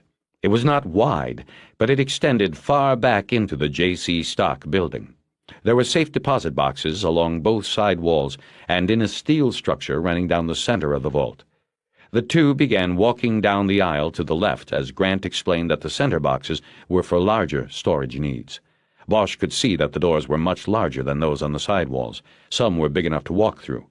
Grant saw Bosch staring at these and smiled. "Furs," he said. "Minks. We do very good business storing expensive furs, gowns, what have you. The ladies of Beverly Hills keep them here in the off-season. Tremendous insurance savings, not to mention the peace of mind." Bosch tuned out the sales pitch and watched as Tron walked into the vault, trailed by Avery. Tron still had the briefcase, and Bosch noticed a thin band of polished steel on his wrist. He was handcuffed to the briefcase. Bosch's adrenaline kicked in at a higher notch. Avery stepped up to an open box door marked 237 and slid the deposit box in. He closed the door and used a key in one of the two locks on the door. Tron stepped up and put his own key in the other lock and turned it. He then nodded to Avery and both men walked out, Tron never having looked at Bosch. Once Tron was gone, Bosch announced that he had seen enough of the vault and headed out also. He walked to the double-plated glass and looked out on Wilshire Boulevard and watched Tron, flanked by the two massive guards, making his way to the parking garage where the Mercedes was parked. No one followed them. Bosch looked around but didn't see Eleanor. "Is, something wrong, Mr. Pounds?" Grant said from behind him. "Yes," Bosch said. He reached into his coat pocket and brought out his badge wallet. He held it up over his shoulder so Grant could see it from behind. "You better get me the manager of this place. And don't call me Mr. Pounds anymore." Lewis stood at a payphone in front of a 24-hour diner called Darling's. He was around the corner and about a block from Beverly Hills Safe and Lock. It had been more than a minute since Officer Mary Grosso had answered the call and said she would get Deputy Chief Irving on the line. Lewis was thinking that if the man wanted hourly updates, by landline, no less, then the least he could do was take the damn call promptly. He switched the phone to his other ear and dug in his coat pocket for something to pick his teeth with. His wrist was sore where it chafed against the pocket. But thinking about being handcuffed by Bosch only made him angry, so he tried to concentrate on the investigation. He had no idea what was going on, what Bosch and the FBI woman were up to. But Irving was convinced there was a caper on, and so was Clark. If so, Lewis promised himself at the payphone he would be the one who would squeeze the cuffs on Bosch's wrists. An old tramp with scary eyes and white hair shuffled up to the payphone next to the one Lewis was at and checked the change slot. It was empty. He reached a finger toward the slot of the phone Lewis was using, but the IAD detective batted it away. "Anything there, it's mine, Pop," Lewis said. Undeterred, the tramp said, "You got a quarter so I can get something to eat?" "Fuck off," Lewis said. What? A voice said. "What?" Lewis said, and then realized the voice had come from the phone. It was Irving. "Oh, not you, sir. I didn't realize you were, I was talking. I'm having a problem here with someone You speak like that with a citizen. Lewis reached a hand into his pants pocket and pulled out a dollar bill. He handed it to the white-haired man and shooed him away. Detective Lewis, are you there? "Yes, Chief. Sorry. I've taken care of the situation now. I wanted to report there's been an important development." He hoped this last would draw Irving's attention away from the earlier indiscretion. Irving said, Tell me what you have. Do you still have Bosch in sight? Lewis exhaled sharply, relieved. "Yes," he said. Detective Clark is continuing surveillance while I make this report. All right, then give it to me. It is Friday evening, Detective. I would like to get home at a reasonable hour. Lewis spent the next 15 minutes updating Irving on Bosch's tale of the gold Mercedes from Orange County to the Beverly Hills safe and lock. He said the tale was terminated at the safe and lock, which appeared to have been the intended destination. What are they doing now, Bosch and the bureau woman? They're still in there. It looks like they are interviewing the manager. Something's going on. It was like they didn't know where they were going, but once they got to this place, they knew this was it. Was what? That's it. I don't know. Whatever it is they're up to. I think the guy they followed made a deposit. There's a vault, a large vault in the front window of the place.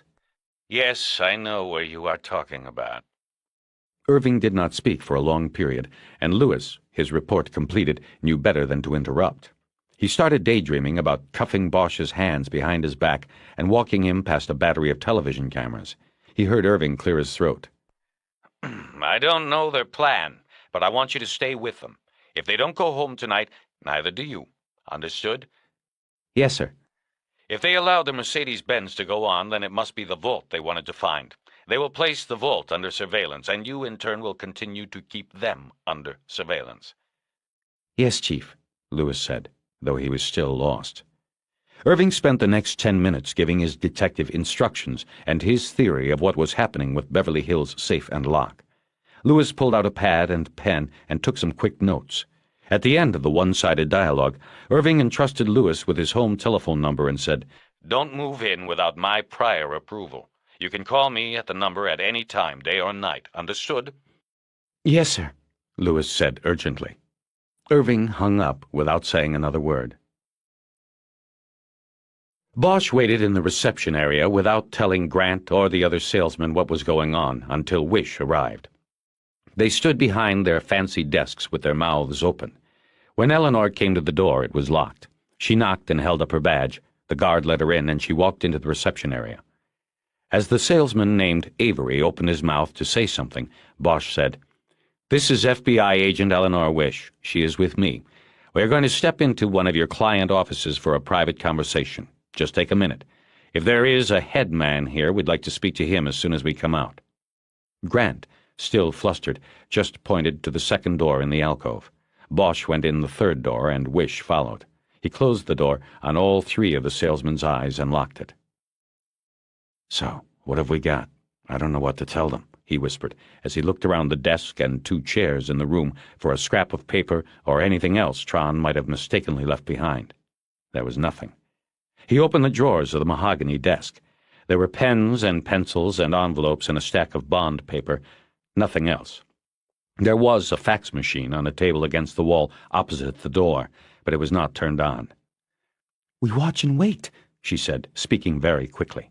"Rourke says he's putting together a tunnel crew. They'll go in and have a look around. They're going to get with DWP first to see exactly what's down there. They should be able to figure what the best spot for a tunnel would be, and then they'll go from there. Harry, you really think this is it?" He nodded. He wanted to smile, but didn't. Her excitement was contagious. "Did he get a tail on Tron in time?" he asked. "By the way, here they know him as Mr. Long." There was a knocking on the door and someone's voice saying, "Excuse me. Excuse me?" Bosch and Wish ignored it. "Tron, Bach, now Long," Wish said. "I don't know about the tail. Rourke said he was going to try. I gave him the plate and told him where the Mercedes was parked. Guess we'll find out later. He said he'd also send over a crew to work the surveillance with us. We're going to have a surveillance meeting in the garage across the street at 8 o'clock. What did they say here?" "I haven't told them what's going on yet." There was another knock, this one louder. "Well then, let's go see the head man." The owner and chief operating officer of Beverly Hills Safe and Lock turned out to be Avery's father, Martin B. Avery III. He was of the same stock as many of his customers and wanted everybody to know it. He had a private office at the rear of the alcove. Behind his desk was a collection of framed photographs attesting to the fact that he was not just another chiseler feeding off the rich. He was one of them. There was Avery III, with a couple of presidents, a movie mogul or two, and English royalty. One photo was of Avery and the Prince of Wales in full polo regalia. though Avery appeared too thick around the middle and loose in the jowls to be much of a horseman. Bosch and Wish summarized the situation for him, and he was immediately skeptical. He said his vault was impregnable. They told him to save the sales pitch and asked to see design and operation plans for the vault. Avery 3 flipped his $60 blotter over, and there was the vault schematic taped to the back. It was clear that Avery 3 and his blow-cut salesman were overselling the vault. Starting from its outermost skin and going inward, it was 1-inch steel plating, followed by a foot of rebarred concrete, followed by another inch of steel. The vault was thicker on the bottom and top, where there was another 2-foot layer of concrete. As with all vaults, the most impressive thing was the thick steel door, but that was for show. Just like the hand X-ray and the man trap, only a show. Bosch knew that if the tunnel bandits were really down below, they would have little trouble coming up for air. Avery 3 said that there had been a vault alarm on each of the past 2 nights, including 2 alarms on Thursday night. Each time he was called at home by the Beverly Hills police. He in turn called his son, Avery 4, and dispatched him to meet the officers.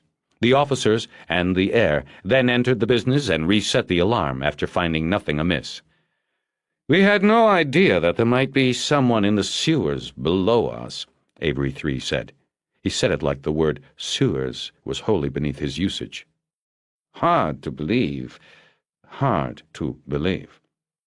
Bosch asked more detailed questions about the vault's operation and security devices.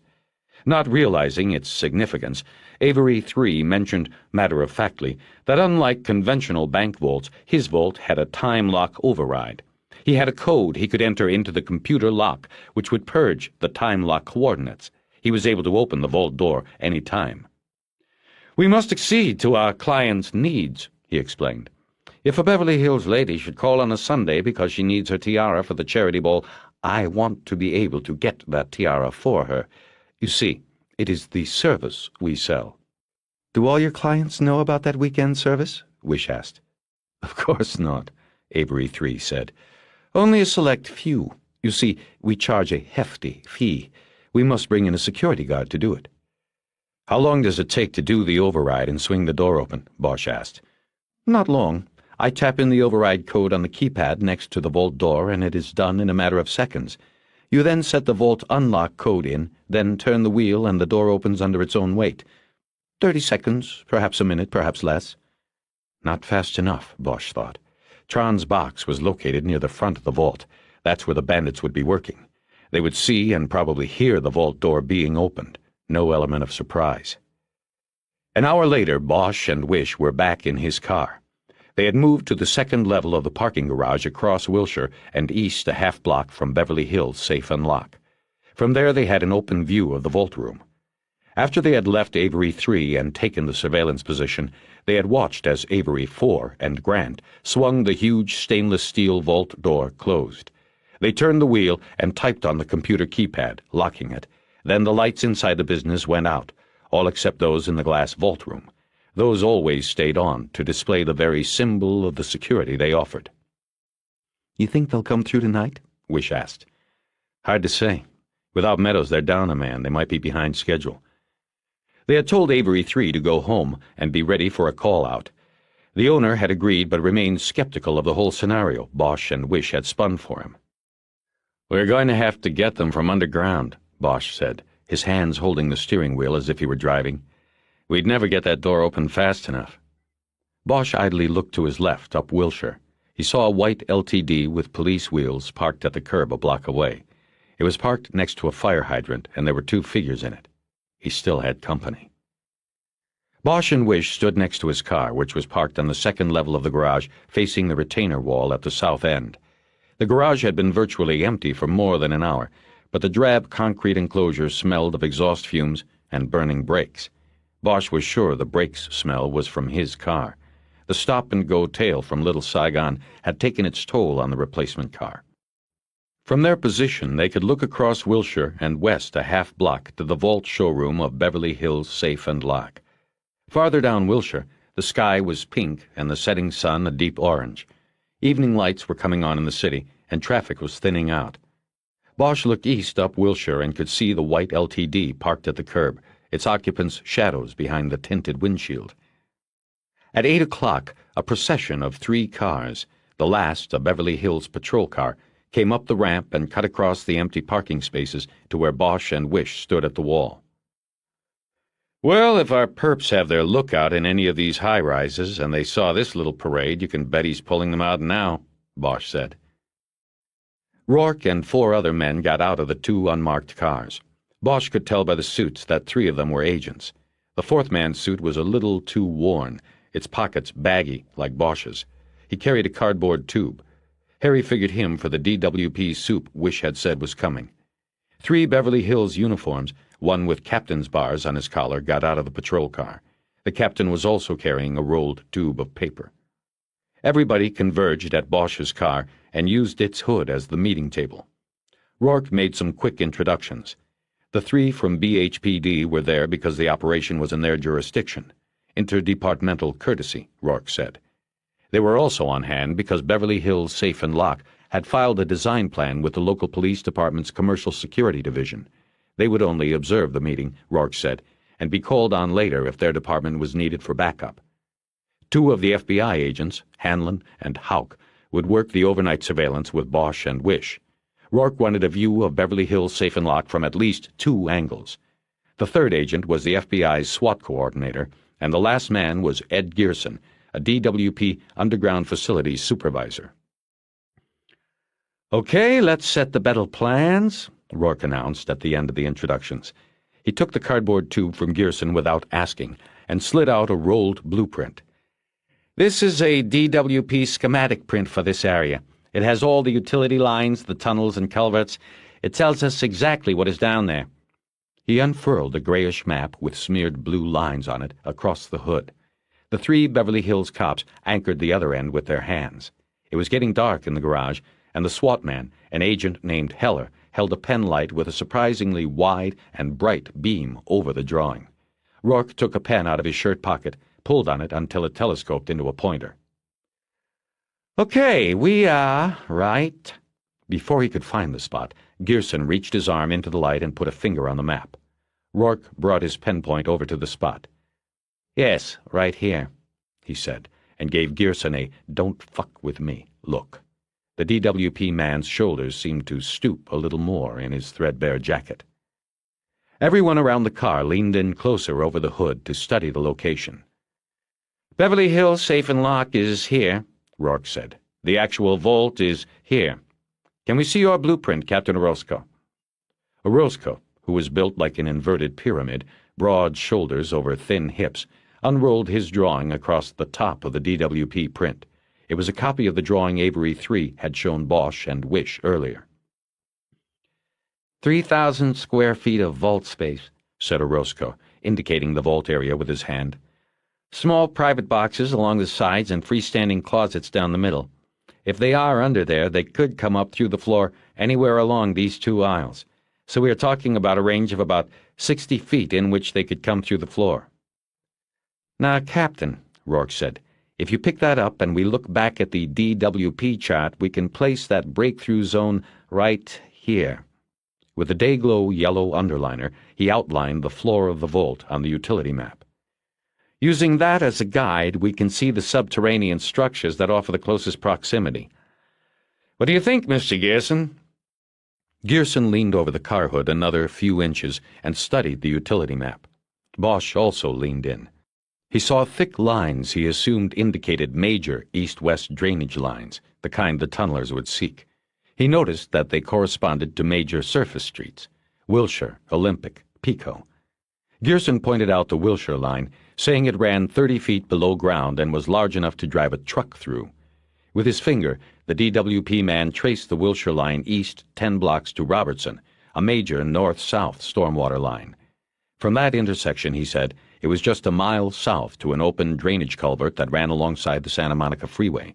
The opening at the culvert was as big as a garage door and blocked only by a gate with a padlock on it. "I'd say that's where they could have come in," Gearson said. "Like following surface streets. You take the Robertson line up to Wilshire, take a left, and you're practically here by your yellow line, the vault. But I don't think they'd dig a tunnel off the Wilshire line." "No?" Rourke said. "How so?" Too busy is how so, Gearson said, sensing he was the man with the answers, as 9 faces peered at him from around the car hood. We got DWP people underground all the time in these main lines, checking for cracks, blockages, problems of any sort, and Wilshire's the main drag down there, east and west, just like up top. If somebody knocked a hole in the wall, it'd get noticed, see? What if they were able to conceal the hole? You're talking about like they did a year or so ago in that burglary downtown? Yeah, that might work again, maybe somewhere else, but there's a good chance on the Wilshire line that it'd be seen. We look for that sort of thing now. And like I said, there's a lot of traffic on the Wilshire line. There was silence as they took time to consider this. The engines of the cars ticked away the heat. Then where would they dig, Mr. Gearson, to get into this vault? Rourke finally said. We got all manner of link-ups down there. Don't think us guys don't think of this from time to time when we're working down there. You know, the perfect crime and all that. I've hashed stuff like this around, especially when I read about that last one in the papers. I think if you are saying that that's the vault they want to get into, then they'd still do, just like I said, come up Robertson and then over on the Wilshire line. But then I think they'd move down one of the service tunnels to sort of stay out of sight. The service tunnels are 3 to 5 feet wide. They're round, plenty of room to work and move equipment. They hook up the main artery lines to the street storm drains and the utility systems in the buildings along here. He put his hand back into the light and traced the smaller lines he was talking about on the DWP map. If they did this right, he said, what they did was get in the gate down by the freeway and drive their equipment and all up to Wilshire and then over to your target area. They unload their stuff, hide it in one of these service tunnels, as we call them, and then take their vehicle back out.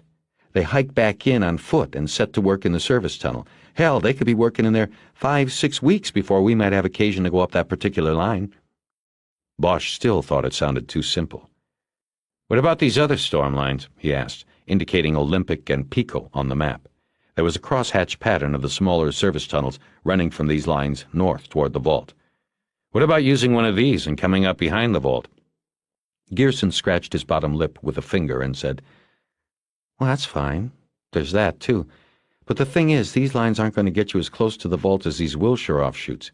See what I mean? Why would they dig a 100-yard tunnel when they could dig a 100-footer here? Gearson liked holding court, the idea of knowing more than the silk suits and uniforms around him. Having finished his speech, he rocked back on his heels, a satisfied look on his face. Bosch knew the man was probably correct on every detail. What about earth displacement? Bosch asked him. These guys are digging a tunnel through dirt and rock, concrete. Where do they get rid of it? How? Bosch, Mr. Gearson is not a detective, Rourke said. I doubt that he knows every nuance of— Easy, Gearson said. The floors of the main lines like Wilshire and Robertson are graded 3 degrees to center. There's always water running down the center, even most days during a drought. It might not be raining up top, but water flows, you know. You'd be surprised how much. Either it's runoff from the reservoirs or commercial use, or both.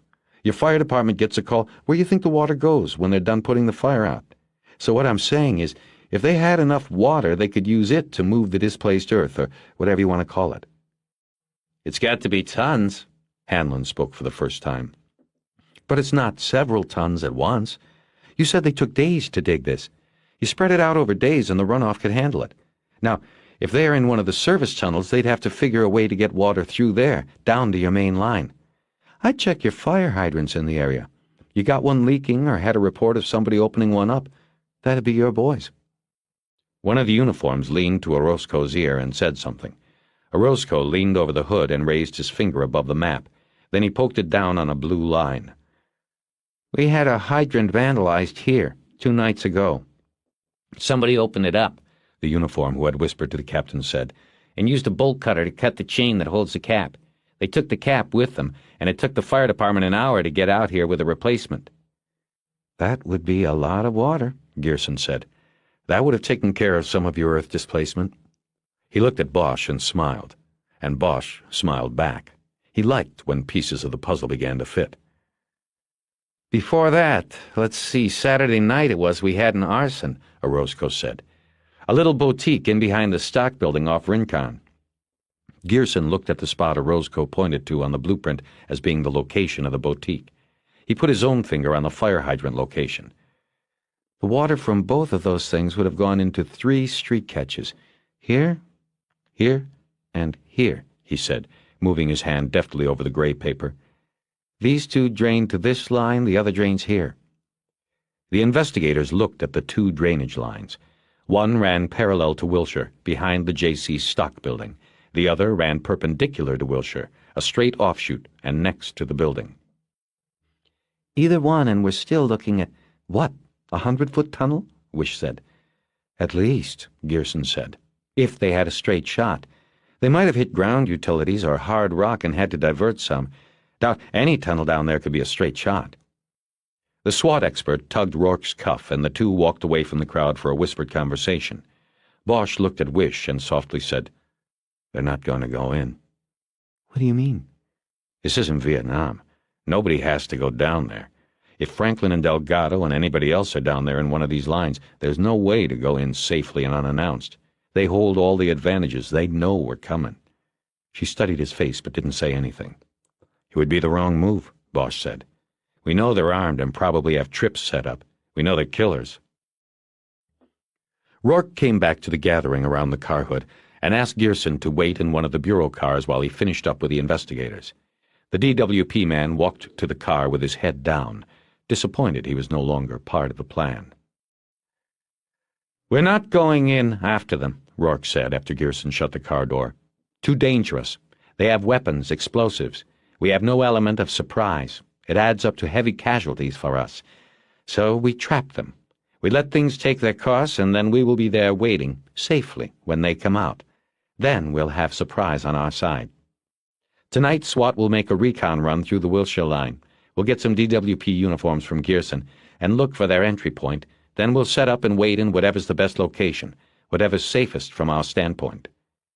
There was a beat of silence, punctuated by a horn from the street, before Orozco protested. Wait a minute. He waited until every face was on his, except Rourke's. He didn't look at Orozco at all. "We can't be talking about sitting out here with our thumbs up our asses and letting these people blast their way into that vault," Orozco said. "To let them go in and pry open a couple hundred boxes and then just back out? My obligation is to protect the property of the citizens of Beverly Hills, who probably happen to constitute 90% of that business's customers. I'm not going along with this." Rourke collapsed his pen pointer, put it in the inside pocket of his coat, and then spoke. He still did not look at Orozco. "Orozco, your exception can be noted for the record, but we're not asking you to go along with this," Rourke said. Bosch noticed that along with failing to address Orozco by his rank, Rourke had dropped all pretense of courtesy. "This is a federal operation," Rourke continued. "You are here as a professional courtesy. Besides, if my thinking is correct, they will open one deposit box only. When they find it empty, they will cancel the operation and leave the vault." Orozco was lost. His face showed it. Bosch could see he obviously had not been given many details of the investigation. He felt sorry for him, hung out to dry by Rourke. "There are things we can't discuss at this point," Rourke said. "But we believe their target is only one box. We have reason to believe it is now empty. When the perps break into the vault and open that particular box and find it is empty, we believe they will back out in a hurry. Our job now is to be ready for that." Bosch wondered about Rourke's supposition. Would the thieves back out? Or would they think they had the wrong box and keep drilling, looking for Tron's diamonds? Or would they loot the other boxes in hope of stealing property valuable enough to make the tunnel caper worth it? Bosch didn't know. He certainly wasn't as sure as Rourke.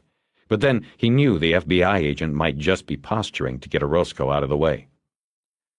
"What if they don't back out?" Bosch asked. "What if they keep drilling?"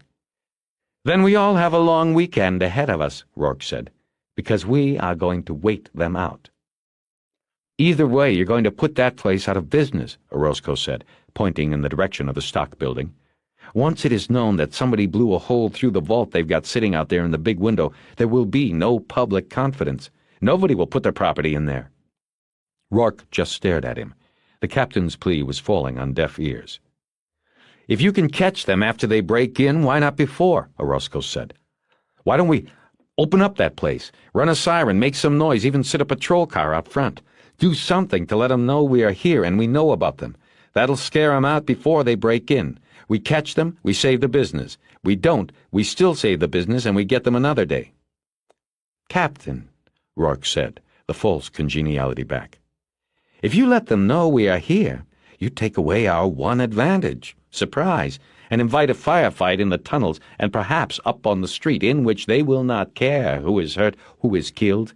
That's including themselves and perhaps innocent bystanders. Then how do we explain to the public and even ourselves that we did it this way because we wanted to try to save a business?" Rourke waited a beat to let his words sink in, then said, "You see, Captain, I am not going to hedge on safety on this operation. I can't. These men that are down there, they don't scare. They kill. 2 people that we know about, including a witness, and that's only this week. No way are we going to let them get away. No fucking way." Orozco leaned across the hood and rolled his blueprint up. As he snapped a rubber band around it, he said, "Gentlemen, don't fuck up. If you do, my department and I will not hold back our criticism or the details of what was discussed at this meeting. Good night." He turned and walked back to the patrol car.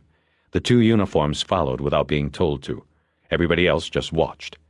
When the patrol car drove down the ramp, Rourke said, "Well, you heard the man. We can't fuck this up. Anybody else want to suggest something?" "What about putting people in the vault now and waiting for them to come up?" Bosch said. He hadn't really considered it, but threw it out as it came to him. "No," the SWAT man said. "You put people in the vault and they're in a corner, no options, no way out. I wouldn't even ask my men for volunteers." "They could be injured by the blast," Rourke added. "No telling where or when the perps will come up." Bosch nodded. They were right. "Can we open the vault and go in once we know they've come up?" one of the agents said. Bosch couldn't remember now whether he was Hanlon or Houck. "Yes, there's a way to take the door off the time lock," Wish said. "We'd need to get Avery, the owner, back out here." "From what Avery said, it looks like that would take too long," Bosch said. "Too slow. Avery can take it off time lock and open it, but it's a 2-ton door that swings open on its own weight. At best, it would take a half-minute to get it open. Maybe less, but they'd still have a drop on us, the people inside. Same risk as coming at them through the tunnels." "What about a flashbang?" one of the agents said. "We open the vault door just a bit and throw in a flash grenade, then we go in and take them."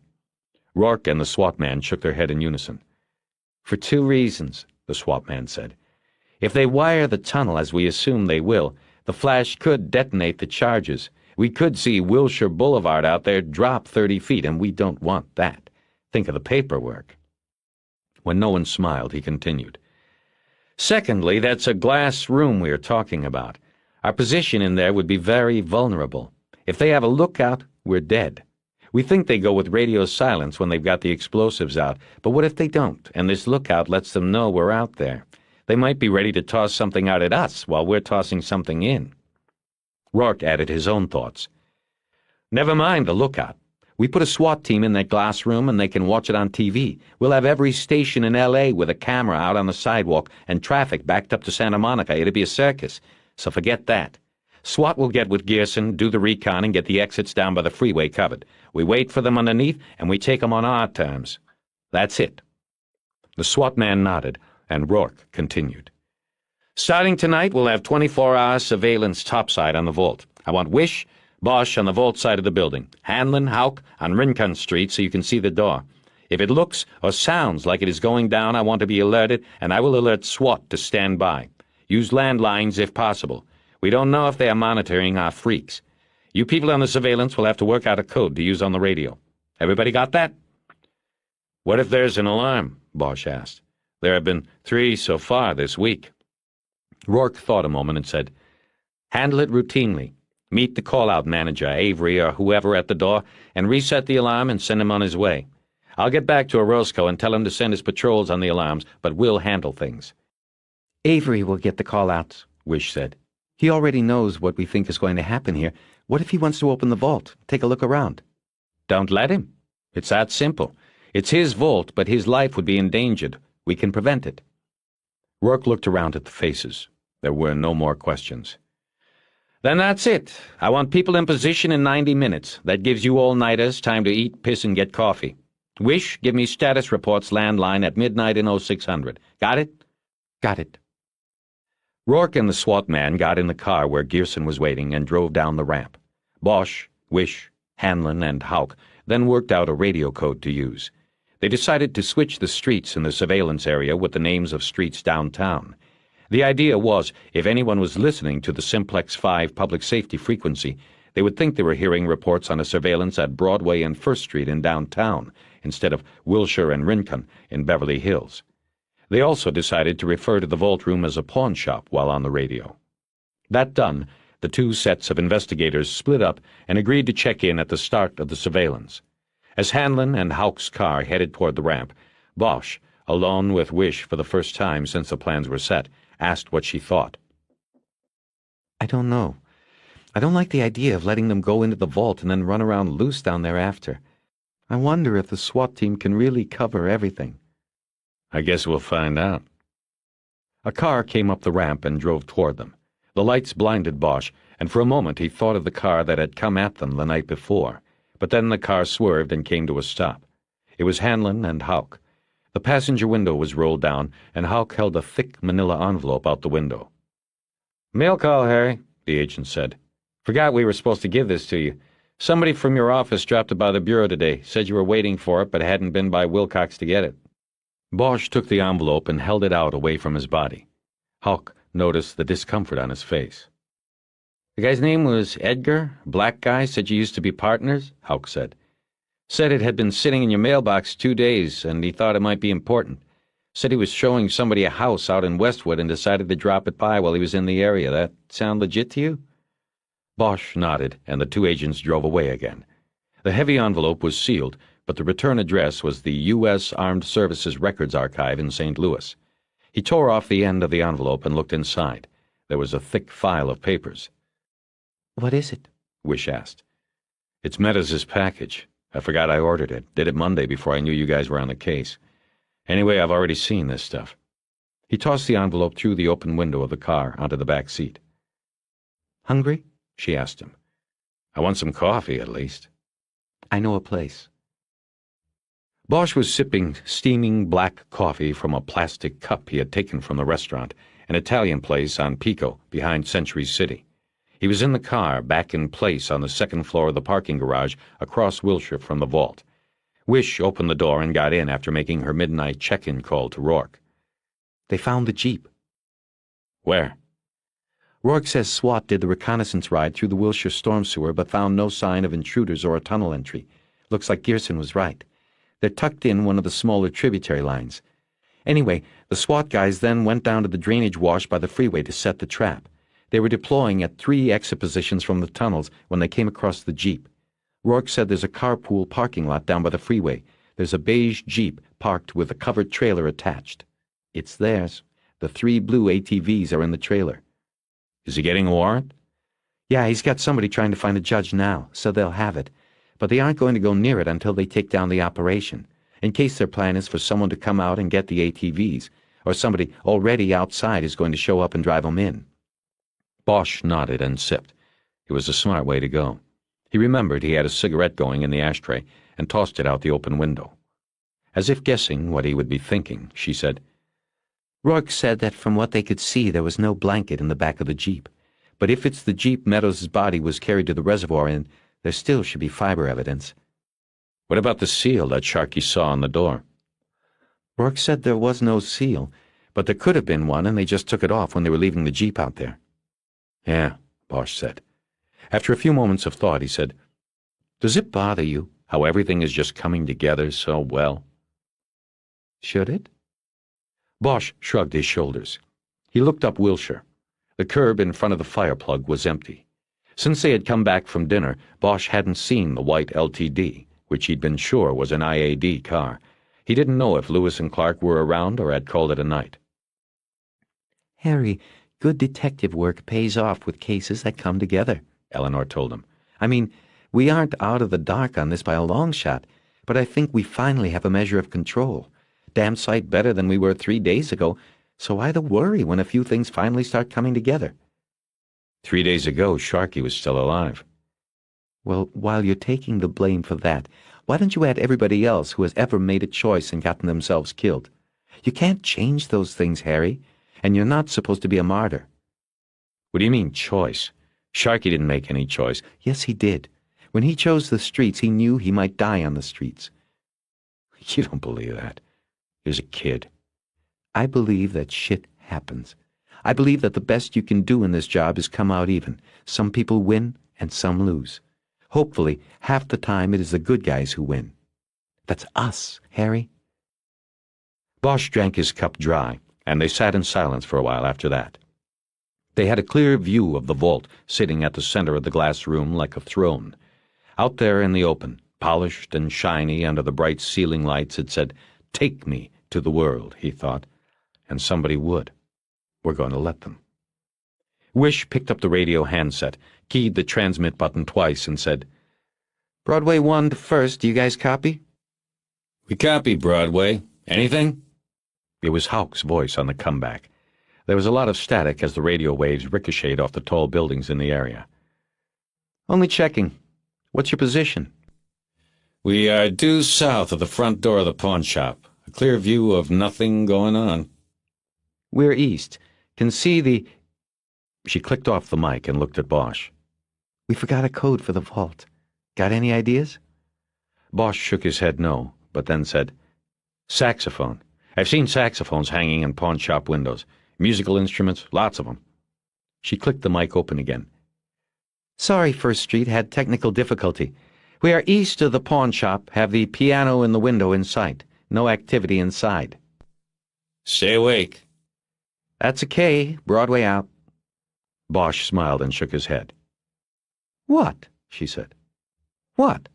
"I've seen lots of musical instruments in pawn shops, but I don't know about a piano. Who's going to take a piano to a pawn shop? You'd need a truck. We've blown our cover now." He picked up the radio mic, but without clicking the transmit button, and said, First Street, check that. It's not a piano in the window. That's an accordion. Our mistake." She slugged him on the shoulder and told him to never mind the piano. They settled into an easy silence. Surveillance jobs were the bane of most detectives' existence, but in his 15 years on the job, Bosch had never minded a single stakeout. In fact, many times he enjoyed them when he was with good company. He defined good company not by the conversation, but by the lack of it. When there was no need to talk to feel comfortable, that was the right company. Bosch thought about the case and watched the traffic pass by the vault.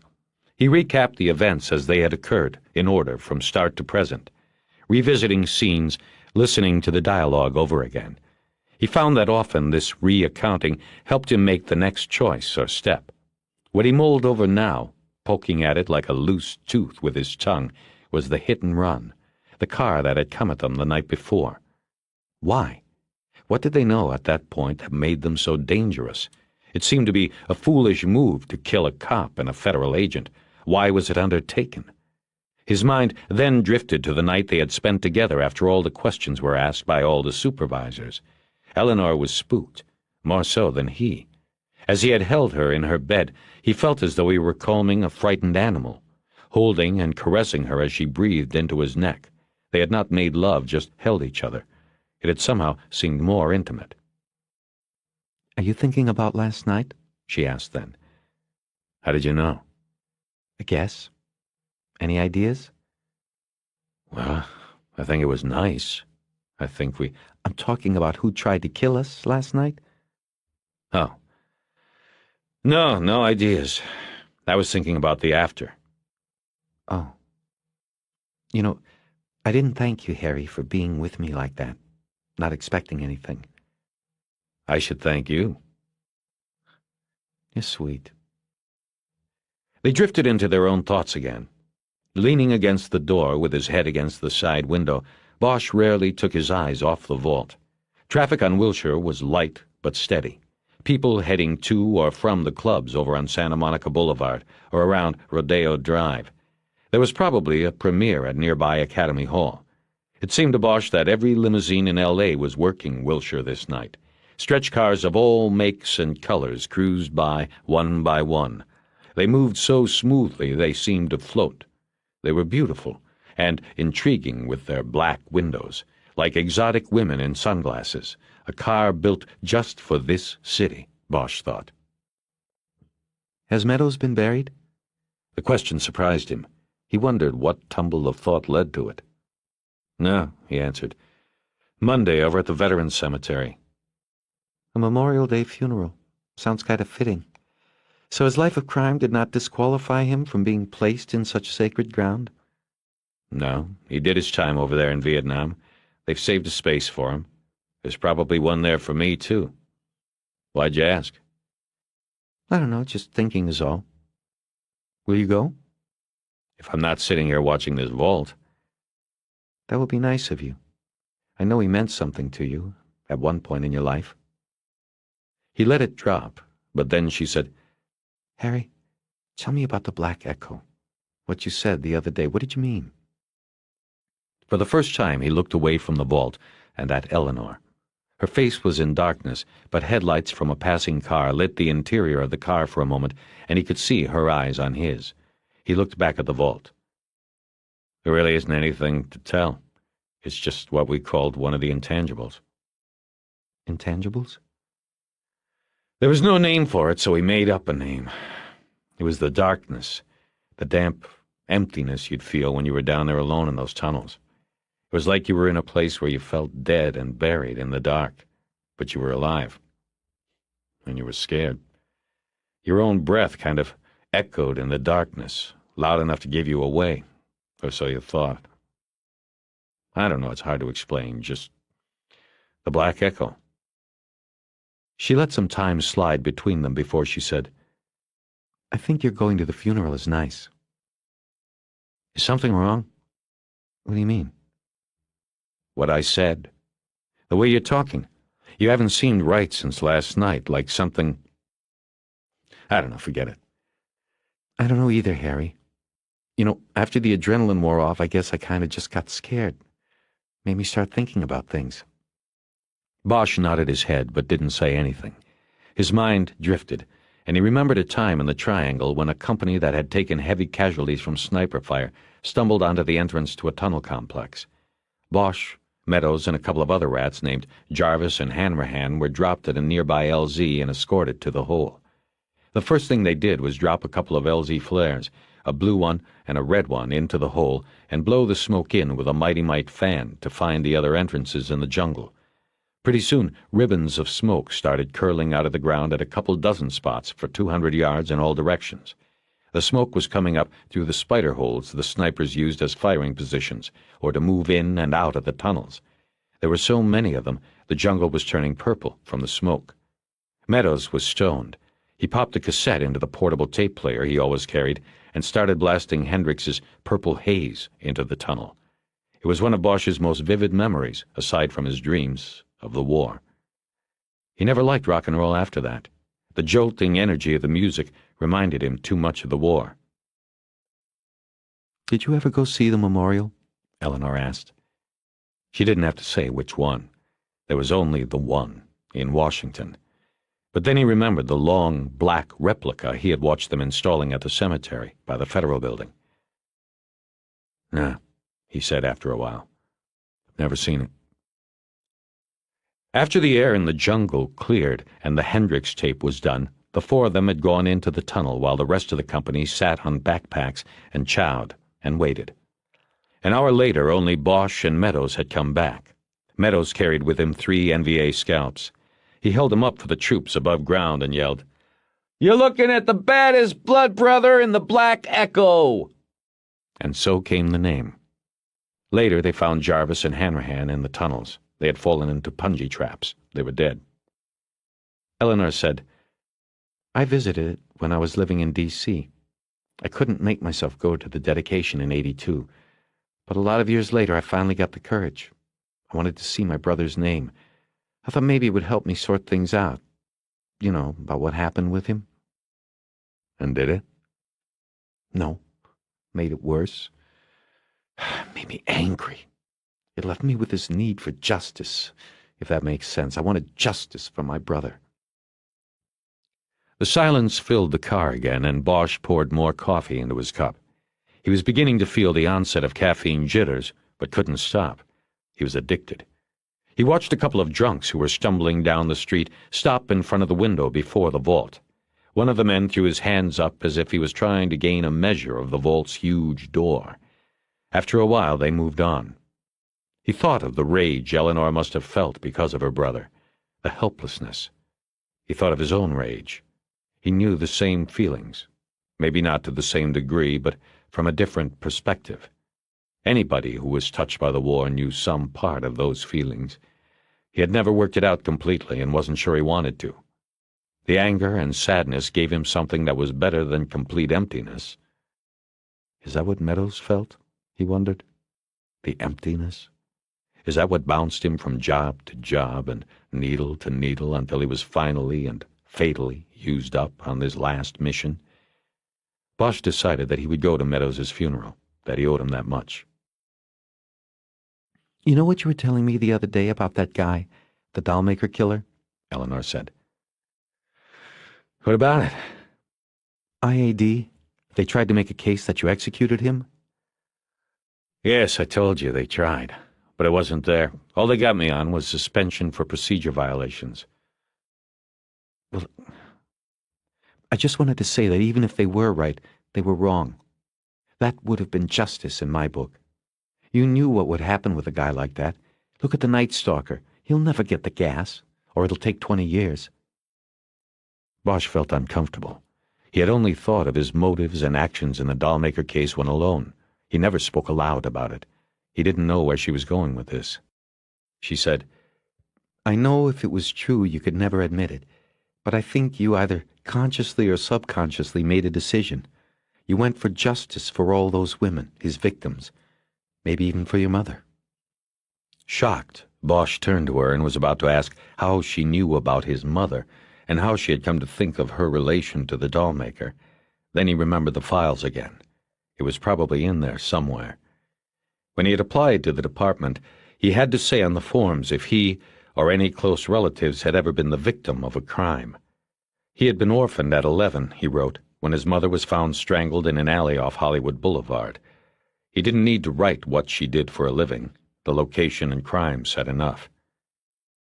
When he recovered his cool, Bosch asked Eleanor what her point was. No point, she said. I just respect that. If it were me, I would have liked to have done the same thing, I think. I hope I would have been brave enough. He looked over at her, the darkness shielding both their faces. It was late now, and no car lights drifted by to show them to each other. You go ahead and take the first shift sleeping, he said. I drank too much coffee. She didn't answer. He offered to get out a blanket he had put in the trunk, but she declined. Did you ever hear what J. Edgar Hoover said about justice? She asked. He probably said a lot, but I don't recall any of it offhand. He said that justice is incidental to law and order. I think he was right. She said nothing else, and after a while he could hear her breathing turn deeper and longer. When the rare car drove by, he would look over at her face as the light washed across it. She slept like a child, with her head leaning against her hands. Bosch cracked the window and lit a cigarette. He smoked and wondered if he could or would fall in love with her, and she with him. He was thrilled and disquieted by the thought, all at the same time. Part 7, Saturday, May 26th. Gray dawn came up over the street and filled the car with weak light. The morning also brought with it a gentle drizzle that wet the street and put a smear of condensation on the lower half of the windows of Beverly Hills Safe and Lock. It was the first rain of any kind in months that Bosch could remember. Wish slept, and he watched the vault. Overhead lights still glowed on the chrome and brushed steel finish. It was past 6 o'clock, but Bosch had forgotten the check-in call to Rourke and let Eleanor sleep. In fact, during the night he had never wakened her so that he could take a turn sleeping. He just never got tired. Houck checked in on the radio at 3:30 to make sure someone was awake. After that, there were no disturbances and no activity in the vault room. For the rest of the night, Bosch thought alternately of Eleanor Wish and the vault he watched. He reached for the cup on the dashboard and checked for even a cold gulp of coffee, but it was empty. He dropped the empty over the seat to the floor. As he did this, he noticed the package from St. Louis on the back seat. He reached back and grabbed the manila envelope. He pulled out the thick sheaf of papers and idly looked through them while glancing up at the vault every few seconds. Most of Meadows's military records he had already seen, but he quickly noticed that there were several that had not been in the FBI jacket Wish had given him. This was a more complete record. There was a photostat of his draft report notice and medical exam. There were also medical records from Saigon. He had been treated twice for syphilis, once for acute stress reaction. Paging through the package, he stopped when his eyes fell on a copy of a 2-page letter from a Louisiana congressman named Noon. Curious, Bosch began to read. It was dated 1973 and was addressed to Meadows at the embassy in Saigon. The letter, bearing the official congressional seal, thanked Meadows for his hospitality and help during the congressman's recent fact-finding visit. Noon noted that it had been a pleasant surprise to find a fellow New Iberian in the strange country. Bosch wondered how much of a coincidence it had been. Meadows had probably been assigned as security for the congressman so they would hit it off, and the legislator would go back to Washington with a high opinion of personnel and morale in Southeast Asia. There are no coincidences. The second page of the letter congratulated Meadows on a fine career and referred to the good reports Noon had received from Meadows's commanding officer. Bosch read on. Meadows's involvement in stopping an illegal entry into the embassy hotel during the congressman's stay was mentioned, and Lieutenant Rourke had furnished details of Meadows's heroics to the congressman's staff. Bosch felt a trembling below his heart, as if the blood was draining from it. The letter finished with some small talk about the home parish.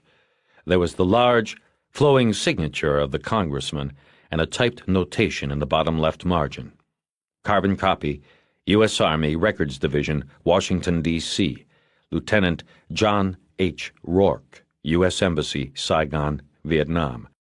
The Daily Iberian, Attention News Editor. Bosch stared at the second page for a long time without moving or breathing. He actually thought he felt the beginning sensation of nausea and wiped his hand across his forehead. He tried to think if he had ever heard Rourke's middle name or initial. He couldn't remember. But it didn't matter. There was no doubt. No coincidences. Eleanor's pager sounded, startling them both like a shot. She sat forward and began fumbling with her purse until she found the pager and shut off the noise. Oh, God, what time is it? She said, still disoriented. He said it was 6:20, and only then remembered that they were supposed to have checked in with Rourke on a landline 20 minutes earlier. He slid the letter back into the stack of papers and put them back in the envelope. He threw it back on the back seat. I've got to call in, Wish said. Hey, take a couple of minutes to wake up, Bosch replied quickly. I'll call in. I got to find a restroom anyway, and I'll get some coffee and water. He opened the door and stepped out before she could protest the plan. She said, Harry, why did you let me sleep? I don't know. What's his number? I should call him. Give me the number. She gave it to him, and Bosch walked around the corner and a short distance to the 24-hour diner called Darling's. He was in a daze the whole way, ignoring the panhandlers who had come out with the sun, trying to fathom that it was Rourke who was the inside man. What was he doing? There was a part of this that was missing, and Bosch couldn't figure it. If Rourke was the insider, then why would he allow them to set up surveillance on the vault? Did he want his people caught? He saw the payphones out front of the restaurant. "You're late," Rourke said after picking up on half a ring. "We forgot." "Bosch? Where's Wish? She's supposed to make the call." "Don't worry about it, Rourke. She's watching the vault like she's supposed to. What are you doing?" "I've been waiting to hear from you people before I headed in. Did you two fall asleep or what? What's happening there?" "Nothing is happening. But you already know that, don't you?" There was a silence during which an old panhandler walked up to the booth and asked Bosch for money. Bosch put his hand on the man's chest and firmly pushed him away. "You still there, Rourke?" he said into the phone. What was that supposed to mean? How do I know what's going on there when you people don't call in like you're supposed to? And you with the veiled references all the time. Bosch, I don't get you. Let me ask you something. Did you really put people down at the tunnel exits? Or was that blueprint and your pointer and the SWAT guy all for show? Put Wish on the line. I don't know what you're saying. Sorry, she can't come to the phone at the moment. Bosch, I'm calling you in. Something is wrong. You've been out all night on this. I think you should... No, I'll get a couple of fresh people out there. I'm going to have to call your lieutenant and... You knew Meadows. What? What I said. You knew him. I have his file, man. His complete file. Not the edited version you gave Wish to give me. You were his CO at the embassy in Saigon. I know. More silence, then... I was CO to a lot of people, Bosch. I didn't know them all. Bosch shook his head. That's weak, Lieutenant Rourke. Really weak. That was worse than just admitting it. I'll tell you what. I'll see you around. Bosch hung up the phone and went into Darling's, where he ordered 2 coffees and 2 mineral waters. He stood by the cash register, waiting for the girl to put the order together and looking out the window. He was thinking only of Rourke. The girl came up to the cash register with the order in a cardboard carry-out box. He paid and tipped her and went back out to the payphone. Bosch called Rourke's number again with no plan other than to see if he was on the phone or had left. He hung up after 10 rings. Then he called the LAPD dispatch center and told an operator to call FBI dispatch and ask if they had a SWAT call-out working in the Wilshire area in or near Beverly Hills, and if they needed any help. While he waited, he tried to put his mind inside Rourke's caper. He opened up one of the coffees and sipped it. The dispatcher came back on the line with a confirmation that FBI did have a SWAT surveillance in the Wilshire district. No backup was requested. Bosch thanked her and hung up. Now he thought he knew what Rourke was doing. It had to be that there were no men about to break into the vault. The setup on the vault was just that, a setup. The vault was a decoy. Bosch thought about how he had let Tron go his way after following him to the vault. What he had done was flush the second captain out with his diamonds so Rourke could have at him. Bosch had simply played into his hands. When Bosch got back to the car, he saw that Eleanor was looking through Meadows' files. She hadn't gotten to the congressman's letter yet. "Where have you been?" she said good-naturedly. Rourke had a lot of questions. He took the Meadows file out of her hands and said, "There's something I wanted you to see here. Where did you get the file on Meadows that you showed me?" "I don't know. Rourke got it. Why?" He found the letter and handed it to her without saying anything. "What is this, 1973? Read it. This is Meadows' file, the one I had copied and sent from St. Louis. There is no letter like this one in the file Rourke gave you to give me. He sanitized it. Read. You'll see why." He glanced over at the vault door. Nothing was happening, and he didn't expect anything to be. Then he watched her as she read. She raised an eyebrow as she scanned both pages, not seeing the name. "Yes, so he was some kind of a hero, it says. I don't..." Her eyes widened as she got to the bottom. "Copied to Lieutenant John Rourke?" "Uh-huh. You also missed the first reference." He pointed to the sentence that named Rourke as Meadows' CO. "The inside man.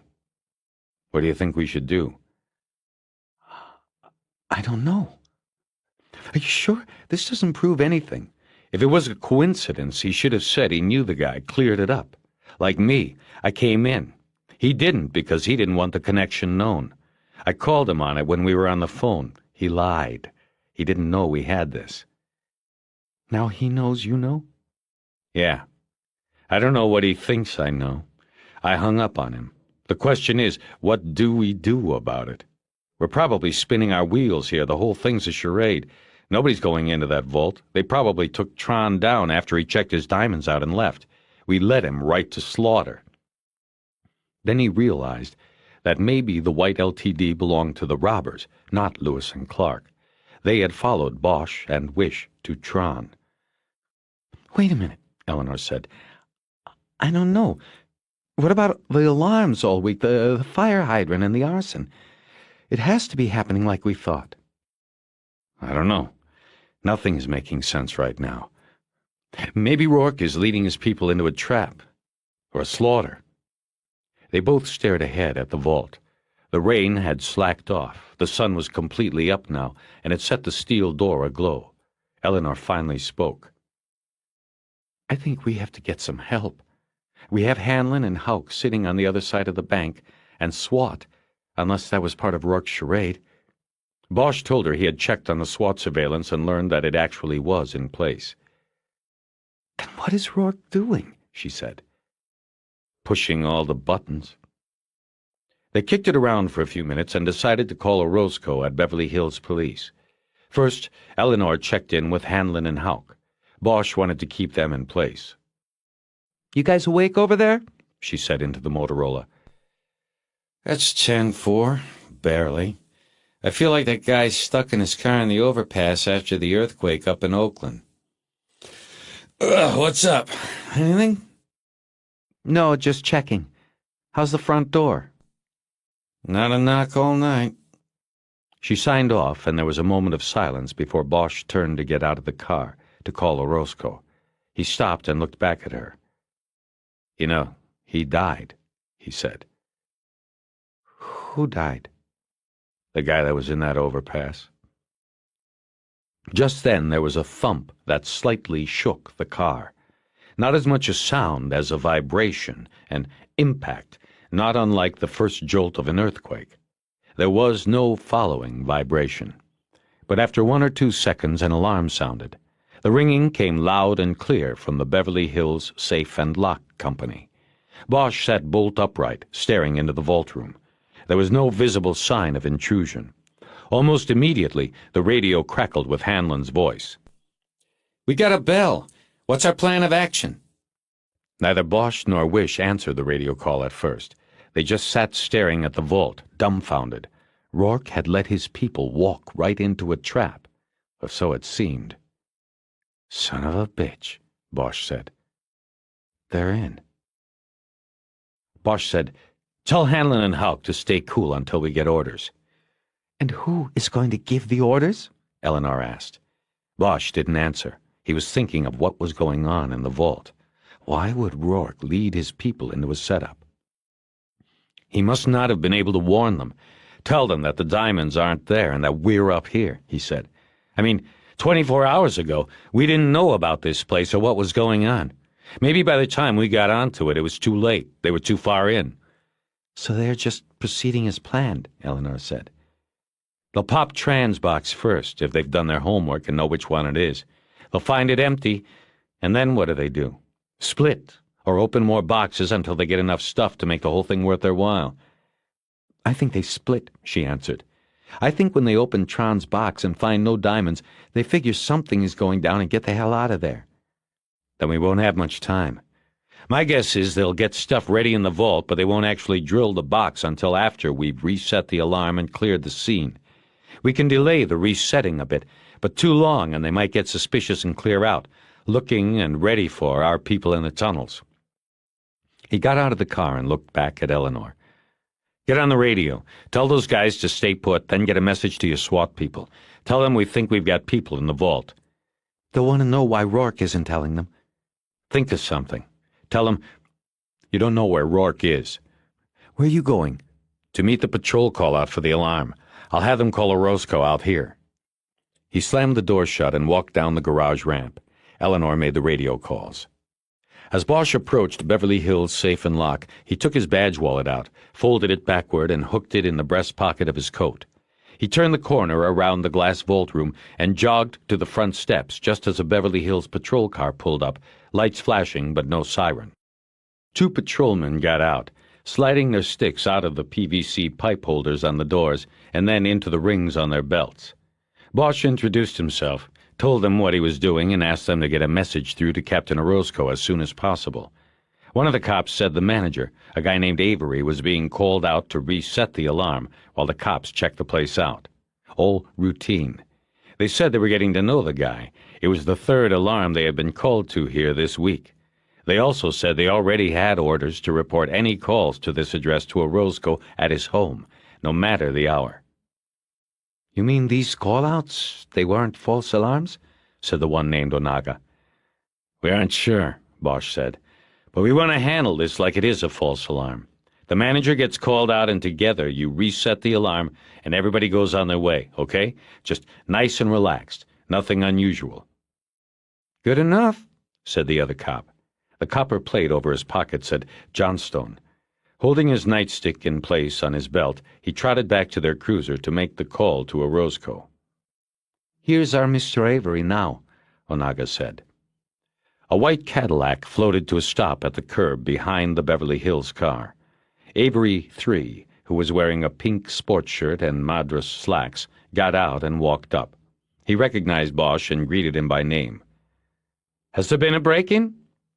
Mr. Avery, we think something might be going on here. We don't know. We need time to check it out. What we want for you to do is open up the office, take a walk around like you usually do, like you did when the alarms went off earlier this week, then reset the alarm and lock up again. That's it. What if, Mr. Avery, what we want you to do is get in your car and drive away like you usually do, like you're going home, but I want you to go around the corner to Darling's, go in and have a coffee. I'll either come by to tell you what is happening or send for you. I want you to relax. We can handle whatever comes up here. We have other people checking it out, but for the sake of appearances, we want to make it seem that we are passing this off as another false alarm. I see, Avery said, digging a keyring from his pocket. He walked to the front door and opened it. And by the way, that is not the vault alarm that is ringing. It is the exterior alarm, set off by vibrations on the windows of the vault room. I can tell. It's a different tone, you see. Bosch figured the tunnelers had disabled the vault alarm system, not realizing the exterior alarm was a separate system. Onaga and Avery went in, with Bosch trailing behind. As Harry stood in the entryway looking for smoke and not seeing any, sniffing for cordite but not smelling any, Johnstone came in. Bosch put his hands to his lips to warn the officer against yelling above the sound of the alarm. Johnstone nodded, cupped his hand to Bosch's ear, and told him that Orozco would be there in 20 minutes, tops. He lived up in the valley. Bosch nodded and hoped it would be soon enough. The alarm shut off, and Avery and Onaga came out of Avery's office into the lobby, where Johnstone and Bosch waited. Onaga looked at Bosch and shook his head, indicating nothing amiss. Do you usually check the vault room? Bosch asked. We just look around, Avery said. He proceeded to the X-ray machine, switched it on, and explained it took 50 seconds to warm up. They passed the time without talking. Finally, Avery put his hand on the reader. It read it and approved the bone structure, and the lock on the first door of the man-trap snapped open. Since I don't have my man inside the vault room, I have to override the lock on the second door, Avery said. Gentlemen, if you don't mind not looking once we are in. The four of them moved into the tiny man-trap, and Avery pushed a set of numbers on the combination lock on the second door. It snapped open, and they moved into the vault room. There was nothing to see but steel and glass. Bosch stood near the vault door and listened, but heard nothing. He walked to the glass wall and looked up Wilshire. He could see that Eleanor was back in the car on the second floor of the garage. He turned his attention to Avery, who walked up to his side as if to look out the window himself, but instead huddled into a conspiratorial posture. Remember, I can open the vault, he said in a low whisper. Bosch looked at him and shook his head, then said, No, I don't want to do that. Too dangerous. Let's get out of here. Avery had a perplexed look on his face, but Bosch walked away. 5 minutes later, Beverly Hills' safe and lock was cleared and locked down. The two cops went back out on patrol, and Avery left. Bosch walked back to the garage. The street was busier now, and the noise of the day had begun. The garage was filling with cars and the stink of exhaust. Inside the car, Wish told him that Hanlon, Houck, and Swat were in holding positions. He told her Orozco was on the way. Bosch wondered how long it would take before the men in the tunnel believed it was safe to start drilling. Orozco was still 10 minutes away. It was a long time. So what do we do when he gets here? She said. His town, his call, he said. We just lay it out for him and do whatever he wants to do. We tell him we have one fucked-up operation going here, and we don't know who to trust. Not the guy in charge of it, at least." They sat in silence for a minute or two after that. Bosch smoked a cigarette, and Eleanor didn't say anything about it. She seemed lost in her own thoughts, a puzzled look on her face. They both nervously checked their watches every 30 seconds or so. Lewis waited until the white Cadillac he tailed had turned north off Wilshire. As soon as the car was out of sight of Beverly Hills Safe and Lock, Lewis picked the blue emergency light up off the floor and put it on the dashboard. He flicked it on, but the driver of the Cadillac was already pulling to the side of the road in front of Darling's. Lewis got out of his car and walked up to the caddy. He was met halfway by Avery. "What is going on, officer?" Avery said. "Detective," Lewis said, and he opened his badge wallet. "Internal Affairs, LAPD. I need to ask you a few questions, sir. We are conducting an investigation of the man, Detective Harry Bosch, who you were just speaking with at Beverly Hills Safe and Lock." "What do you mean, we?" "I left my partner on Wilshire so he can keep an eye on your business, but what I would like is for you to step into my car so we can talk for a few minutes. Something is going on, and I need to know what." "That Detective Bosch... Hey, how do I know you are for real?" "How do you know he is?" "The thing is, we have had Detective Bosch under surveillance for a week, sir, and we know he is engaged in activities that could be, if not illegal, embarrassing to the department. We aren't sure what at this juncture. That's why we need you, sir. Would you step into the car, please?" Avery took 2 tentative steps toward the IAD car, and then seemed to decide, what the heck. He moved quickly to the passenger side and got in. Avery identified himself as the owner of Beverly Hills Safe and Lock, and briefly told Lewis what had been said during his 2 encounters with Bosch and Wish. Lewis listened without commenting, then opened the car door. "Wait here, please. I'll be right back." Lewis walked briskly up to Wilshire. He stood on the corner a few moments, apparently looking for someone, then made an elaborate show of checking his watch. He came back to the car and slid in behind the wheel. On Wilshire, Clark was waiting in the alcove of a store entrance and watching the vault. He caught sight of Lewis's signal and strolled casually to the car. As Clark climbed into the back seat, Lewis said, "Mr. Avery here says that Bosch told him to go to Darling's and wait, said there may be people in the vault. Come up from underground." "Did Bosch say what he would be doing?" Clark asked. "Not a word," Avery said. Everyone was silent, thinking. Lewis couldn't figure it. If Bosch was dirty, what was he doing? He thought some more on this, and realized that if Bosch was involved in ripping off the vault, he was in a perfect situation by being the man calling the shots on the outside. He could confuse the coverage on the burglary. He could send all the manpower to the wrong place, while his people in the vault went safely the opposite way. "He's got everybody by the short hairs," Lewis said, more to himself than to the other 2 men in the car. "Who, Bosch?" Clark asked. "He's running the caper. Nothing we can do but watch. We can't get in that vault. We can't go underground without knowing where we are going. He's already got the Bureau's SWAT team tied up down by the freeway. They're waiting for burglars that aren't coming, goddammit." Wait a minute, Avery said. "The vault. You can get in it." Lewis turned fully around in his seat to look at Avery. The vault owner told them that federal banking regulations didn't apply to Beverly Hills Safe and Lock because it wasn't a bank, and how he had the computer code that would open the vault. "Did you tell this to Bosch?" Lewis asked. "Yesterday and today." "Did he already know?" "No, he seemed surprised. He asked detailed questions on how long it would take to open the vault, what I had to do, things like that. Then today, when we had the alarm, I asked him if we should open it. He said no, just said to get out of there." "Damn," Lewis said excitedly. "I better call Irving." He leapt from the car and trotted to the payphones in front of Darling's. He dialed Irving at home and got no answer. He dialed the office and only got the duty officer. He had the officer page Irving with the payphone number.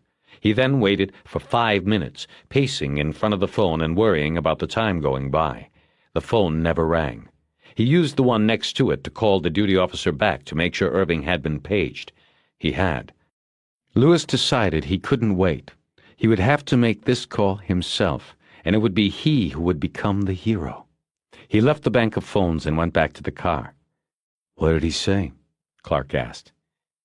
"We go in," Lewis said. He started the car. The police radio keyed twice, and then Hanlon's voice came on. "Hey, Broadway, we have visitors over here on First." Bosch grabbed up the radio. "What have you got, First? Nothing showing on Broadway." "We've got 3 white males going in on our side, using a key. Looks like one is the man that was here earlier with you. Old guy, plaid pants." Avery. Bosch held the microphone up to his mouth and hesitated, not sure what to say. "Now what?" he said to Eleanor. Like Bosch, she was staring down the street at the vault room, but there was no sign of the visitors. She said nothing. First," Bosch said into the mic, "did you see any vehicle?" "None seen. They just walked out of the alley on our side. Must have parked there. Want us to take a look?" "No. Hold there a minute." "They're now inside. No longer in visual contact. Advise, please." He turned to Wish and raised his eyebrows. Who could it be? "Ask for descriptions of the 2 with Avery," she said. He did. "White males, number 1 and 2 in suits, worn and wrinkled. White shirts, both early 30s. One with red hair, stocky build, 5'8", 180. The other, dark brown hair, thinner. I don't know, I'd say these guys were cops." "Heckle and Jekyll?" Eleanor said. "Lewis and Clark, it's got to be them." What are they doing in there?" Bosch didn't know. Wish took the radio from him. "First?" The radio clicked. "Reason to believe the 2 subjects in suits are Los Angeles police officers. Stand by." "There they are," Bosch said, as 3 figures moved into the glare in the vault room. He opened the glove compartment and grabbed a pair of binoculars. "What are they doing?" Wish asked as he focused. "Avery's at the keypad next to the vault. I think he's opening the damn thing." Through the binoculars, Bosch saw Avery step away from the computer board and move to the chrome wheel on the vault door. He saw Lewis turn slightly and glance up the street in the direction of the parking garage. Was there a slight trace of a smile there? Bosch thought he saw it. Then, through the binoculars, he saw Lewis draw his weapon from an underarm holster. Clark did likewise, and Avery started turning the wheel, the captain steering the Titanic. "Those dumb assholes, they are opening it!" Bosch leapt out of the car and started running down the ramp. He unholstered his gun and held it up as he ran. He glanced along Wilshire and saw an opening in the sporadic traffic. He bounded across the street, Wish just a short distance behind him.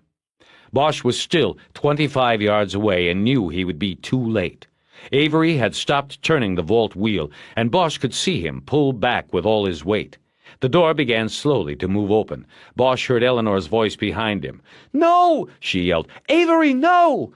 But Bosch knew the double glass made the vault room silent. Avery couldn't hear her, and Lewis and Clark wouldn't have stopped what they were doing even if they could hear.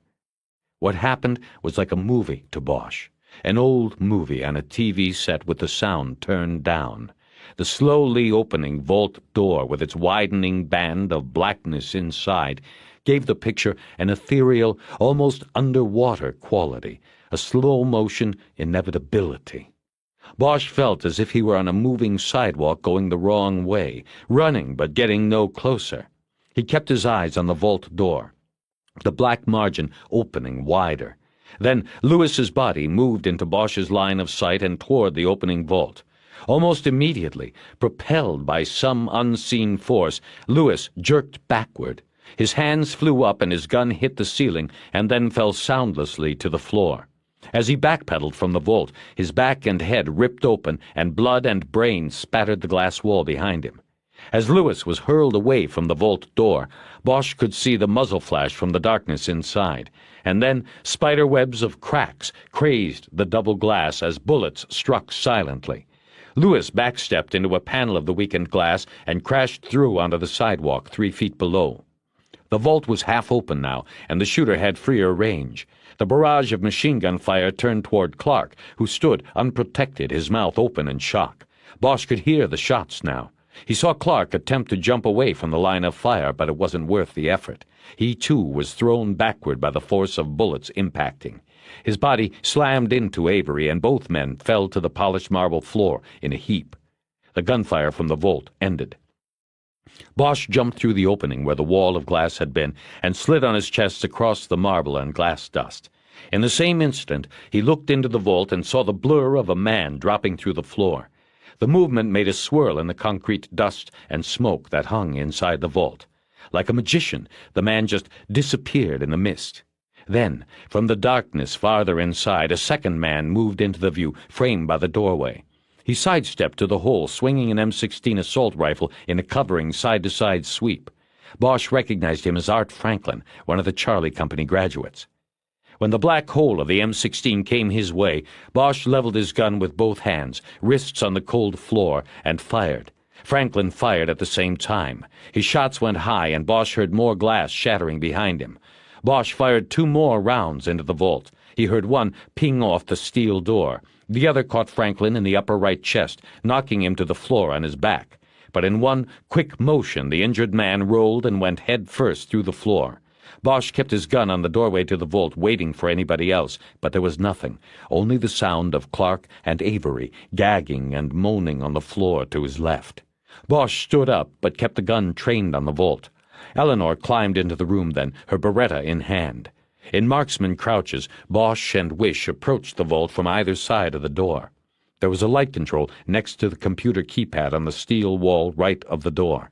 Bosch hit the switch, and the interior vault was flooded with light. He nodded to her, and Wish went in first. Then he followed. It was empty. Bosch came out and quickly went to Clark and Avery, who were still tangled on the floor. Avery was saying, "Dear God, dear God."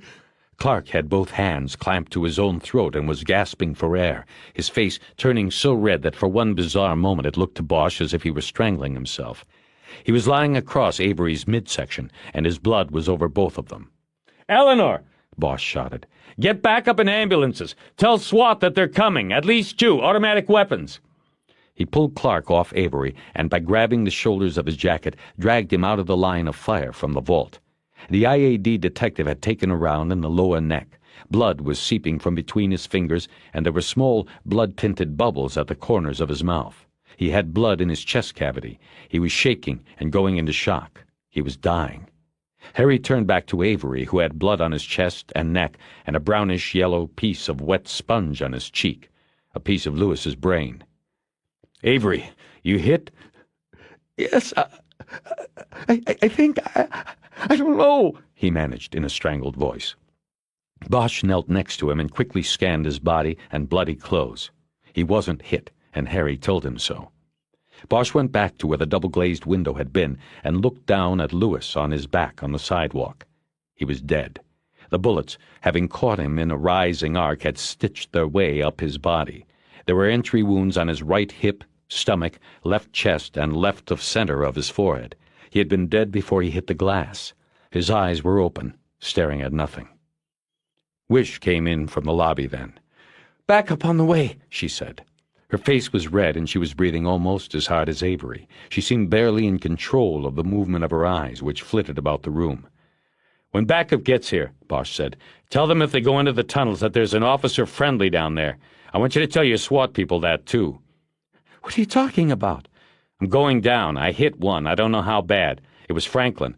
Another went down ahead of him, Delgado. But I want the good guys to know I'm down there. Tell them I'm in a suit. The 2 I chased down there were in black fatigues."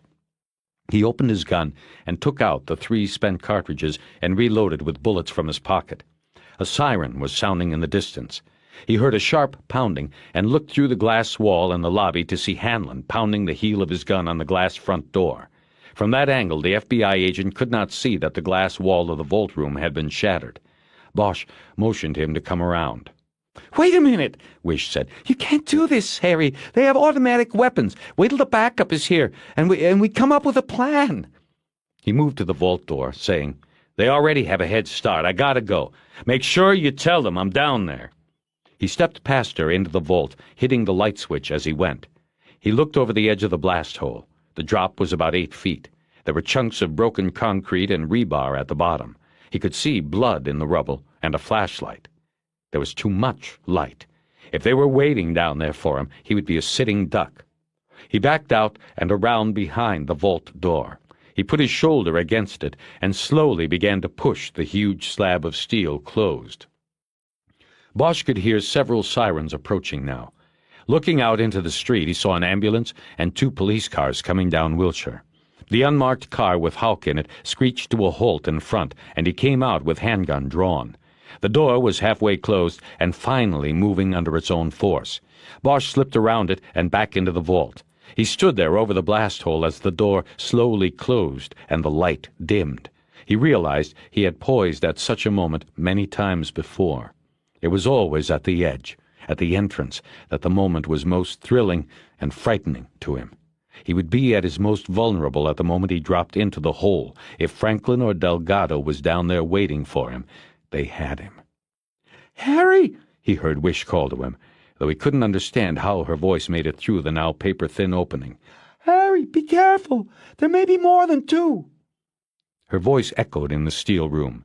He looked down into the hole and got his bearings. When he heard the vault door clink shut, and there was only blackness, he jumped.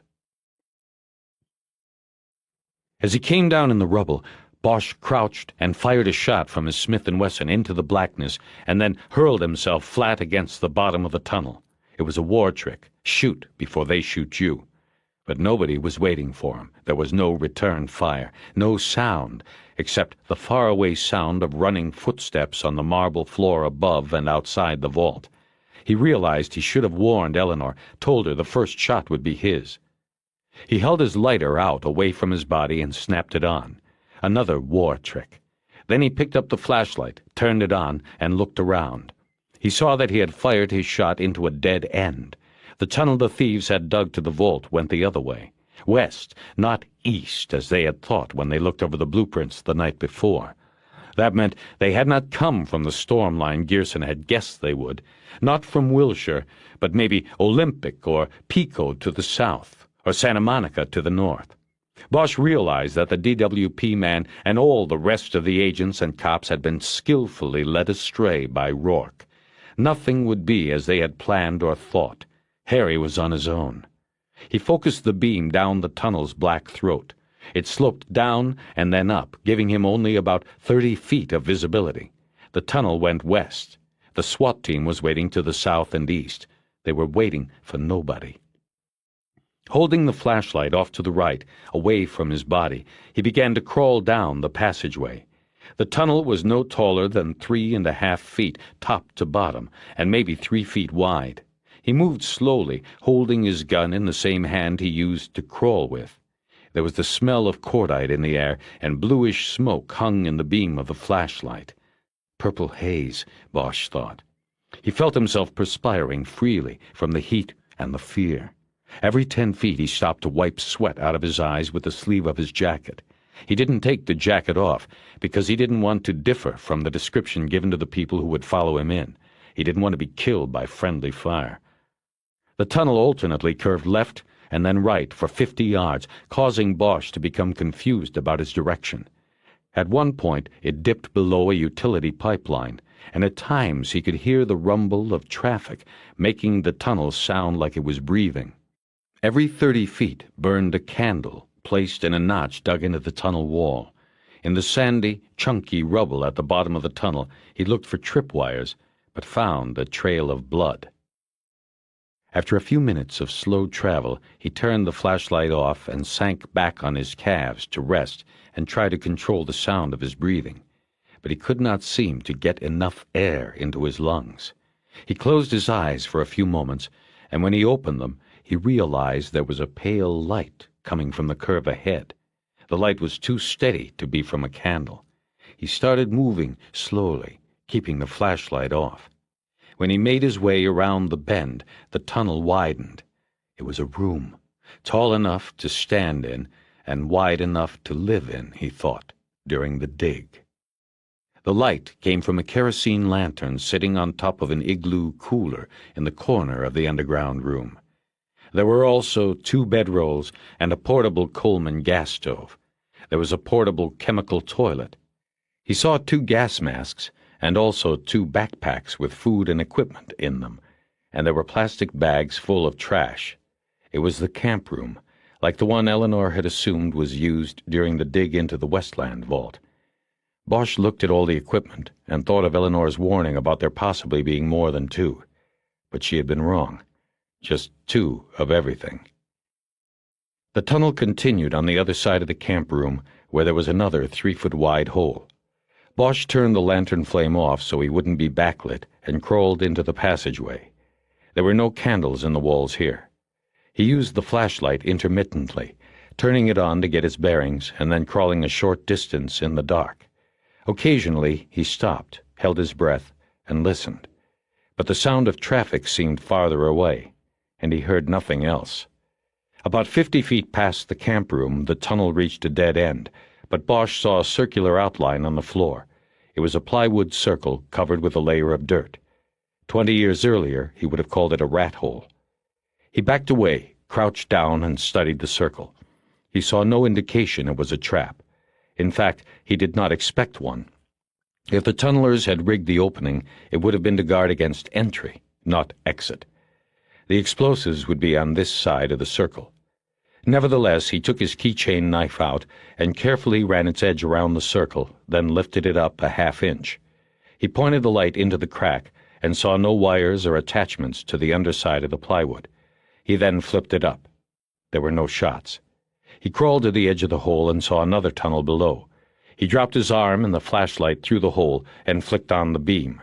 He swept it around and braced for the inevitable gunfire. Again, none came. He saw that the lower passageway was perfectly round. It was smooth concrete with black algae and a trickle of water at the bottom of its curve. It was a stormwater drainage culvert. He dropped through the hole and immediately lost his footing on the slime and slipped onto his back. He propped himself up and with the flashlight began looking for a trail in the black slime.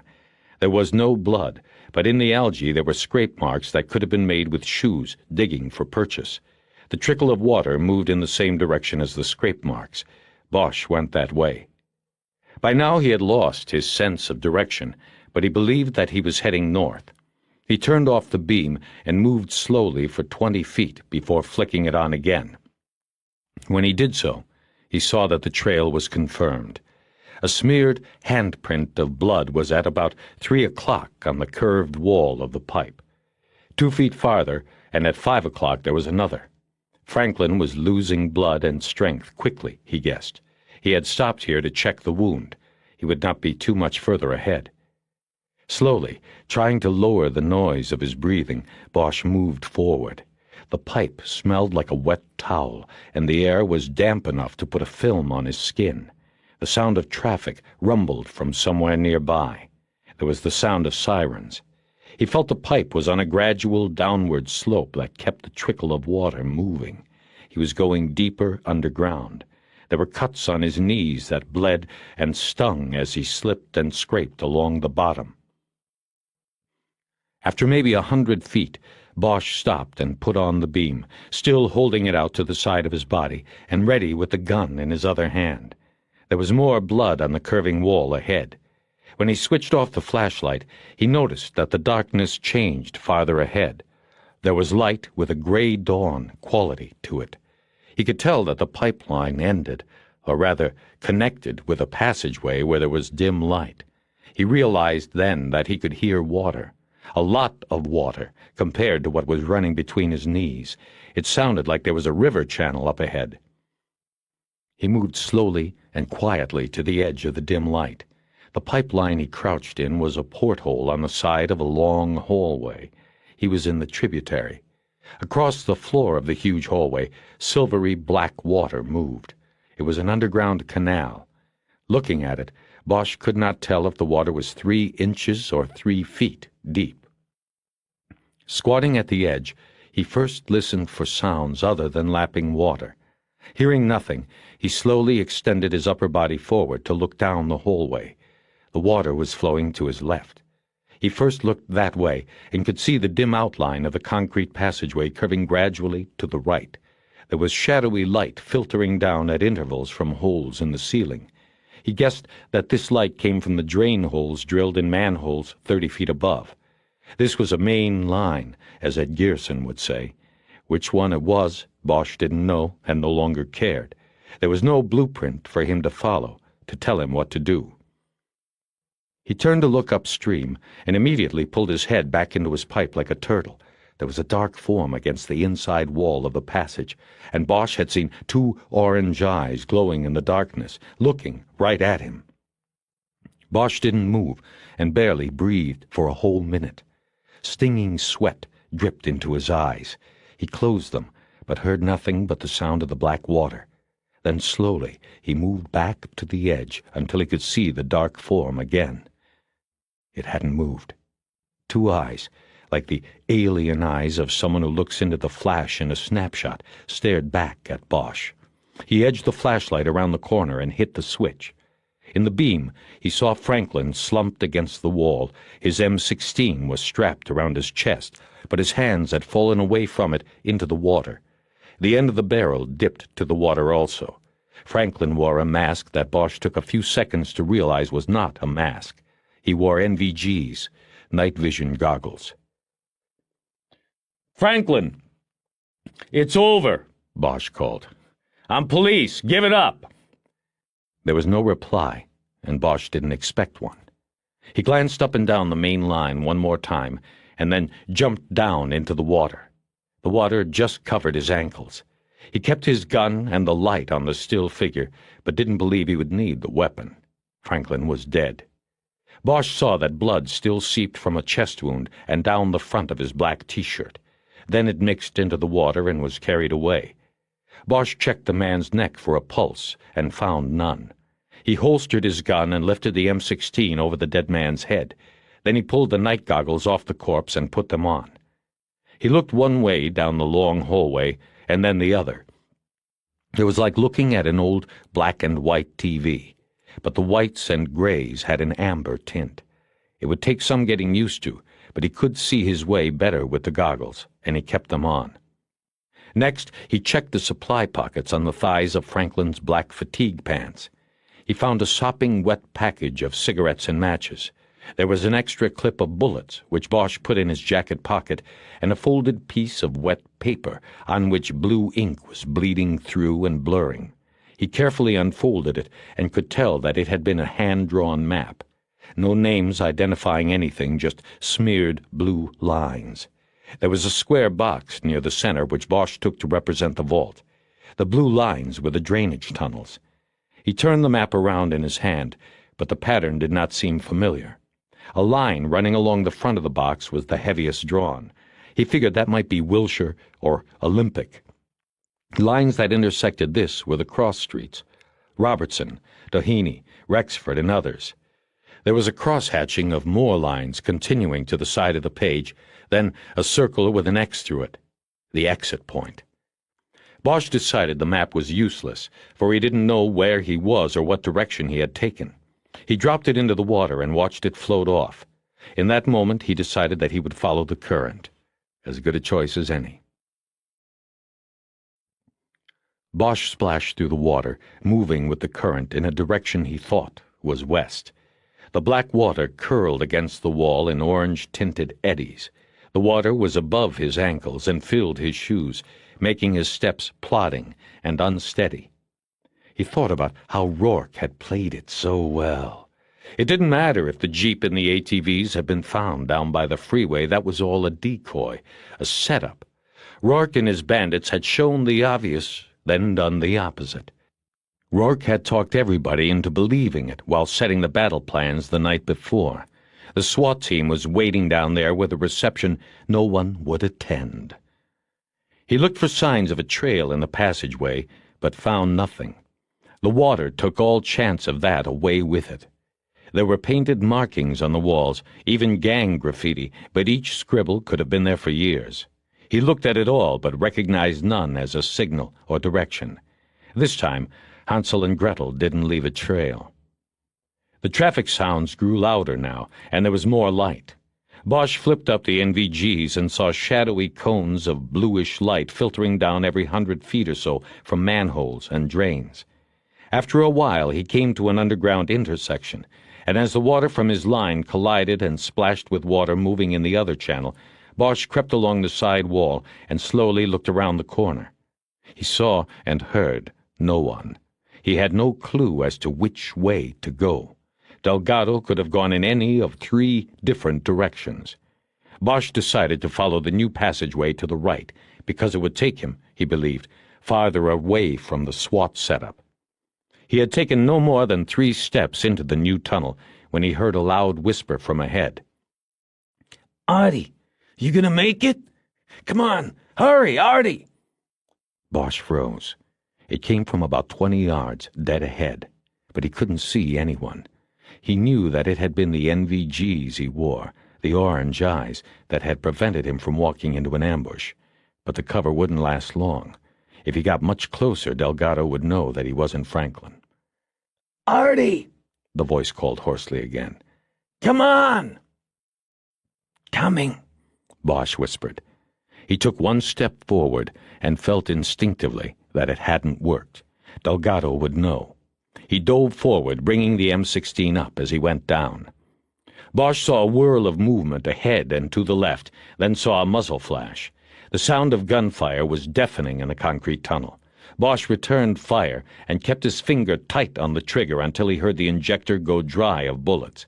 His ears were ringing, but he could tell that Delgado, or whoever was up there, had stopped also. Bosch heard him snap a new clip into his weapon, then running footsteps on a dry floor. Delgado was moving away in another passageway ahead. Harry jumped up and followed, pulling the empty clip out of his borrowed gun and replacing it with the backup as he went. In 25 yards, he came to a tributary pipeline. It was about 5 feet in diameter, and Bosch had to take a step up to move into it. There was black algae rimming the bottom, but no running water. Lying in the scum was the empty clip from an M16. Bosch had the right tunnel, but he no longer heard Delgado's footsteps. He began moving in the pipe, quickly. There was a slight incline, and in about 30 seconds he reached a lighted junction room 30 feet below a grated drain. On the other side of this room the pipeline continued. Bosch had no choice but to follow, this time with the pipe running on a gradual decline. He went another 50 yards before he could see that the line he was in emptied into a larger passage, a main line. He could hear water running up ahead. Bosch realized too late that he was moving too fast to stop. As he lost his footing and slid on the algae toward the opening, it became clear to him that he had followed Delgado into a trap. Bosch dug his heels into the black slime in a worthless effort to stop himself. Instead, he went feet first, arms flailing for balance, into the new passageway. It seemed odd to him, but he felt the bullet tear into his right shoulder before he heard the gunfire. It felt as though a hook on a rope had swung down from above, embedded in his right shoulder, and then yanked him backward off his feet and down. He let go of the gun and fell what seemed to him to be 100 feet. But of course it wasn't. The floor of the passageway, with its 2 inches of water, came up like a wall of water and hit him in the back of the head. The goggles flew off, and he watched, idly and detached, as sparks arced above him and bullets bit into the wall and ricocheted away. When he came to, it felt like he had been out for hours, but he quickly realized it was only a few seconds. The sound of the gunfire still echoed down the tunnel. He smelled cordite. He heard running steps again. Running away, he thought. He hoped. Bosch rolled in the darkness and water and spread his hands out to find the M16 and the goggles. He gave up after a while and tried to draw his own gun. The holster was empty. He sat up and pushed himself against the wall. He realized his right hand was numb.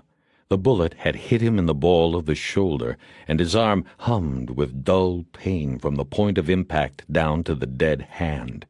He could feel blood running under his shirt and down his chest and arm.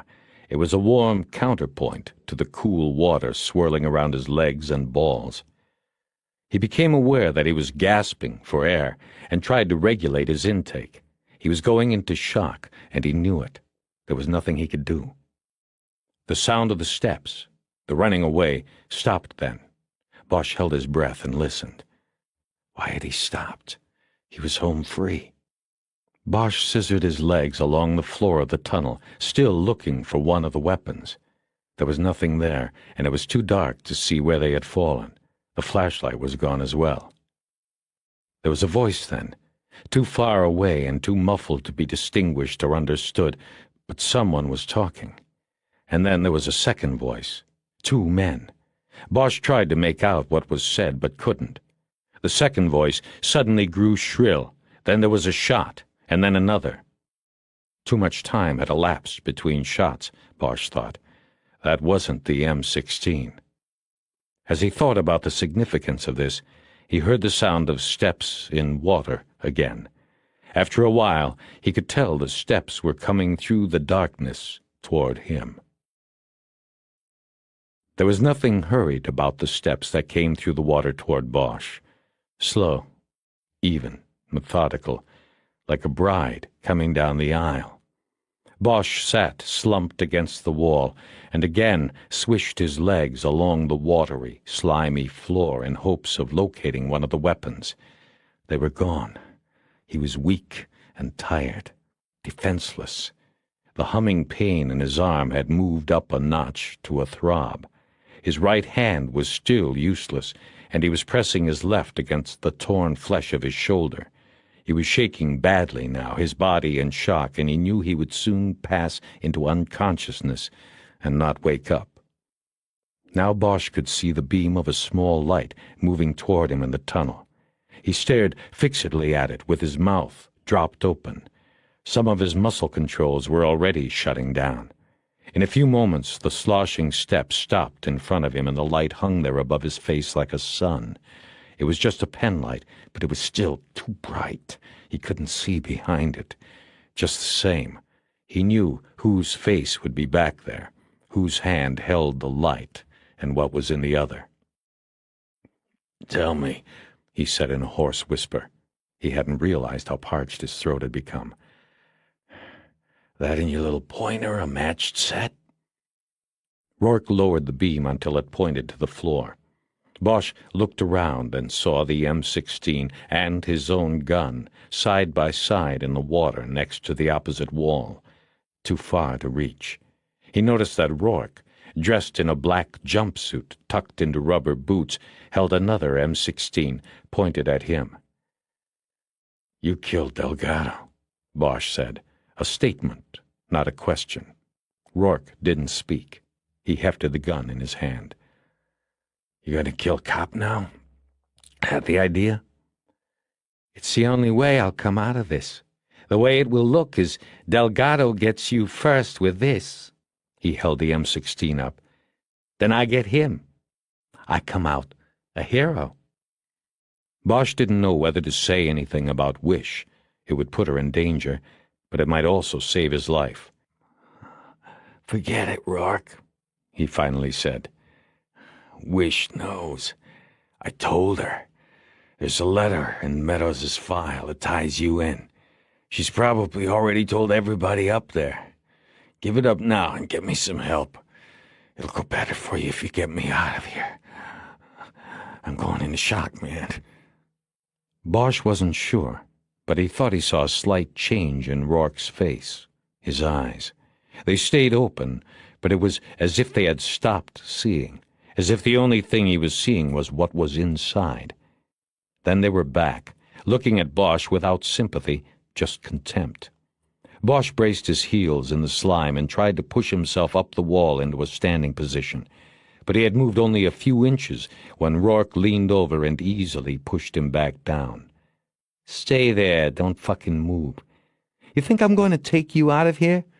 I figure you cost us 5, maybe 6 million from what Tran had in his box. Had to be that much. But I'll never know now. You fucked up the perfect crime. You aren't getting out of here." Bosch dropped his head until his chin was on his chest. His eyes were rolling up into their lids. He wanted to sleep now, but he was fighting it. He groaned but said nothing. "You are the only thing left to chance in the whole goddamn plan. And what happens? The one chance something will happen, it does. You're Murphy's fucking law, man, in the flesh. Bosch managed to look up at Rourke. It was a terrible struggle. After, his good arm fell away from the shoulder wound. There was no more strength left to hold it there. "What?" he managed to say. "What do you mean? Chance?" What I mean is coincidence. You getting the call out on Meadows. That wasn't part of the plan, Bosch. You believe that shit? I wonder what the odds are. I mean, Meadows is put in a pipe we knew he had crashed in before. We're hoping maybe he won't be found for a couple of days, and then maybe it takes 2-3 days for somebody to make the ID off the prints. Meantime, he gets written off as an OD, a no count. The guy's got a hype card in the files. Why not? But what happens? This kid reports the body right off the fucking bat. He shook his head, the persecuted man. And who gets the call? A dipshit dick who actually knew the fucking stiff and IDs him in about 2 seconds.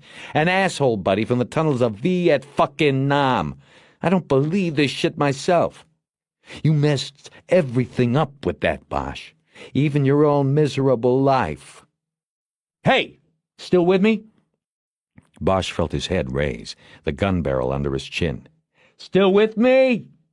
Rourke said again, and then he poked the barrel into Bosch's right shoulder.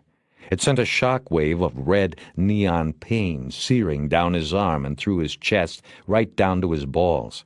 He groaned and gasped for air, then took a slow-motion swing with his left hand at the gun. It wasn't enough. He only got air. He swallowed back vomit and felt beads of sweat running through his damp hair. You don't look so good, buddy, Rourke said. I'm thinking maybe I won't have to do this after all. Maybe my man Delgado did it right with the first shot. The pain had brought Bosch back. It pulsed through him, leaving him alert, albeit temporarily. He could already feel himself fading. Rourke continued to lean over him, and he looked up and noticed the flaps hanging from the chest and waist of the FBI agent's jumpsuit. Pockets. He was wearing the jumpsuit inside out. Something clicked in Bosch's brain. He remembered Sharkey saying he saw an empty tool belt around the waist of the man who pulled the body into the pipe at the reservoir. That was Rourke. He wore the jumpsuit inside out that night, too, because it said FBI on the back. He didn't want to risk that would be seen. It was a bit of information that was useless now, but for some reason it pleased Bosch to be able to put it in place in the puzzle. What are you smiling at, dead man? Rourke asked. Fuck you. Rourke raised his foot and kicked at Bosch's shoulder, but Bosch was ready for it. He grabbed the heel with his left hand and pushed upward and out. Rourke's other foot gave way on the slick bed of algae and slipped out from under him. He went down on his back with a splash, but he didn't drop the gun as Bosch had hoped. That was it. That was all there was. Bosch made a half-hearted effort to grab the weapon, but Rourke easily peeled his fingers off the barrel and pushed him back against the wall. Bosch leaned to his side and vomited into the water. He felt a new flow of blood coming from his shoulder running down his arm.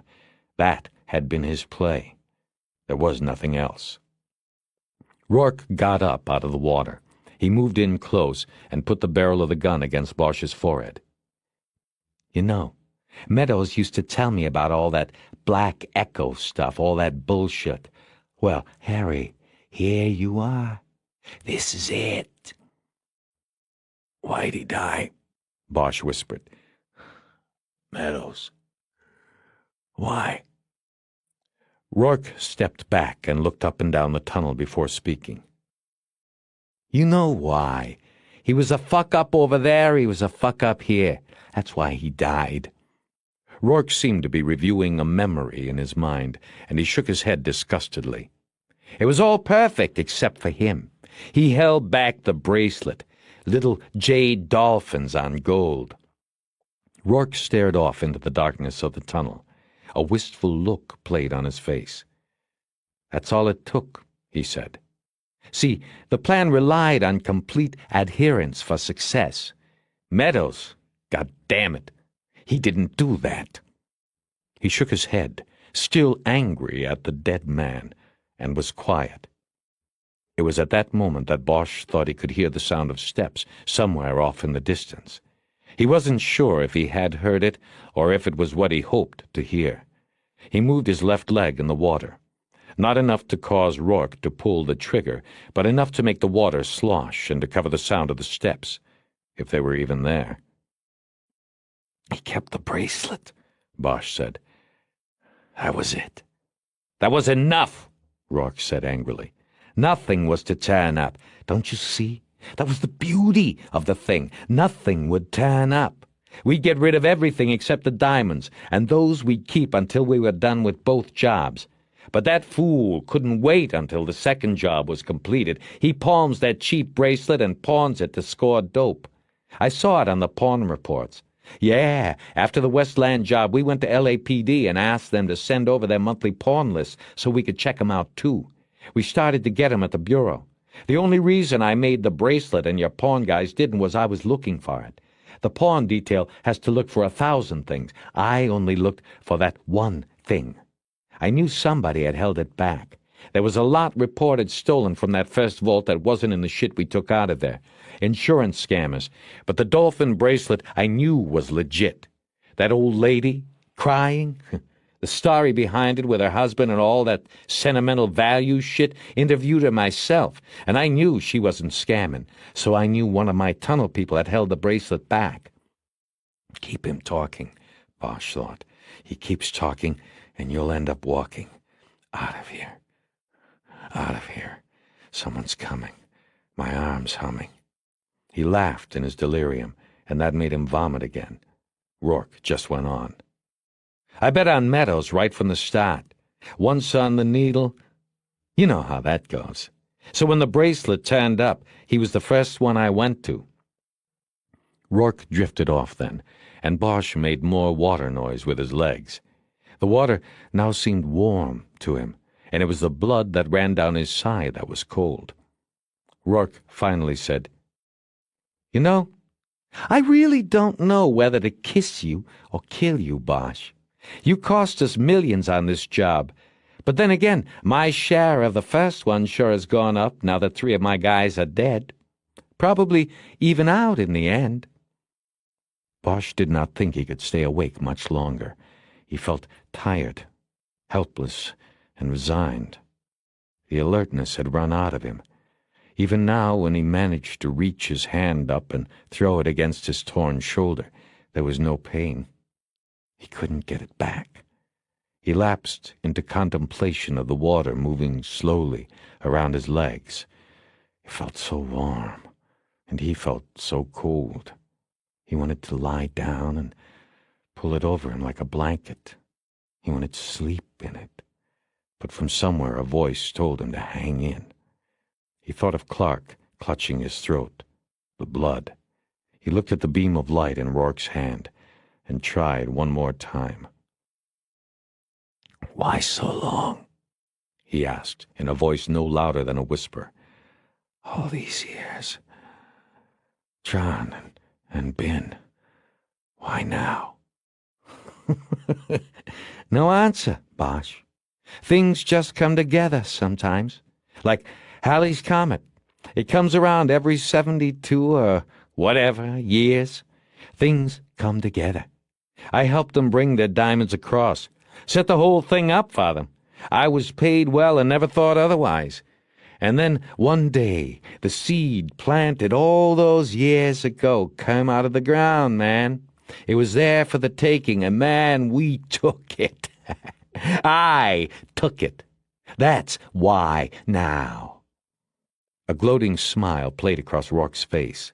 He brought the muzzle of the weapon back to a point in front of Bosch's face. All Bosch could do was watch. "I'm out of time, Bosch, and so are you." Rourke braced the gun with both hands and spread his feet to the width of his shoulders. At that final moment, Bosch closed his eyes. He cleared his mind of all thought but of the water, so warm, like a blanket. He heard 2 gunshots, echoing like thunder through the concrete tunnel. He fought to open his eyes and saw Rourke leaning against the other wall, both his hands up in the air. One held the M16, the other the penlight. The gun dropped and clattered into the water, then the penlight. It bobbed on the surface, its bulbs still on. It cast a swirling pattern on the roof and walls of the tunnel as it slowly moved away with the current. Rourke never said a word. He slowly sagged down the wall, staring off to his right, the direction Bosch thought the shots had come from, and leaving a smear of blood that followed him down. In the dimming light, Bosch could see surprise on his face, and then a look of resolve in his eyes. Pretty soon he sat like Bosch against the wall, the water moving around his legs, his dead eyes no longer staring at anything. Things went out of focus for Bosch then. He wanted to ask a question, but couldn't form the words. There was another light in the tunnel, and he thought he heard a voice, a woman's voice, telling him everything was okay. Then he thought he saw Eleanor Wish's face, floating in and out of focus, and then it sank away into inky blackness. That blackness was finally all he saw. Part 8. Sunday, May 27th. Bosch dreamed of the jungle. Meadows was there, and all the soldiers from Harry's photo album. They stood around the hole at the bottom of a leaf-covered trench. Above them, a gray mist clung to the top of the jungle canopy. The air was still and warm. Bosch took photographs of the other rats with his camera. Meadows was going into the ground, he said, out of the blue and into the black. He looked at Bosch through the camera and said, "Remember the promise, Hieronymus?" "Rhymes with anonymous," Bosch said. But before he could tell him not to go, Meadows promptly jumped feet first into the hole and disappeared. Bosch rushed to the edge and looked down but saw nothing, just darkness like ink.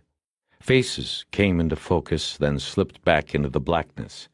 There was Meadows and Rourke and Lewis and Clark. From behind him, he heard a voice he recognized but couldn't place with a face. "Harry, come on, man. I need to talk to you." Then Bosch became aware of a deep pain in his shoulder, throbbing from elbow to neck. Someone was tapping his left hand, lightly patting it. He opened his eyes. It was Jerry Edgar. "Yeah, that's it," Edgar said. "I don't have much time. This guy on the door says they'll be here any time now. Plus, he's due to go off watch. I wanted to try to talk to you before the brass did. Would have been by yesterday, but this place was crawling with silk. Besides, I heard you were out most of the day, too delirious." Bosch just stared at him. "On these things," Edgar said, "I've always heard it's best to say you can't remember a thing. Let them put it whatever way they want. I mean, when you catch around, there's no way they can say you're lying about remembering. The mind shuts down, man, when there is traumatic insult to the body. I've read that." By now, Bosch realized he was in a hospital room, and he began to look about. He noticed 5 or 6 vases of flowers, and the room smelled putridly sweet. He also noticed he had restraining belts across his chest and waist. "You're at MLK, Harry. Doctors say you'll be all right. They'll still have some work to do on your arm, though." Edgar lowered his voice to a whisper. "I snuck in. Think the nurses have a change of shift or something. Cop on the door, he's over from Wilshire Patrol. Let me in 'cause he's selling, and he must have heard that's my gig. I told him I'd take his listing for 2 points if he gave me 5 minutes in here." Bosch still hadn't spoken. He wasn't sure he could. He felt like he was floating on a layer of air. He had trouble concentrating on Edgar's words. What did he mean about points? And why was he at Martin Luther King Drew Medical Center near Watts? Last he remembered, he had been in Beverly Hills, in the tunnel. UCLA Med Center or Cedars would have been closer. "Anyway," Edgar was saying, "I'm just trying to let you know what's going on as much as possible before the Silks get here and try to fuck you over. Rourke is dead. Lewis is dead. Clark is bad. He's on the machine, and I heard they were just keeping him going for parts. As soon as they line up people that need him, they'll pull the plug. How'd you like to end up with that asshole's heart or eyeball or something? Anyway, like I said, you should come out of this all right. Either way, with that arm, you can get your 80%, no questions asked. Line of duty. You're a made man. He smiled at Bosch, who just looked at him blankly. Harry's throat was dry and cracked when he finally tried to speak. MLK? It came out a little weak, but okay. Edgar poured a cup of water from a pitcher on the bedside table and handed it to him. Bosch unbuckled the restraints, sat himself up to drink it, and immediately felt a wave of nausea hit him. Edgar didn't notice. It's a gun and knife club, man. This is where they take the gangbangers after the drive-bys. No better place to go with a gunshot in the county. Leastwise, those yuppie doctors over at UCLA. They train military doctors here, so they'll be ready for war casualties. They brought you in on a chopper. What time is it? It's a little after 7 Sunday morning. You lost the day. Then Bosch remembered Eleanor. Was she the one in the tunnel at the end? What had happened? Edgar seemed to read him. Everybody had been doing that lately. Your lady partner is fine. She and you are in the spotlight, man. Heroes. Heroes.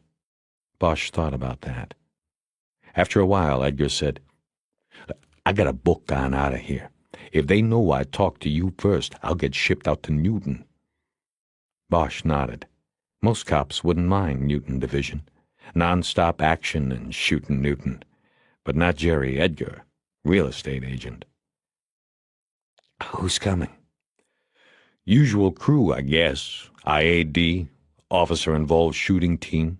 The FBI's in on the act. Bev Hills, too. I think everybody's still figuring out what the fuck happened down there. And they only got you and Wish to tell them. They probably want to make sure you two have the same story. That's why I'm saying, tell them you don't remember Dick.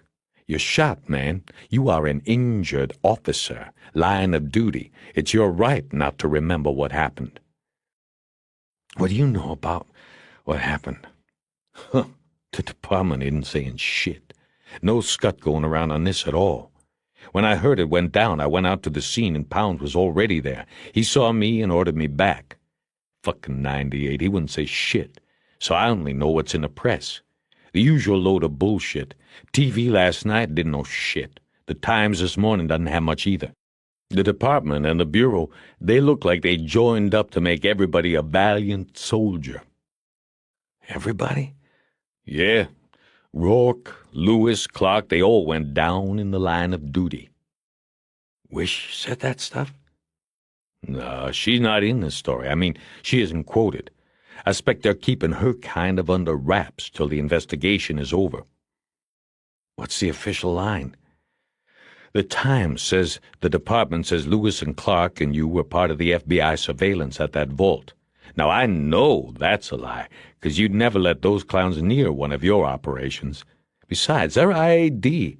I think the Times knows something about it stinks, too. That Bremer guy you know was calling me yesterday, seeing what I heard, but I didn't talk. My name gets in the paper on this, and I'll get worse than Newton, if there is such a place. Yeah, Bosch said. He looked away from his old partner and became immediately depressed. It seemed to make his arm throb all the harder. Look, Harry, Edgar said after half a minute. I better get out of here.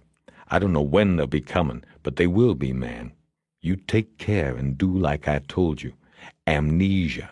Then take the 80% line of duty disability and fuck 'em. Edgar pointed a finger to his temple and nodded his head. Harry nodded absently, and then Edgar left. Bosch could see a uniformed officer sitting on a chair outside the door. After a while, Bosch picked up the phone that was attached to the railing alongside his bed. He couldn't get a dial tone, so he pushed the nurse call button, and a few minutes later a nurse came in and told him the phone was shut off, as per LAPD orders. He asked for a newspaper, and she shook her head. Same thing. He became even more depressed. He knew that both LAPD and the FBI faced huge public relations problems with what had happened, but he couldn't see how it could be covered up. Too many agencies, too many people. They could never keep a lid on it. Could they be stupid enough to try? He loosened the strap across his chest and tried to sit all the way up. It made him dizzy, and his arms screamed to be left alone. He felt nausea overtake him and reached for a stainless steel pan on the bed table. The feeling subsided, but it jogged loose a memory of being in the tunnel with Rourke the morning before.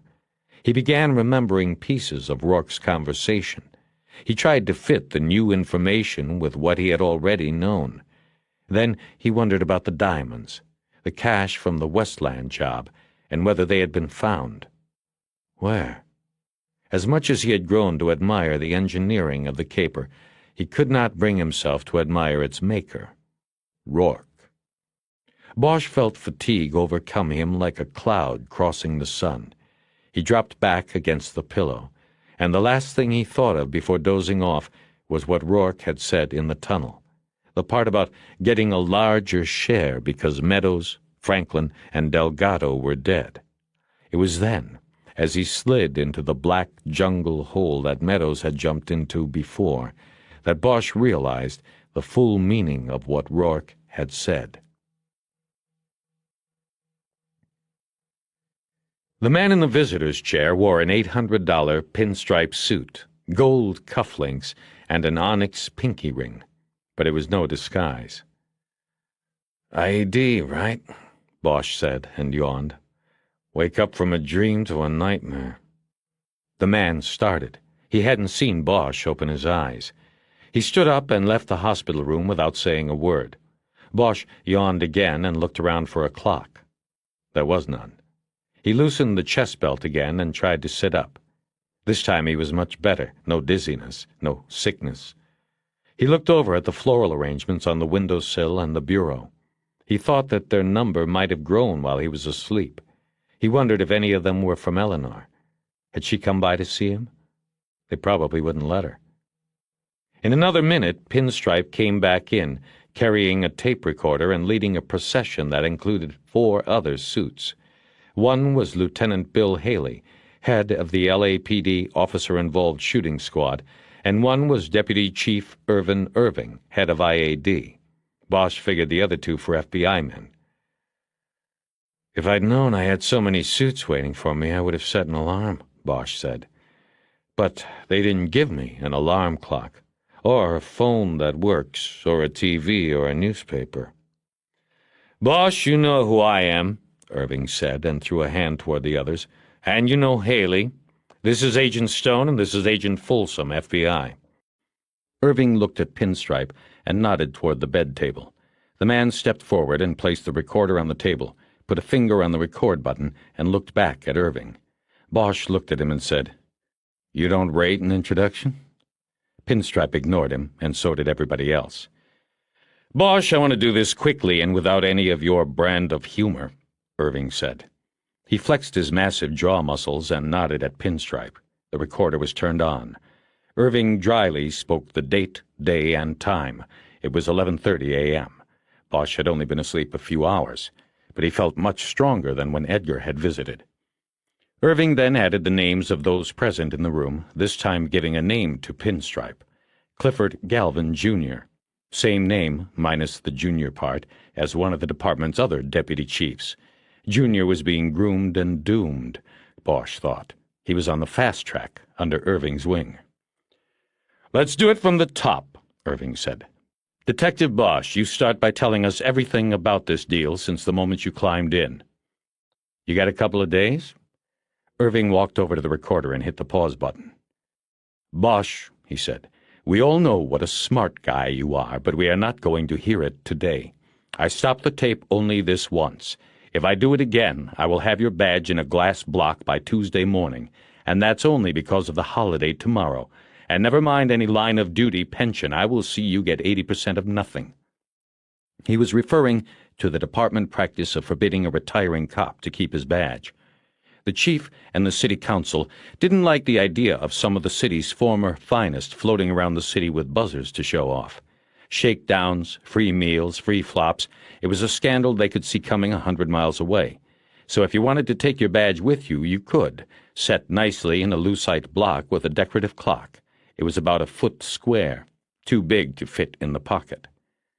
Irving nodded, and Junior pushed the button again. Bosch told it like it had been, leaving out nothing and stopping only when Junior needed to turn the tape over.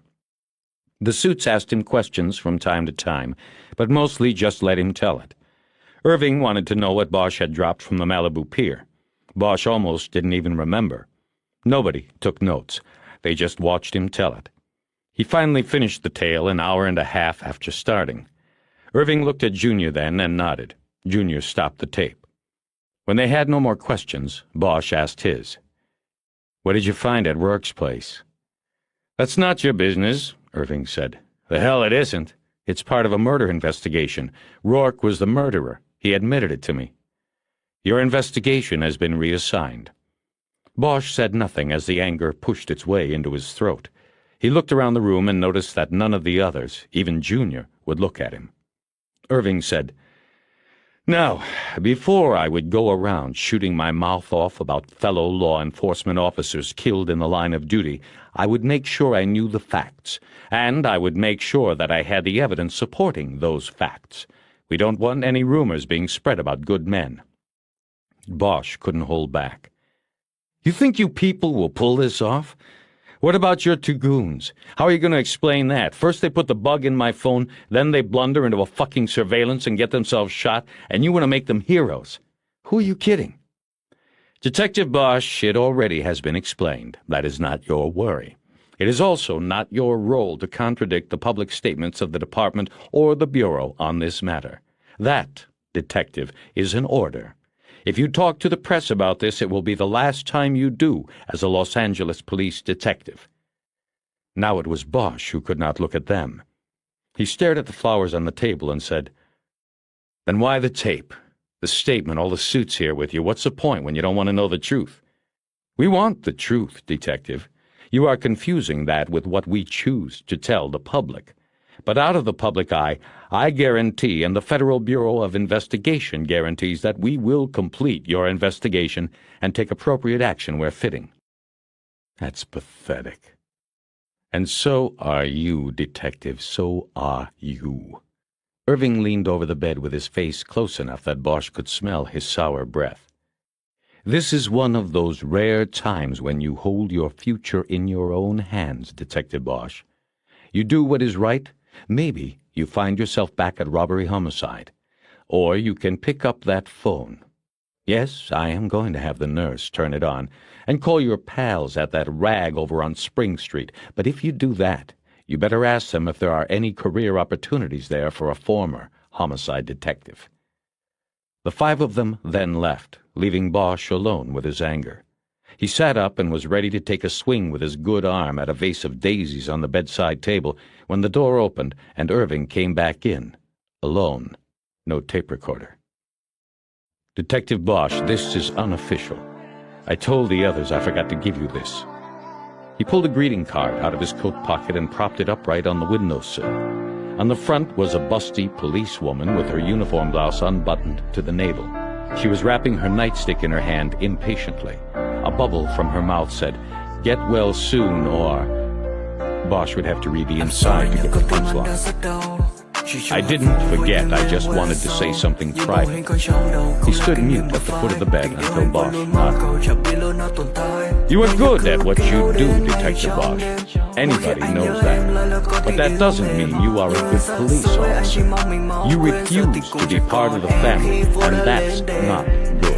And meantime, you see, I have this department to protect. To me, that's the most important job in the world.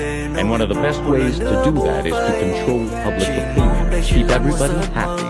So if it means putting out a couple of nice press releases and putting on a couple of big funerals with the mayor and the TV cameras and all the brass there, that's what we are going to do. The protection of the department is more important than the fact that two dumb cops made a mistake. Same goes for the Federal Bureau of Investigation. They will grind you up before they publicly flog themselves with Rourke. So what I am telling you is that Rule 1 is you have to go along to get along." That's bullshitting, you know it. No, I do not know. Deep down, neither do you. Let me ask you something. Why is it, you think, that Lewis and Clark were pulled back on the investigation of the dollmaker shooting? Who do you think reined them in? When Bosch didn't say anything, Irving nodded. You see, we had to make a decision. Would it be better to see one of our detectives dragged through the papers and brought up on criminal charges, or for him to be quietly demoted and transferred? He let that hang there a few seconds before continuing. Another thing. Lewis and Clark came to me last week with the story about what you did to them, cuffing them to that tree. Very brutal that was. But they were as happy as a couple of high school cheerleaders after an evening with the football team. They had you by the balls And were ready to put the paper in right then. They had me, but I had them. No, that's what I'm telling you. They came to me with this story about the bug in the phone, what you told them. But the thing is, they didn't drop the bug in your phone like you thought. I checked it out. That is what I am telling you. They had you. Then who? Bosch stopped right there. He knew the answer. I told them to hold back a few days, to watch, see what happened. Something was going on. Those two men were always hard to bridle when it came to you. They overstepped when they decided to stop that fellow Avery and then told him to take them back to the vault. They paid the price. What about the FBI? What do they say about the bug? I don't know, and I'm not asking. If I did, they would say, "What bug?" You know that. Bosch nodded and was immediately tired of the man. A thought was pushing into his head that he didn't want to allow in. He looked away from Irving to the window. Irving told him once more to think of the department before he did anything, then walked out. When he was sure Irving had made his way down the hall, Bosch lashed out with his left arm and sent the vase of daisies tumbling into the corner of the room. The vase was plastic and didn't break. The damage was just spilled water and flowers. Galvin Jr.'s ferret face momentarily poked in and then out of the room. He said nothing, but it tipped Bosch that the IAD man was posted outside in the hall. Was that for his protection, or for the department's? Bosch didn't know. He didn't know anything anymore. Bosch pushed away an untouched tray containing an institutional meal of turkey loaf with flour gravy, corn, yams, a hard roll that was supposed to be soft, and strawberry shortcake with flat whipped cream. You eat that, you might never get out of here. He looked up. It was Eleanor. She stood in the open door, smiling. He smiled back. He couldn't help himself. I know. How are you, Harry? Okay. I'll be okay. Might not be able to do chin-ups anymore, but I'll survive with that. How are you, Eleanor? I'm fine, she said, and her smile just slayed him. They put you through the Vegematic today? Oh, yeah. Sliced and diced. The best and the brightest of my fine department. A couple of your pals, too. Had me on the ropes all morning. There's a chair on this side. She circled the bed, but continued standing next to the chair. She looked around, and a slight frown creased her brow, as if she knew this room and therefore knew something wasn't right. They got me, too, last night. They wouldn't let me come see you till they were through with you. Orders. Didn't want us going together on the story. But I guess our stories came out all right. At least they didn't pull me back in after they talked to you today. Told me that was it. They find the diamonds? Not that I've heard, but they aren't telling me much anymore. They've got 2 crews working it today, but I'm out of it. I'm on a desk till it cools off and the shooting team finishes up. They're still probably at Rourke's place looking. What about Trown and Bin? They cooperate? No, they aren't saying word one. I know that from a friend who was on the interrogation. They don't know anything about any diamonds. Probably got their own people together in a posse. They'll be out on the treasure hunt, too. Where do you think the treasure is? I don't have any idea. This whole thing, Harry, it's kind of thrown me. I don't know what I think about things anymore. That included what she thought about him, he knew. He didn't say anything, and after a while the silence became uneasy. What happened, Eleanor? Irving told me Lewis and Clark intercepted Avery, but that's all I know. I don't understand. They watched us watch the vault all night. They must have gotten it into their heads that we were lookouts. If you start with the assumption that you were a bad cop, like they did, then you might come to the same conclusion. So when they see you turn Avery away and send the 2 uniforms home, they figure they know your game. They grab Avery at Darling's, and he tells them about your visit the day before and all the alarms this week, and then he lets it slip that you didn't want him to open the vault. And they said, "You mean you can open the vault?" And the next thing is they're sneaking down the alley. Yeah, they had an idea about being heroes, catching the bad cops and the robbers all at once. Nice plan, until the payoff. Poor dumb jerks. Poor dumb jerks. The silence came back then, and Eleanor didn't wait for it to settle. Well, I just wanted to see how you were doing. He nodded. And to tell you, Here it is, he thought, the kiss goodbye. I decided to quit. I'm going to leave the bureau. What will you do? I don't know. But I'm going to leave here, Harry. I have some money, so I'll travel a while and then see what I want to do.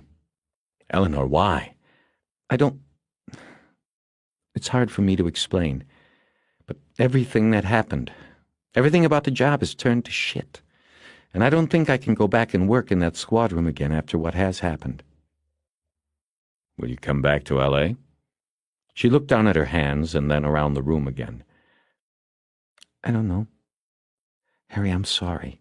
It seemed like... I don't know, I'm very confused about things right now. What things? I don't know. Us? What's happened? Everything? Silence filled the room again, and it seemed so loud that Bosch hoped the nurse or even Galvin Jr. would stick a head in to see if everything was all right. He needed a cigarette badly. He realized it was the first time today that he had thought about smoking. Eleanor looked down at her feet now, and he looked over at his untouched food. He picked up the roll and started to toss it up and down in his hand like a baseball.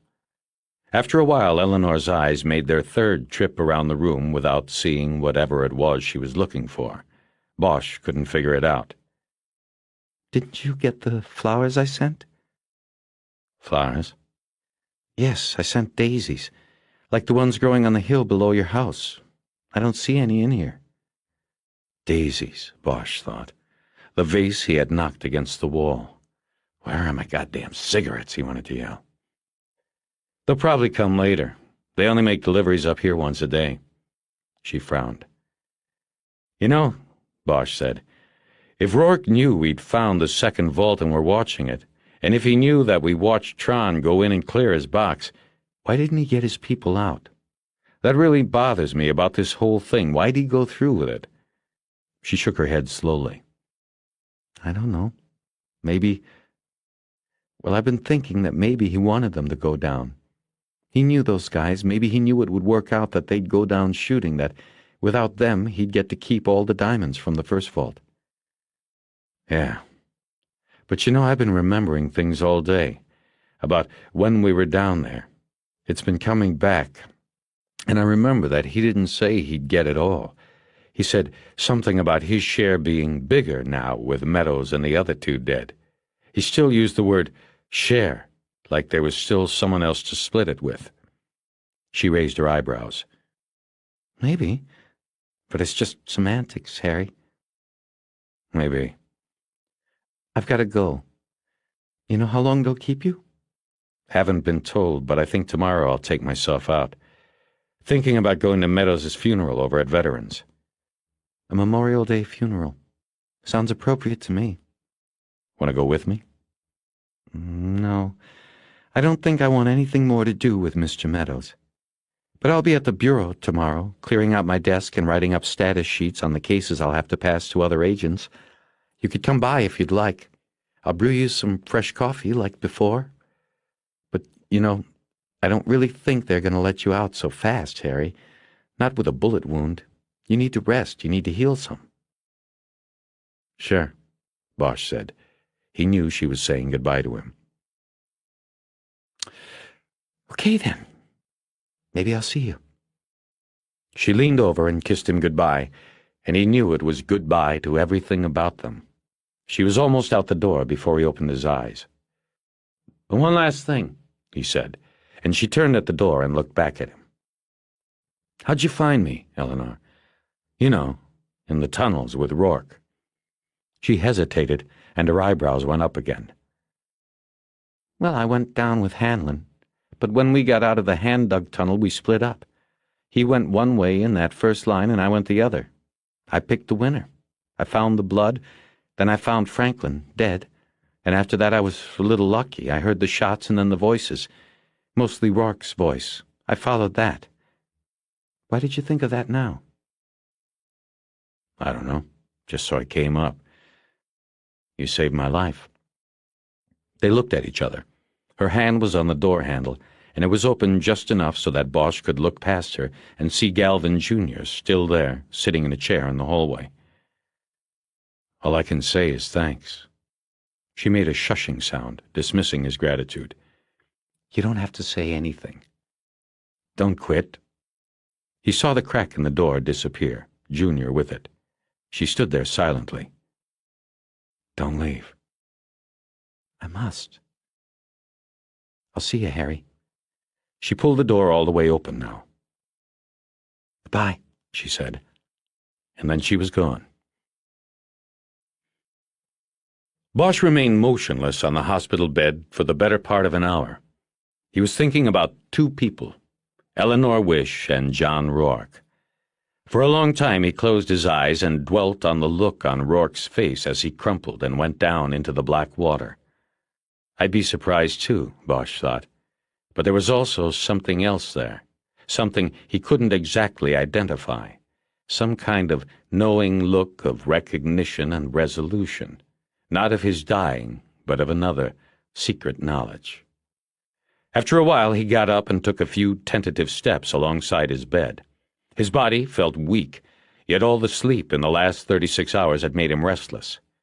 After he got his bearings and his shoulder made a slightly painful adjustment to gravity, he began to pace back and forth alongside the bed. He was wearing pale green hospital pajamas, not one of the opened-back smocks that he would have found humiliating. He padded around the room in bare feet, stopping to read the cards that had come with the flowers. The Protective League had sent one of the vases.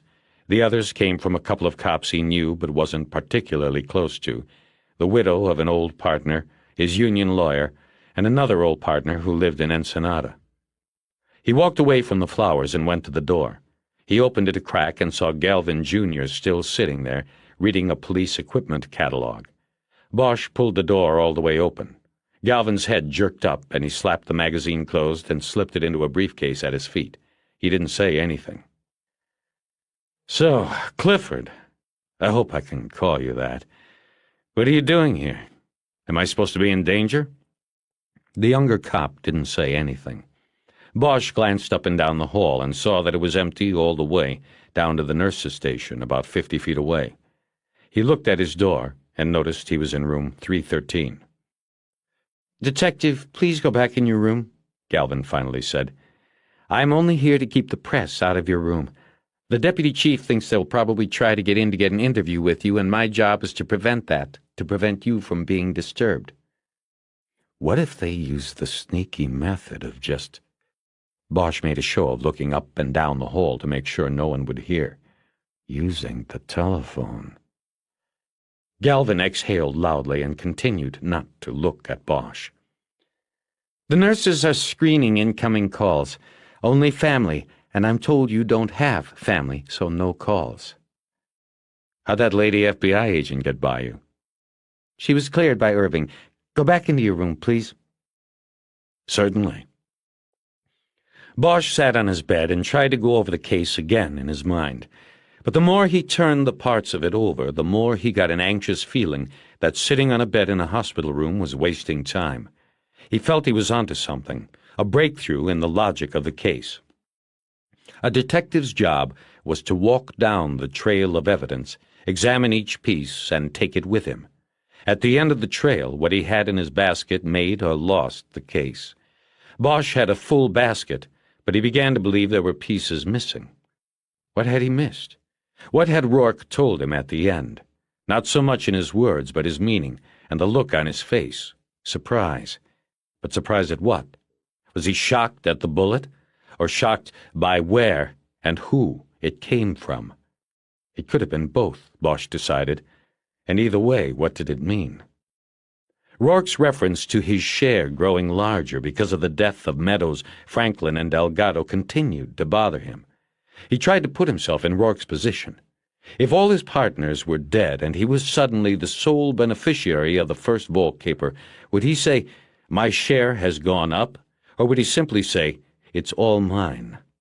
Bosch's gut feeling was he would say the latter, unless there was still someone else sharing in the pot. He decided he had to do something. He had to get out of this room. He was not under house arrest, but he knew that if he left, Galvin was there to follow and report to Irving. He checked the phone and found that it had been turned on as Irving promised. No calls in, but Harry could call out. He got up and checked the closet. His clothes were there, what was left of them. Shoes, socks, and pants. That was it. The pants had abrasion marks on the knees, but had been cleaned and pressed by the hospital. His sports coat and shirt had probably been taken off with scissors in the ER, and either thrown away or put in an evidence bag. He grabbed all the clothing and got dressed, tucking his pajama top into his pants when he was done. He looked cloddish, but it would do until he got some clothes on the outside. The pain in his shoulder was least when he held his arm up in front of his chest, so he began to put his belt around his shoulders to use it as a sling, but deciding that would make him too noticeable going out of the hospital, he put the belt back through the loops of his pants. He checked the drawer of the nightstand and found his wallet and badge, but no gun. When he was ready, he picked up the phone on the bedside table, dialed the operator, and asked for the third-floor nursing station. A woman's voice said, "Hello," and Bosch identified himself as Deputy Chief Irvin Irving. "Can you get Detective Galvin, my man on the chair down the hall, to come to the phone? I need to speak with him." Bosch put the phone down on the bed and walked softly to the door. He opened it just wide enough to see Galvin sitting on the chair reading the catalog again. Bosch heard the nurse's voice calling him to the phone, and Galvin got up. Bosch waited about 10 seconds before looking down the hall. Galvin was still walking toward the nurse's station. Bosch stepped out of the room and began walking quietly the opposite way. After 10 yards, there was an intersection of hallways, and Bosch took a left. He came to an elevator with a sign above it that said, "Hospital personnel only," and he punched the button. When it came, it was a stainless steel and fake wood grain affair with another set of doors at the back, big enough for at least 2 beds to be wheeled in. He pushed the first-floor button, and the door closed. His treatment for the bullet wound had ended. The elevator dropped Bosch off in the emergency room. He walked through and out into the night. On the way to Hollywood Station in a cab, he had the driver stop at his bank, where he got money out of an ATM, and then at a Save-On drugstore, where he bought a cheap sports shirt, a carton of cigarettes, a lighter, since he couldn't handle matches, and some cotton, fresh bandages, and a sling. The sling was navy blue. It would be perfect for a funeral. He paid the cab driver at the station on Wilcox and went in through the front door, where he knew there was less chance that he would be recognized or spoken to. There was a rookie he didn't know on the front desk with the same pimple-faced explorer scout who had brought the pizza to Sharkey. Bosch held up his badge and passed by without saying a word. The detective bureau was dark and deserted, as it was on most Sunday nights, even in Hollywood. Bosch had a desk light clamped to his spot at the homicide table. He turned it on, rather than using the bureau's ceiling lights, which might draw curious patrol officers down the hall from the watch commander's office. Harry didn't feel like answering questions, even the well-meaning ones from the uniformed troops. He first went to the back of the room and started a pot of coffee. Then he went into one of the interview rooms to change into his new shirt. His shoulders sent arrows of searing pain through his chest and down his arm as he pulled the hospital shirt off. He sat down in one of the chairs and examined the bandage for signs of a blood leak. There was none. Carefully, and much less painfully, he slipped the new shirt on. It was extra large. There was a small drawing of a mountain, sun, and seascape on the left breast, and the words, City of Angels. Bosch covered that when he put on the sling and adjusted it so that it held his arm tightly against his chest. The coffee was ready when he was finished changing. He carried a steaming cup to the homicide table, lit a cigarette, and pulled the murder book and other files on the Meadows case out of a file drawer. He looked at the pile and didn't know where to start, or what he was looking for. He began reading through it all, hoping something would hit him as being wrong. He was looking for anything, a new name, a discrepancy in somebody's statement, something that had been discarded earlier as unimportant, but would look different to him now. He quickly scanned his own reports because most of the information he could still recall. Then he reread Meadows's military file. It was the slimmer version, the FBI handout. He had no idea what had happened to the more detailed records he had received from St. Louis and had left in the car when he went running toward the vault the morning before. He realized then that he had no idea where that car was, either. Bosch drew a blank on the military file. While he was looking down at the miscellaneous paperwork in the back of the binder, the ceiling lights came on and an old beat cop named Peterson came in. He was heading toward one of the typewriters with an arrest report in his hand and didn't notice Bosch until he had sat down. He looked around when he smelled the cigarettes and coffee and saw the detective with the sling. "Harry, how goes it? They let you out quick.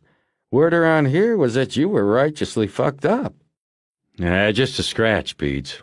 You get it worse from the fingernails of the he-she's you pull in every Saturday night. At least with a bullet, you don't have to worry about the AIDS shit. You're telling me. Peterson instinctively massaged his neck, where he still had scars from scratches inflicted by a transvestite hooker infected with the HIV virus. The old beat cop had sweated out 2 years of testing every 3 months, but didn't get the virus.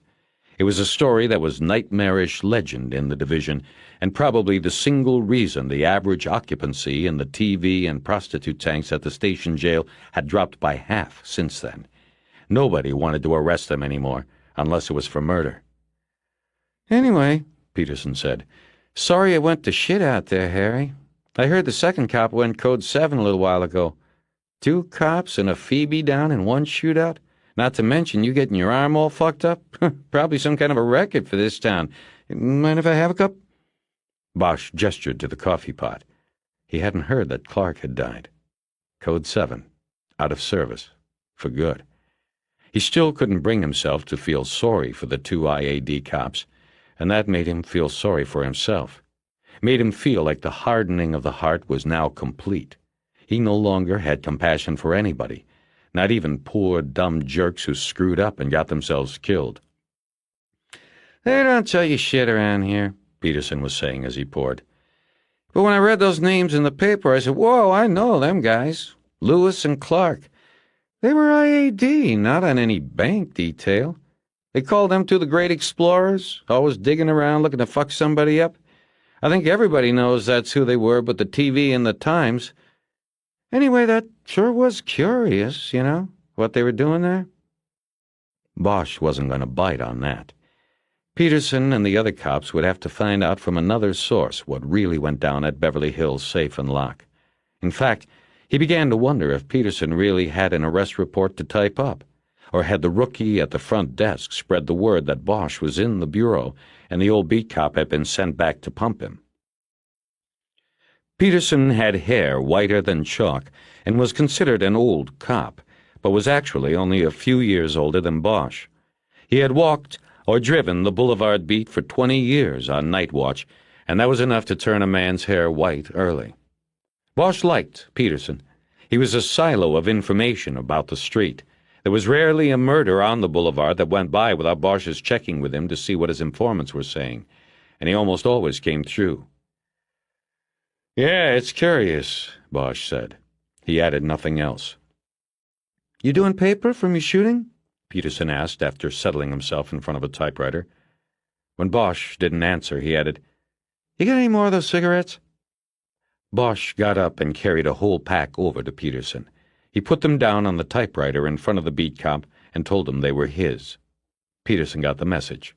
Nothing personal, but Bosch wasn't going to talk about the shootout, especially about what a couple of IAD cops were doing there. Peterson got to work on the typewriter after that, and Bosch went back to his murder book. He finished reading through it without a single 40-watt bulb lighting up in his head. He sat there with the typewriter clacking in the background and smoked and tried to think of what else there was to do. There was nothing. He was at the wall. He decided to call his home and check the tape machine. He picked up his phone, then thought better of using it and hung up. On the off chance his desk phone wasn't a private line, he walked around to Jerry Edgar's spot at the table and used his line. He got his answering machine, punched in a code, and listened as it played a dozen messages. The first 9 were from cops and some old friends wishing him a speedy recovery. The last 3, the most recent messages, were from the doctor who had been treating him, Irving, and Pounds. Mr. Bosch, this is Dr. McKenna. I consider it very unwise and unsafe for you to have left the hospital environment. You are risking further damage to your body. If you get this message, would you please return to the hospital? We are holding the bed. I can no longer treat you or consider you my patient if you do not return. Please. Thank you. Irving and Pounds were not as worried about Bosch's health.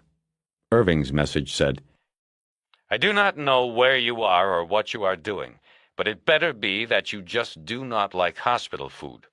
Think about what I told you, Detective Bosch. Do not make a mistake we will both be sorry for. Irving hadn't bothered to identify himself, but didn't have to. Neither did Pounds. His message was the last. It was the chorus. Bosch, call me at home as soon as you get this. I have received word that you left the hospital and we need to talk. Bosch, you are not, repeat, not to continue any line of investigation relating to the shootings on Saturday. Call me. Bosch hung up. He wasn't going to call any of them. Not yet. While sitting at Edgar's spot, he noticed a scratch pad on the table on which the name Veronica Neese was written. Sharky's mother. There was also a phone number. Edgar must have called her to notify her about her son's death. Bosch thought of her answering the call, expecting it to be another one of her jerk-off customers, and instead it was Jerry Edgar calling to say her son was dead. His thought of the boy reminded Bosch of the interview. He had not had the tape transcribed yet. He decided to listen to it and went back to his place at the table. He pulled his tape recorder out of a drawer. The tape was gone. He remembered he had given it to Eleanor. He went to the supply closet, trying to calculate whether the interview would still be on the backup tape. The backup automatically rewound when it reached its end and then started taping over itself. Depending on how often the taping system in the interview room had been used since Tuesday's session with Sharky, the Q&A with the boy might still be intact on the backup tape. Bosch popped the cassette out of the recorder and brought it back to his table. He put it in his own portable, put on a set of earphones, and rewound the tape to its beginning. He reviewed it by playing it for a few seconds until he could tell whether it was his voice or Sharky's or Eleanor's, and then fast-forwarding for about 10 seconds. He repeated this process for several minutes before he finally hit the Sharky interview in the last half of the tape. Once he found it, he rewound the tape a bit so he could hear the interview from the start. He rewound too far and ended up listening to half a minute of another interview concluding. Then he heard Sharky's voice addressing Eleanor. What are you looking at? I don't know. I was wondering if you knew me. You seemed familiar. I didn't realize I was staring. What? Why should I know you? I never did no federal shit, man. I don't know. Never mind. You looked familiar to me, that's all. I was wondering if you recognized me. Why don't we wait until Detective Bosch comes in? Yeah, okay. Cool. There was silence on the tape then. Listening to it, Bosch was confused. Then he realized that what he had just heard had been said before he went into the interview room. What had she been doing? The silence on the tape ended, and Bosch heard his own voice. Sharky, we're going to tape this because it might help us later to go over it. Like I said, you are not a suspect, so...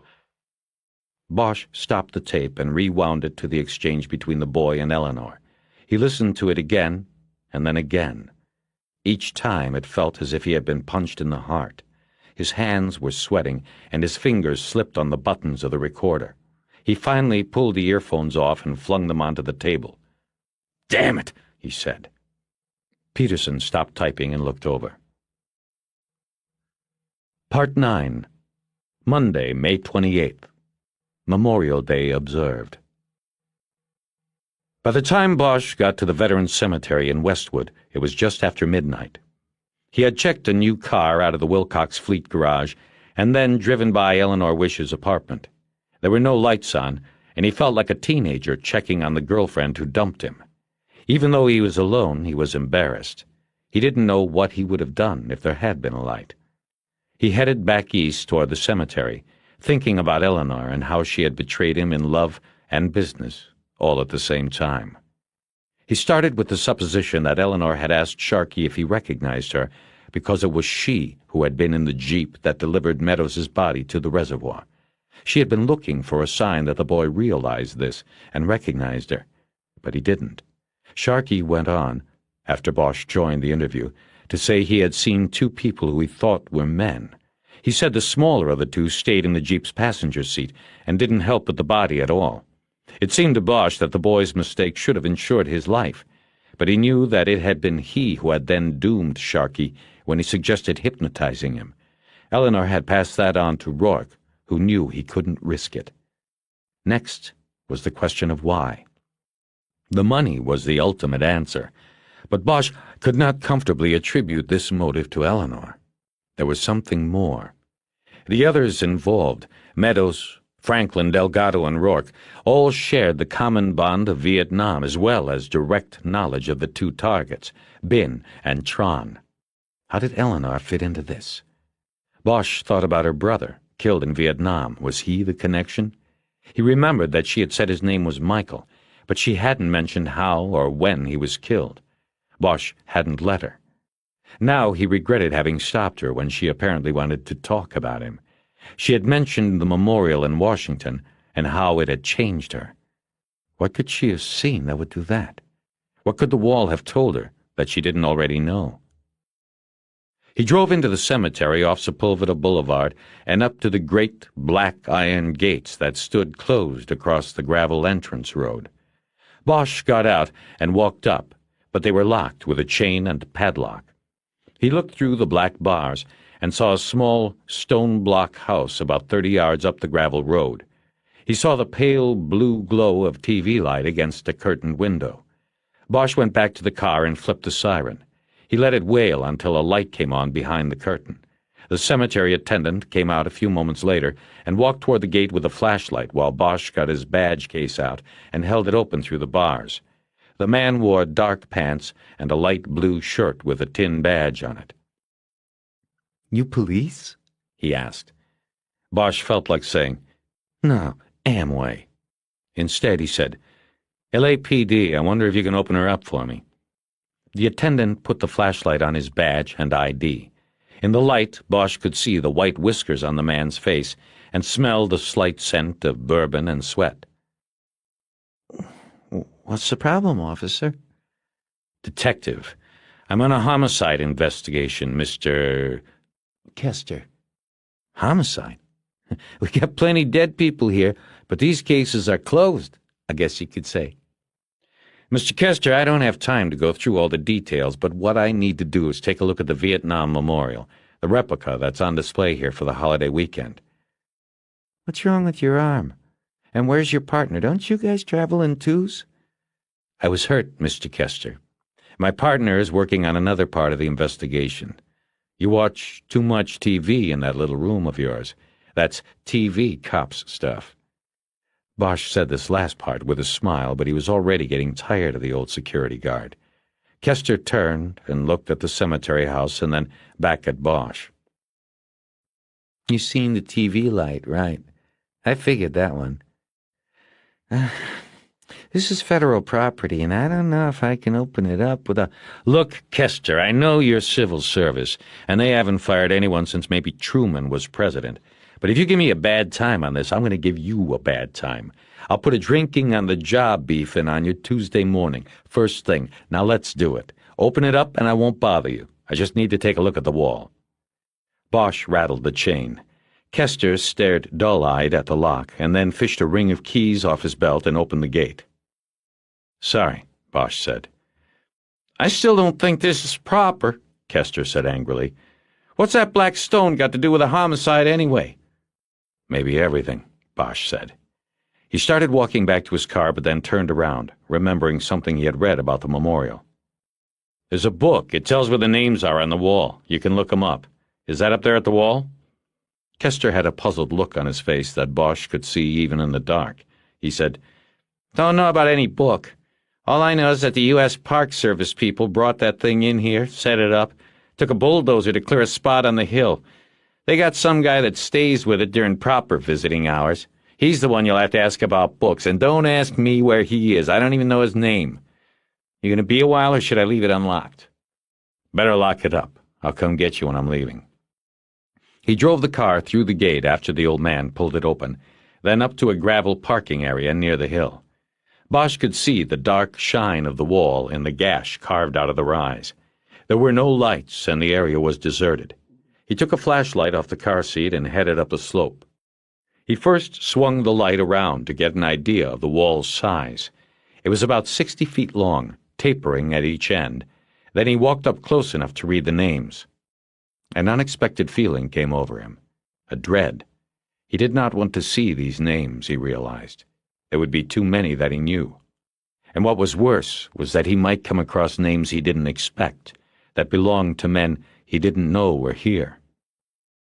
He swept the beam around and saw a wooden lectern, its top canted and ledged to hold a book, like a church Bible stand. But when he walked over, he found nothing on the stand. The Park Service people must have taken the directory with them for safekeeping. Bosch turned and looked back at the wall, its far end tapering off in the darkness. He checked his cigarettes and saw he had nearly a whole pack. He admitted to himself that he had expected it would be this way. He would have to read every name. He knew it before he came. He lit a cigarette and put the beam on the first panel of the wall. It was 4 hours before he saw a name he recognized. It wasn't Michael Scarletti. It was Darius Coleman, a boy Bosch had known from 1st Infantry. Coleman was the first guy Bosch had known, really known, to get blown away. Everybody had called him Cake. He had a knife-cut tattoo on his forearm that said Cake, and he was killed by friendly fire when a 22-year-old lieutenant called in the wrong chart coordinates for an airstrike in the Triangle. Bosch reached to the wall and ran his fingers along the letters in the dead soldier's name. He had seen people do that on TV and in movies. He pictured Cake, with a reefer tucked behind his ear, sitting on his pack and eating chocolate cake out of a can. He was always trading for everybody's cake. The reefer made him crave the chocolate. Harry moved on to other names after that, stopping only to light cigarettes until he had none left. In nearly 4 more hours he had come across 36 more names belonging to soldiers he had known and knew were dead. There were no surprise names, and so his fear in that regard was unfounded. But despair came from something else. A small picture of a man in uniform was wedged into the thin crack between the false marble panels of the memorial. The man offered his full, proud smile to the world. Now he was a name on the wall. Bosch held the photo in his hand and turned it over. It said, "George, we miss your smile. All our love, Mom and Terry." Bosch carefully put the photo back into the crack, feeling like an intruder on something very private. He thought about George, a man he never knew, and grew sad for no reason he could explain to himself. After a while he moved on. At the end, after 58,132 names, there was one he had not seen. Michael Scarletti. It was what he had expected. Bosch looked up at the sky. It was turning orange in the east, and he could feel a slight breeze coming out of the northwest. To the south, the Federal Building loomed above the cemetery tree line like a giant, dark tombstone. Bosch was lost. He didn't know why he was here, or whether what he had found meant a damned thing. Was Michael Scarletti still alive? Had he ever existed? What Eleanor had said about her trip to the memorial had seemed so real and true. How could any of this make sense? The beam of the flashlight was weak and dying. He turned it off. Bosch napped a couple of hours in his car at the cemetery.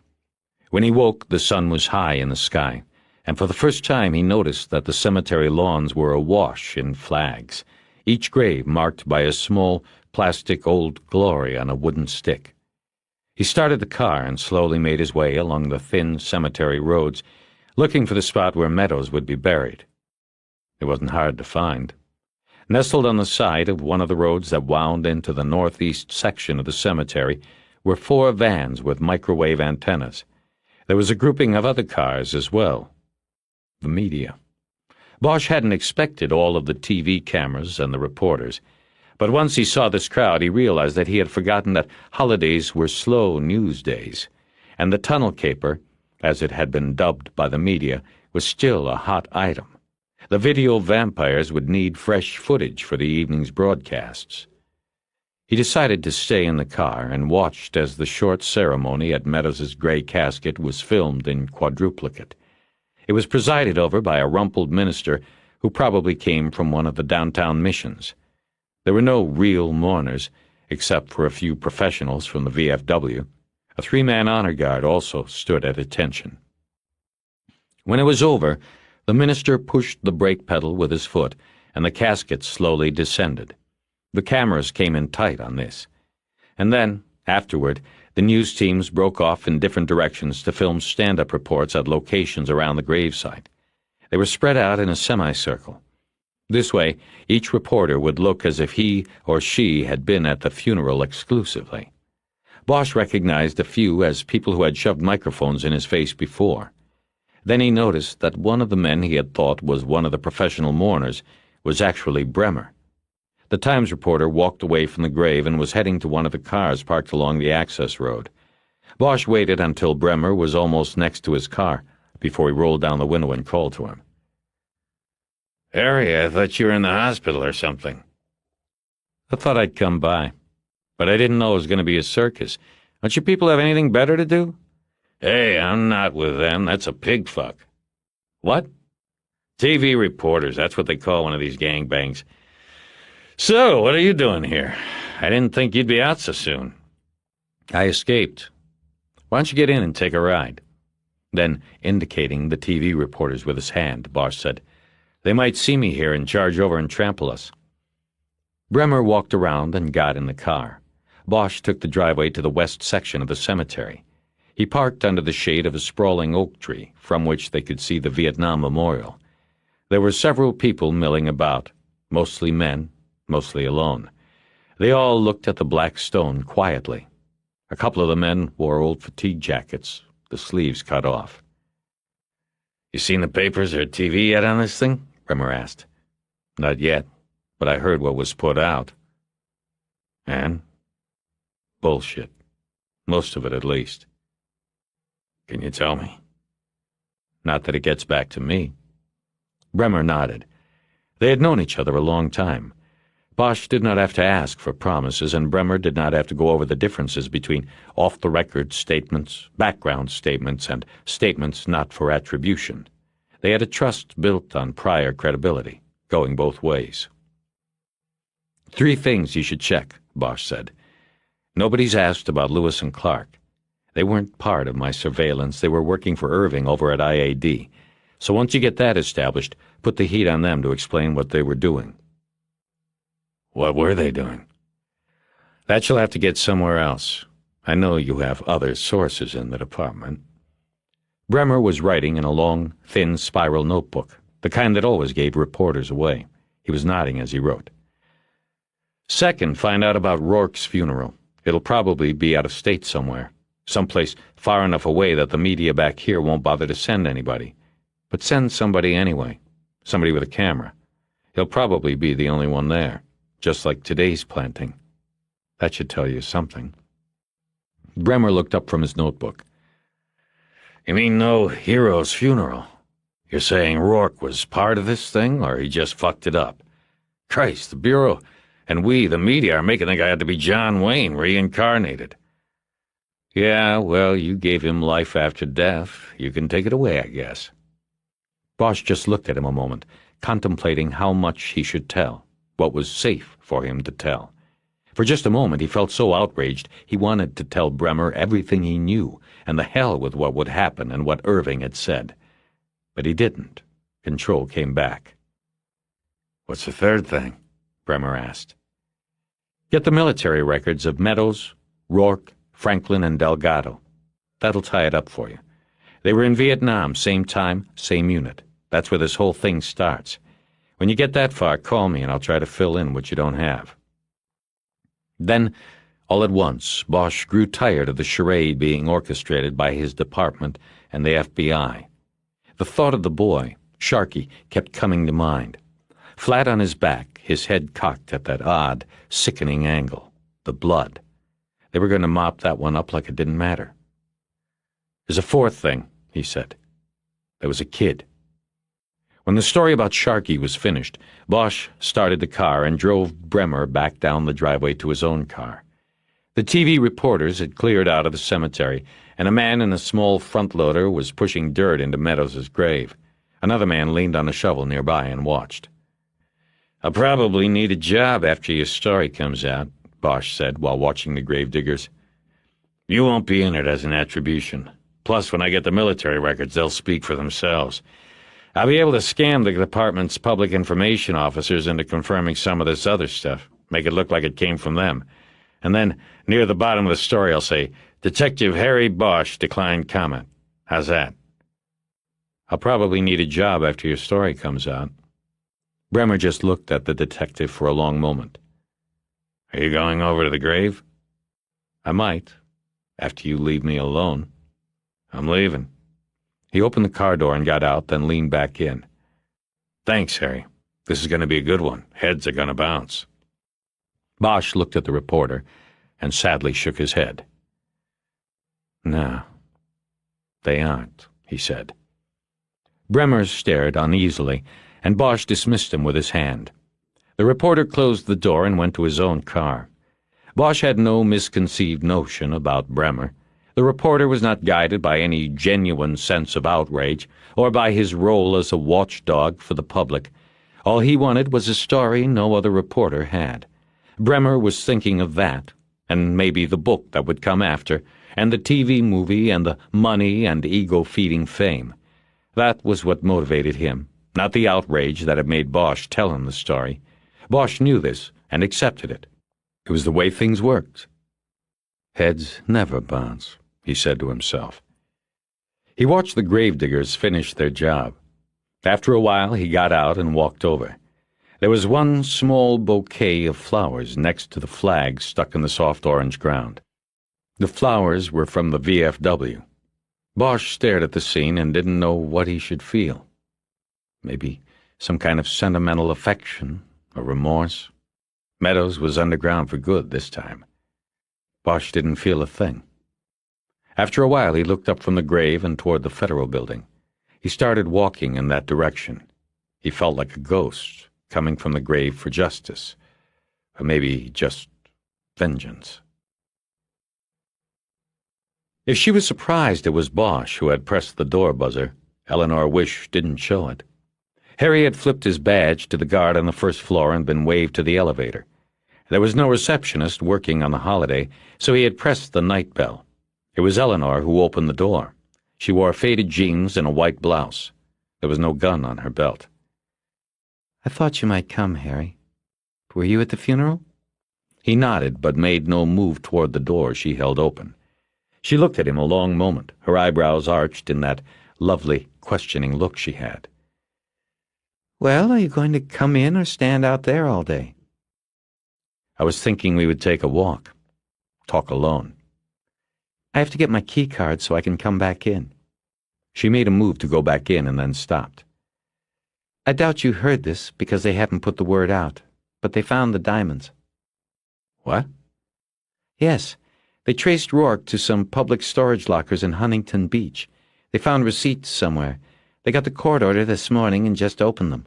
I've been listening to the scanner. They're saying hundreds of diamonds. They'll have to get an appraiser. We were right, Harry. Diamonds." You were right. They also found all the other stuff in a second locker. Rourke hadn't got rid of it. The box holders will get their stuff back. There's going to be a press conference, but I doubt they will be saying whose lockers they were." He just nodded, and she disappeared through the door. Bosch wandered over to the elevators and pushed the button while waiting for her. She had her purse with her when she came out. It made him conscious of not having a gun, and it privately embarrassed him that he momentarily thought that was a concern. They didn't speak on the way down, not until they were out of the building and on the sidewalk, heading toward Wilshire. Bosch had been weighing his words, wondering if the finding of the diamonds meant anything. She seemed to be waiting for him to begin, but uncomfortable in the silence. "I like the blue sling," she finally said. "How do you feel, anyway? I'm surprised they let you out of there so soon." "I just left. I feel fine." He stopped to put a cigarette in his mouth. He had bought a pack from a machine in the lobby. He lit it with the lighter.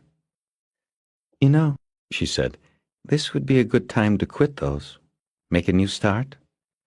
He ignored the suggestion and breathed the smoke in deeply. "Eleanor, tell me about your brother."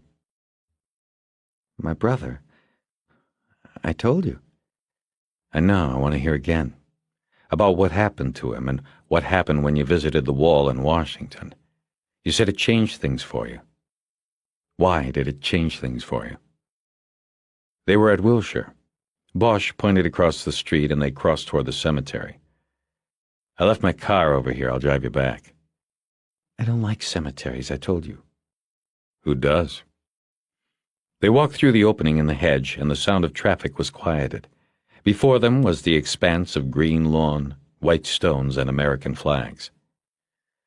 "My story's the same as 1,000 others," she said. "My brother went over there and didn't come back. That's all. And then, going to the memorial, well, it filled me with a lot of different feelings." "Anger?" "Yes, there was that." "Outrage?" "Yes, I guess. I don't know. It was very personal. What's going on, Harry? What has this got to do with anything?" They were on the gravel drive that ran alongside the rows of white stone. Bosch was leading her toward the replica. "You said your father was career military. Did you get the details of what happened to your brother?" "He did, but he and my mother never really said anything to me about details. I mean, they just said he was coming home soon, and I had gotten a letter from him saying he was coming. Then, like the next week, they said he had been killed. He didn't make it home after all. Harry, you are making me feel... What do you want? I don't understand this." "Sure you do, Eleanor." She stopped and just looked down at the ground. Bosch saw the color in her face change to a lighter shade of pale, and her expression became one of resignation. It was subtle, but it was there. Like the faces of mothers and wives he had seen while making next of kin notification. You didn't have to tell them somebody was dead. They opened the door, they knew the score. And now Eleanor's face showed that she knew Bosch had her secret. She lifted her eyes and looked off, away from him. Her gaze settled on the black memorial gleaming in the sun at the top of the rise. "That's it, isn't it? You brought me here to see that." "I guess I could ask you to show me where your brother's name is, but we both know it's not on there." "No, it's not." She was transfixed by the sight of the memorial. Bosch could see in her face that the hard-shell resistance was gone. The secret wanted to come out. "So tell me about it," he said. "I did have a brother, and he died.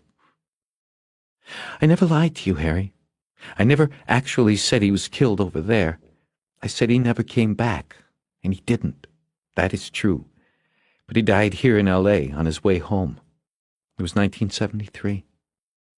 She seemed to go off on a memory. Then she came back. Amazing. I mean, to make it through that war and then to not make the trip home. It doesn't make sense. He had a 2-day layover in L.A. on the way back to D.C. to the hero's welcome we were going to have for him. There was a nice, safe job, arranged through father at the Pentagon? Only they found him in a brothel in Hollywood. The spike was still in his arm. Heroin. She looked up at Bosch's face and then looked away. That's the way it looked, but that wasn't the way it was. It was ruled an OD, but he was murdered, just like Meadows so many years later.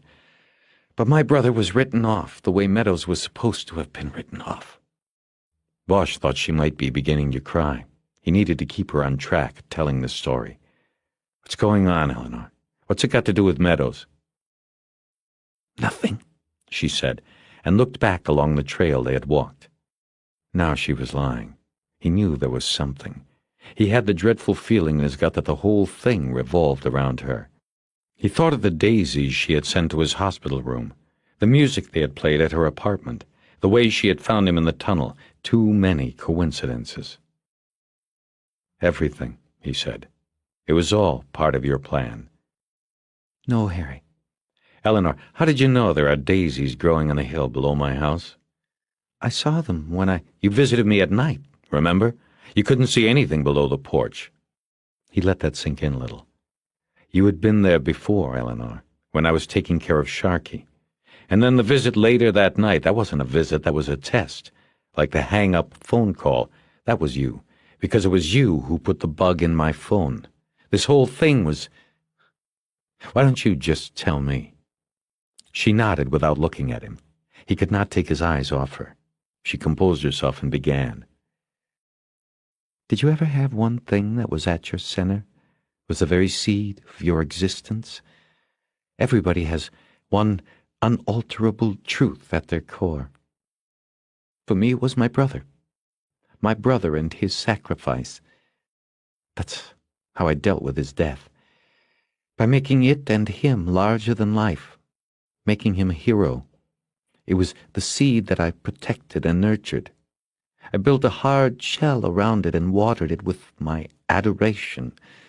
And as it grew, it became a bigger part of me. It grew into the tree that shaded my life. Then all of a sudden, one day it was gone. The truth was false. The tree was chopped down, Harry. No more shade. Just the blinding sun. She was quiet a moment, and Bosch studied her. She seemed all at once to be so fragile he wanted to rush her to a chair before she collapsed. She cupped one elbow with her hand and held the other hand to her lips. It dawned on him what she was saying. You didn't know, did you? Bosch said. Your parents... Nobody told you the truth. She nodded. I grew up thinking he was the hero my mother and father told me he was. They shielded me. They lied. But how could they know that one day a monument would be made and they would put every name on it? Every name but my brother's. She stopped, but this time he waited her out. One day, a few years ago, I went to the memorial. I thought there was some kind of mistake. There was a book there, an index of the names, and I looked, and he wasn't listed. No Michael Scarletti. I yelled at the parks people, how could you just leave someone's name out of the book? And so I spent the rest of the day reading the names on the wall. All of them. I was going to show them how wrong they were. But he wasn't there either. I couldn't... Do you know what it's like to spend almost 15 years of your life believing something? To build your beliefs around one single shining fact and to find that all that time it actually was like cancer growing inside. Bosch smeared the tears on her cheeks with his hand. He leaned his face close to hers. So what did you do, Eleanor? The fist against her lips squeezed tighter, her knuckles as bloodless as a corpse's. Bosch noticed a park bench farther down the walkway, and he took her by the shoulder and directed her there. This whole thing, he said, after they were sitting. I don't understand, Eleanor. This whole thing, you wanted some kind of revenge against... Justice! Not revenge, not vengeance. Is there a difference? She didn't answer. Tell me what you did. I confronted my parents, and they finally told me about L.A. I went through all my things from him, and I found a letter. His last letter. I still had it in my things at my parents' house, but I'd forgotten it. It's here. She opened her purse and pulled out her wallet. Bosch could see the rubber grips and the handle of her gun in the purse. She opened her wallet and pulled out a twice-folded piece of lined notebook paper. She delicately unfolded it and held it open for him to read. He didn't touch it. Ellie, I'm getting so short here I can practically taste the soft-shell crabs. I should be home in 2 weeks or so. First, I have to stop off in Los Angeles to make some money. Ha ha. I have a plan, but don't tell the OM. I'm supposed to drop off a diplomatic package in L.A., but there might be a way to do something better with it. When I get back, maybe we can go up to the Poconos again before I have to go back to work for the war machine. I know what you think about what I'm doing, but I can't tell the OM no. We'll see how it goes. One thing's for sure, I'm glad to be leaving this place. I've been in the bush for 6 weeks before getting some R&R here in Saigon. I don't want to go back, so I'm having them treat me for dysentery. Ask the OM what that is, ha. All I had to do was eat some of the restaurant food in this town and got the symptoms. Anyway, that's all for now. I'm safe, and I'll be home soon. So get those crab traps out of the shed. Love, Michael. She folded the letter carefully and put it away. The OM? Bosch asked. The old man. Right. Her composure was coming back. Her face was taking on the hard look Bosch had seen the first day he met her. Her eyes dropped from his face to his chest and his arm in the blue sling. I'm not wired, Eleanor, he said. I'm here for myself. I want to know for myself. That's not what I was looking at, she said. I knew you wouldn't be wired. I was thinking of your arm. Harry, if there's anything that you believe about me now, that you can believe me when I say no one was supposed to get hurt. No one... Everybody was to lose, but that was all. After that day, at the memorial, I looked and I searched and I found out what happened to my brother. I used Ernst at State, I used the Pentagon, my father, I used whatever I could, and I found out about my brother. She searched his eyes, but he tried not to reveal the thoughts behind them. And it was like Ernst told us. Toward the end of the war, the 3 captains, the triad, were taking an active part in the transport of heroin to the States. One conduit was Rourke and his crew at the embassy, the military police. That included Meadows, Delgado, and Franklin. They would find short-timers in the bars in Saigon and proposition them. A few $1,000s to take a sealed diplomatic package through customs, nothing to it. They could arrange for them to receive temporary courier status, put them on a plane, and somebody would be waiting for the package in L.A. My brother was one of those that accepted. But Michael had a plan. It didn't take a genius to figure out what they were carrying, and so he must have thought he could get over here and make a better deal with somebody else. I don't know how far he thought it out or had it set up, but it didn't matter. They found him and they killed him. They? I don't know who. People working for the captains, for Rourke. It was perfect. He was killed in a way that the army, his family, just about everybody would want to keep quiet. So it was quickly tidied up, and that was that.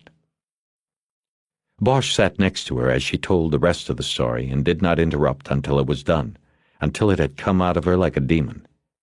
She said the first one she found was Rourke. He was, to her astonishment, in the bureau. She called in her markers and transferred from D.C. out to his crew. She had a different last name than her brother had. Rourke didn't know who she was. After that, Meadows, Franklin, and Delgado were located easily enough in prisons. They weren't going anywhere. Rourke was the key, she said. I went to work on him. I guess you could say I seduced him with the plan.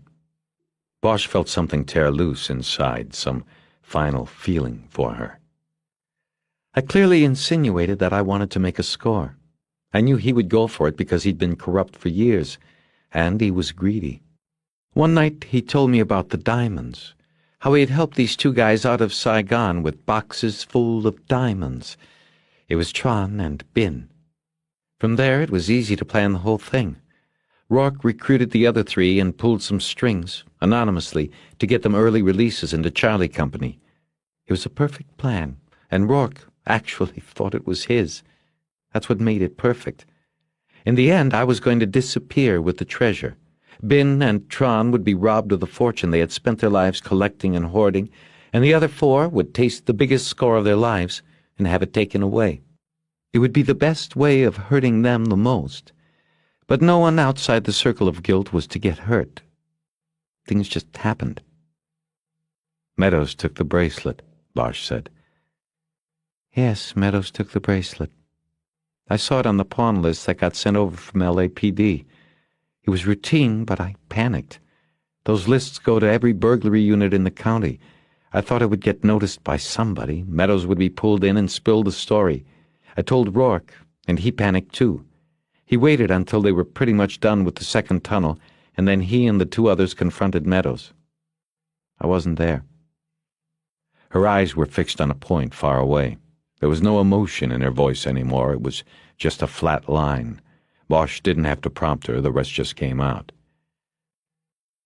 I wasn't there, she said again. Rourke called me. He told me that, Meadows died without giving up the pawn ticket.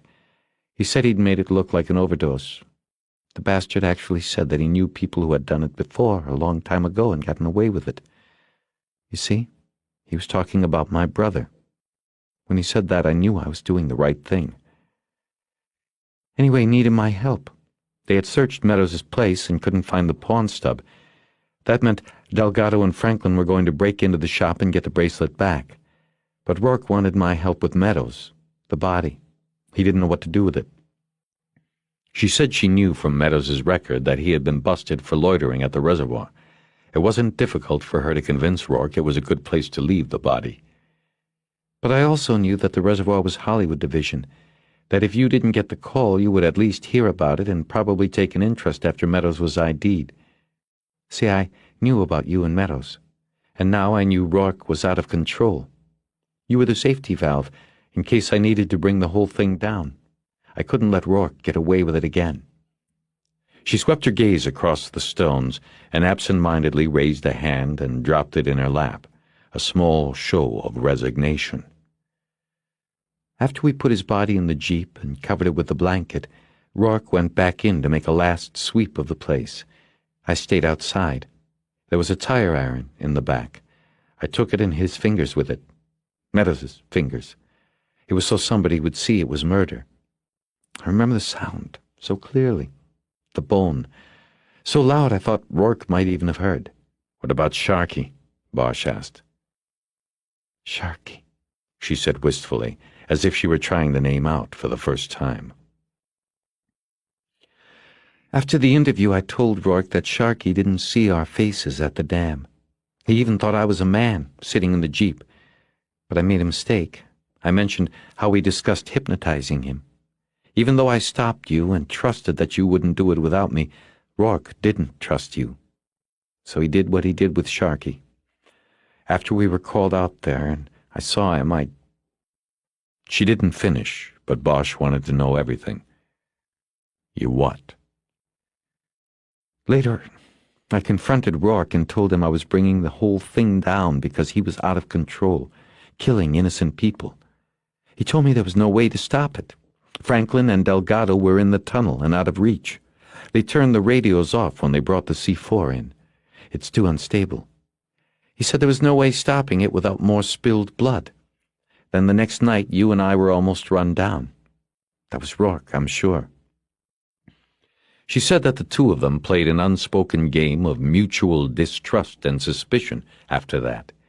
The burglary of Beverly Hills Safe and Lock continued as planned, and Rourke steered Bosch and everybody else away from going underground to stop it.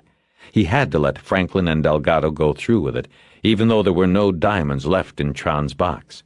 Rourke could not risk going underground to warn them either.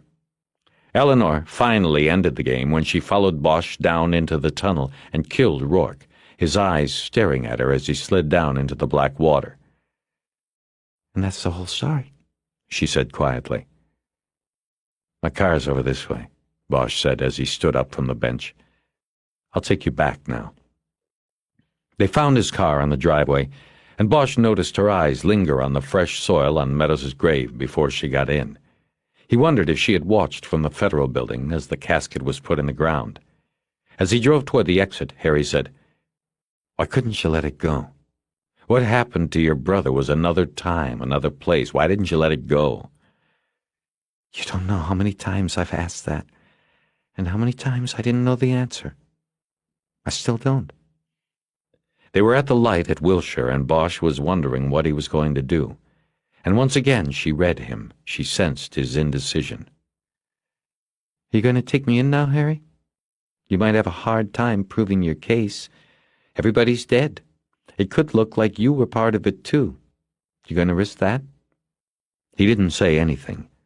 The light changed, and he drove down to the Federal Building, pulling to the curb near the Garden of Flags.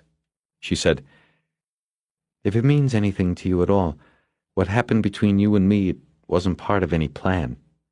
I know you won't ever know if that's the truth, but I wanted to say—" "Don't," he said.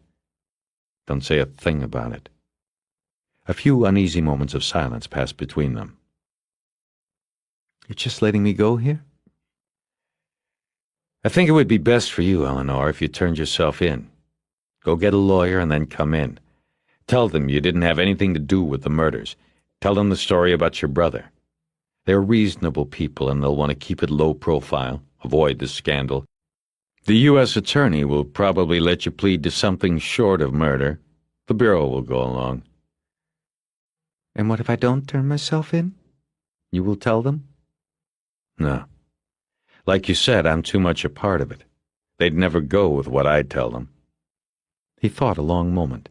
He didn't want to say what he was going to say next unless he was sure he meant it, and could, and would do it. "No, I won't tell them. But if I don't hear in a few days that you went in, I will tell Ben. And I'll tell Tron. I won't need to prove it to them. I'll just tell them the story with enough facts that they'll know it's true. Then, you know what they'll do? They'll act like they don't know what the hell I'm talking about, and they'll tell me to get out. And then they'll come after you, Eleanor, looking for the same kind of justice you got for your brother." You would do that, Harry? I said I would. I'll give you 2 days to go in, then I tell them the story. She looked at him, and the pained expression on her face asked why. Harry said, "Somebody has to answer for Sharkey." She turned away, put her hand on the door handle, and looked out the car window at the flags flapping in the Santa Ana breeze.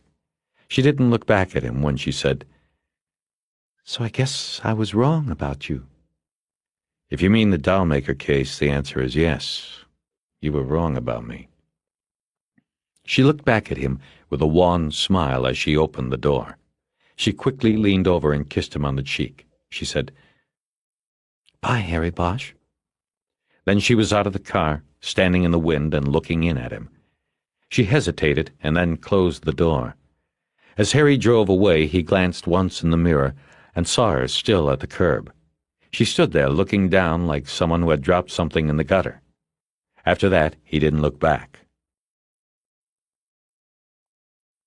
Epilogue. The morning after Memorial Day, Harry Bosch checked back into MLK, where he was severely chastised by his doctor, who seemed, to Harry at least, to take a perverse pleasure in ripping the home-applied bandages away from his shoulder and then using a stinging saline solution to rinse the wound.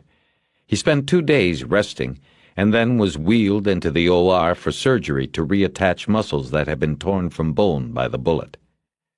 On the second day of his recovery from surgery, a nurse's aide dropped off a day-old Los Angeles Times for him to while away a few hours with. Bremer's story was on the front page, and it accompanied a photograph of a priest standing before a lonely casket at a cemetery in Syracuse, New York. It was FBI Special Agent John Rourke's casket. Bosch could tell from the photo that more mourners, albeit members of the media, had been at Meadows' funeral. But Bosch tossed the front section aside after scanning the first few paragraphs of the story and realizing it wasn't about Eleanor. He turned to the sports. The next day he had a visitor. Lieutenant Harvey Pounds told Bosch that when he was recovered he would report back to Hollywood Homicide. Pounds said that neither of them had any choice in the matter. The order came from the 6th floor at Parker Center. The lieutenant didn't have much else to say and didn't mention the newspaper article at all. Harry took the news with a smile and a nod, not wanting to show a hint of what he felt or thought.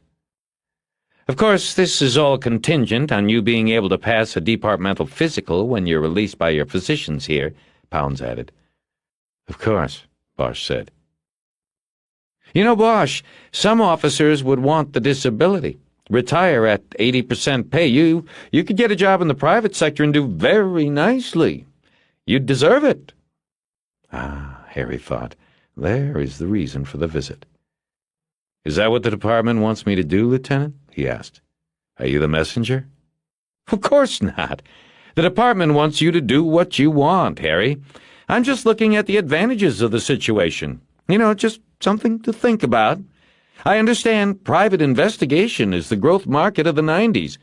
No trust anymore, Nowadays people are secretly getting complete backgrounds, medical, financial, romantic, on the people they're going to marry."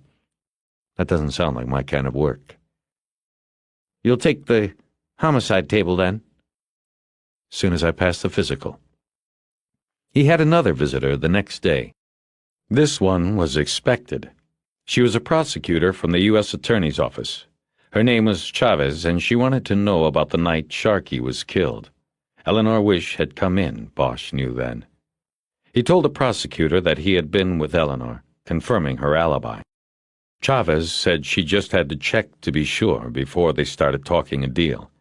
She asked a few other questions about the case, then got up from the visitor's chair to go. "What's going to happen to her?" Bosch asked. "I can't discuss that, Detective." "Off the record?" "Off the record, she's obviously going to have to go away, but it probably won't be long. The climate is right for this to be handled very quietly. She came forward. She brought competent counsel, and it appears she was not directly responsible for the deaths involved. If you ask me, she'll get out of this very lucky. She'll plead and do maybe 30 months tops up at Tehachapi." Bosch nodded, and Chavez was gone. Harry, too, was gone the next day, sent home for 6 weeks' recuperative leave before reporting back to the station on Wilcox. When he had arrived at the house on Woodrow Wilson, he found a yellow slip of paper in his mailbox. He took it to the post office and exchanged it for a wide, flat package in brown paper. He didn't open it until he was home. It was from Eleanor Wish, though it did not say so. It was just something he knew. After tearing away the paper and bubbled plastic liner, he found a framed print of Hopper's Nighthawks. It was the piece he had seen above her couch that first night he was with her. Bosch hung the print in the hallway near his front door, and from time to time he would stop and study it when he came in, particularly from a weary day or night on the job. The painting never failed to fascinate him, or to evoke memories of Eleanor Wish. The darkness, the stark loneliness, the man sitting alone, his face turned to the shadows. "I am that man," Harry Bosch would think each time he looked. This book is over, but the story continues. Keep listening after the credits to hear the beginning of The Black Ice, Book 2 in the Harry Bosch series, free. We hope you have enjoyed our presentation of The Black Echo by Michael Connelly, copyright 1992 by Michael Connelly, and performance copyright 1998 by Brilliance Corporation, all rights reserved. For further information concerning this program or other Brilliance audio titles, please call the following toll-free number, 1-800-222-3225. No part of this recording may be played for an audience or reproduced in any form without written permission. Address all inquiries to Brilliance Corporation, Post Office Box 887, Grand Haven, Michigan, 49417. And now, a free preview of The Black Ice, Book 2 in the Harry Bosch series, The smoke carried up from the Cahuenga Pass and flattened beneath a layer of cool, crossing air. From where Harry Bosch watched, the smoke looked like a gray anvil rising up the pass. The late afternoon sun gave the gray a pinkish tint at its highest point, tapering down to deep black at its root, which was a brush fire moving up the hillside on the east side of the cut. He switched his scanner to the Los Angeles County Mutual Aid frequency and listened as firefighter battalion chiefs reported to a command post that 9 houses were already gone on one street and those on the next street were in the path. The fire was moving toward the open hillsides of Griffith Park, where it might make a run for hours before being controlled. Harry could hear the desperation in the voices of the men on the scanner.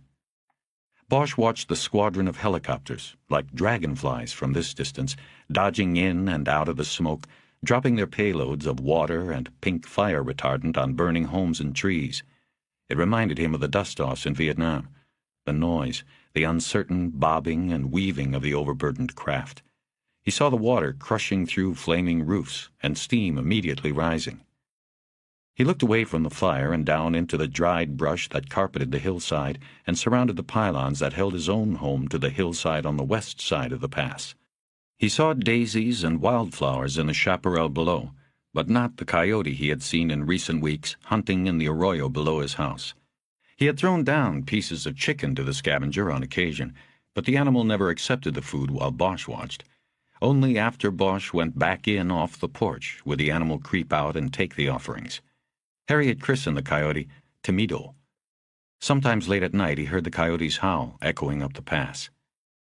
He looked back out at the fire just as there was a loud explosion and a concentrated ball of black smoke rotated up within the gray anvil.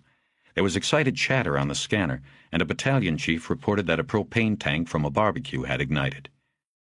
Harry watched the darker smoke dissipate in the larger cloud, and then switched the scanner back to the LAPD tactical frequencies. He was on call. Christmas duty.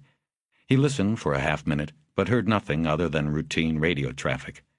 It appeared to be a quiet Christmas in Hollywood. He looked at his watch and took the scanner inside. He pulled a pan out of the oven and slid his Christmas dinner, a roasted breast of chicken, onto a plate. Next, he took the lid off a pot of steamed rice and peas and dumped a large portion onto the plate. He took his meal out to the table in the dining room, where there was already a glass of red wine waiting, next to the 3 cards that had come in the mail earlier in the week, but that he had left unopened. He had Coltrane's arrangement of Song of the Underground Railroad on his CD player. As he ate and drank, he opened the cards, studied them briefly, and thought of their senders. This was the ritual of a man who was alone, he knew, but it didn't bother him. He'd spent many Christmases alone. The first card was from a former partner who had retired on book and movie money and moved to Ensenada. It said what Anderson's cards always said: Harry, when you comin' down? The next one was also from Mexico. From the guide Harry had spent 6 weeks living and fishing and practicing Spanish with the previous summer in Bahia San Felipe. Bosch had been recovering from a bullet wound in the shoulder. The sun and sea air helped him mend. In his holiday greeting, written in Spanish, Jorge Barrera also invited Bosch's return.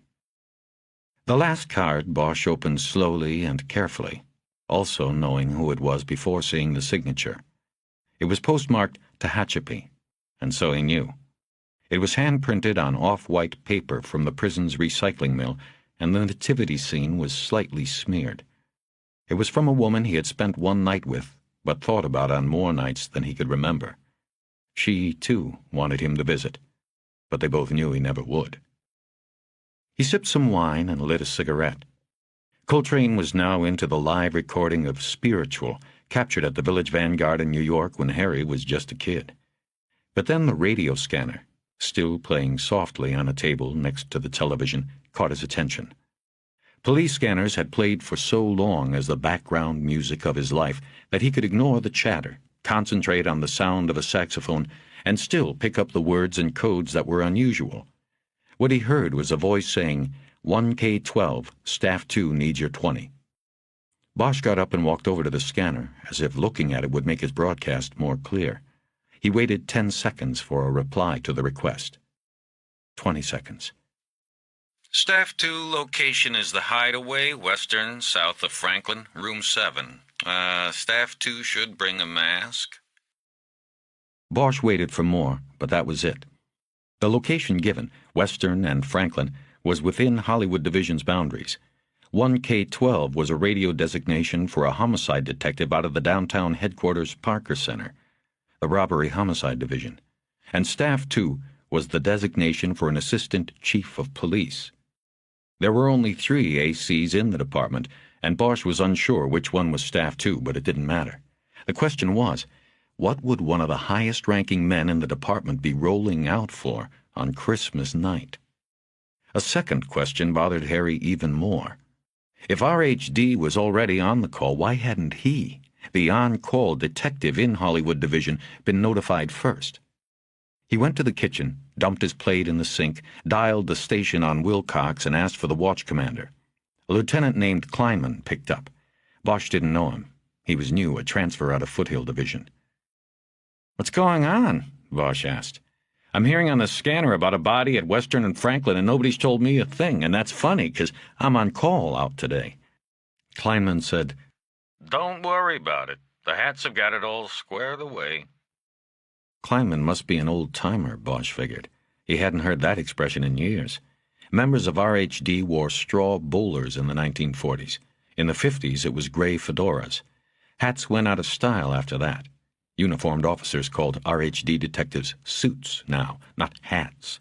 But not homicide special cops. They still thought they were the tops, up there high like a cat's ass. Bosch had hated that arrogance even when he'd been one of them. One good thing about working Hollywood, the city's sewer, nobody had any airs. It was police work, plain and simple. "What's the call?" Bosch asked. Kleinman hesitated a few seconds and then said, "We've got a body in a motel room on Franklin. It's looking suicide, but RHD is going to take it. I mean, they've already taken it. We're out of it. That's from on high, Bosch." Bosch said nothing. He thought a moment. RHD coming out on a Christmas suicide? It didn't make much. Then it flashed to him. Calexico Moore. "How old is this thing?" he asked. "I heard them tell Staff 2 to bring a mask." "Well, it's ripe. They said it'd be a real potato head. Problem is, there isn't much head left. Looks like he smoked both barrels of a shotgun. At least that's what I'm picking up on the RHD freak." Bosch's scanner did not pick up the RHD frequency. That was why he had not heard any of the early radio traffic on the call. The suits had apparently switched freaks only to notify Staff 2's driver of the address. If not for that, Bosch would not have heard about the call until the following morning when he came into the station. This angered him, but he kept his voice steady. He wanted to get what he could from Kleinman. "It's Moore, isn't it?" "Looks like it. His shield is on the bureau there, wallet. But like I said, nobody's going to make a visual ID from the body, so nothing is for sure." "How did this all go down?" "Look, Bosch, I'm busy here. You know what I mean? This doesn't concern you. RHD has it." "No, you're wrong, man. It does concern me. I should have gotten first call from you. I want to know how it went down so I understand why I didn't." "All right, Bosch. It went like this. We get a call out from the owner of the dump, says he's got a stiff in the bathroom of room 7. We send a unit out, and they call back and say, yeah, we got the stiff. But they called back on a landline, no radio, 'cause they saw the badge and the wallet on the bureau and knew it was Moore, or at least thought it was him. Anyway, I called Captain Grupa at home, and he called the AC. The Hats were called in, and you were not. That's the way it goes. So if you have a beef, it's with Grupa or maybe the AC, not me. I'm clean." Bosch didn't say anything. He knew that sometimes when he was quiet, the person he needed information from would eventually fill the silence. "It's out of our hands now. Shit, the TV and Times are out there, daily news. They figure it's more like everybody else. It's a big mess. You'd think the fire up on the hill would be enough to keep them occupied? No way. They're out there lined up on Western. I gotta send another car over for media control. So, Bosch, you should be happy you aren't involved. It's Christmas, for Christ's sake." But that wasn't good enough. Bosch should have been called, and then it should have been his decision when to call out RHD. Someone had taken him out of the process altogether, and that still burned him. He said goodbye and lit another cigarette. He got his gun out of the cabinet above the sink and hooked it to the belt on his blue jeans. Then he put on a light tan sport coat over the army green sweater he was wearing. It was dark outside now, and through the sliding glass door he could see the fire line across the pass. It burned brightly on the black silhouette of the hill. It was a crooked devil's grin moving to the crest. From out in the darkness below his house he heard the coyote, howling at the rising moon, or the fire, or maybe just at himself, for being alone and in the dark. 2. Bosch drove down out of the hills into Hollywood, traveling mostly on deserted streets until he reached the boulevard. On the sidewalks there were the usual groupings of runaways and transients. There were strolling prostitutes. He saw one with a red Santa hat on. Business is business, even on Christmas night.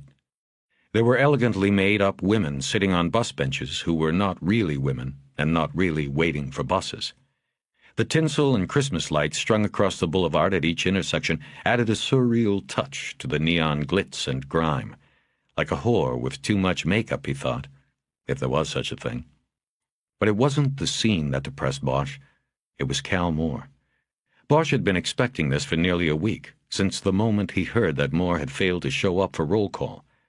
For most of the cops at Hollywood Division, it wasn't a question of whether Moore was dead, it was just a question of how long before his body turned up.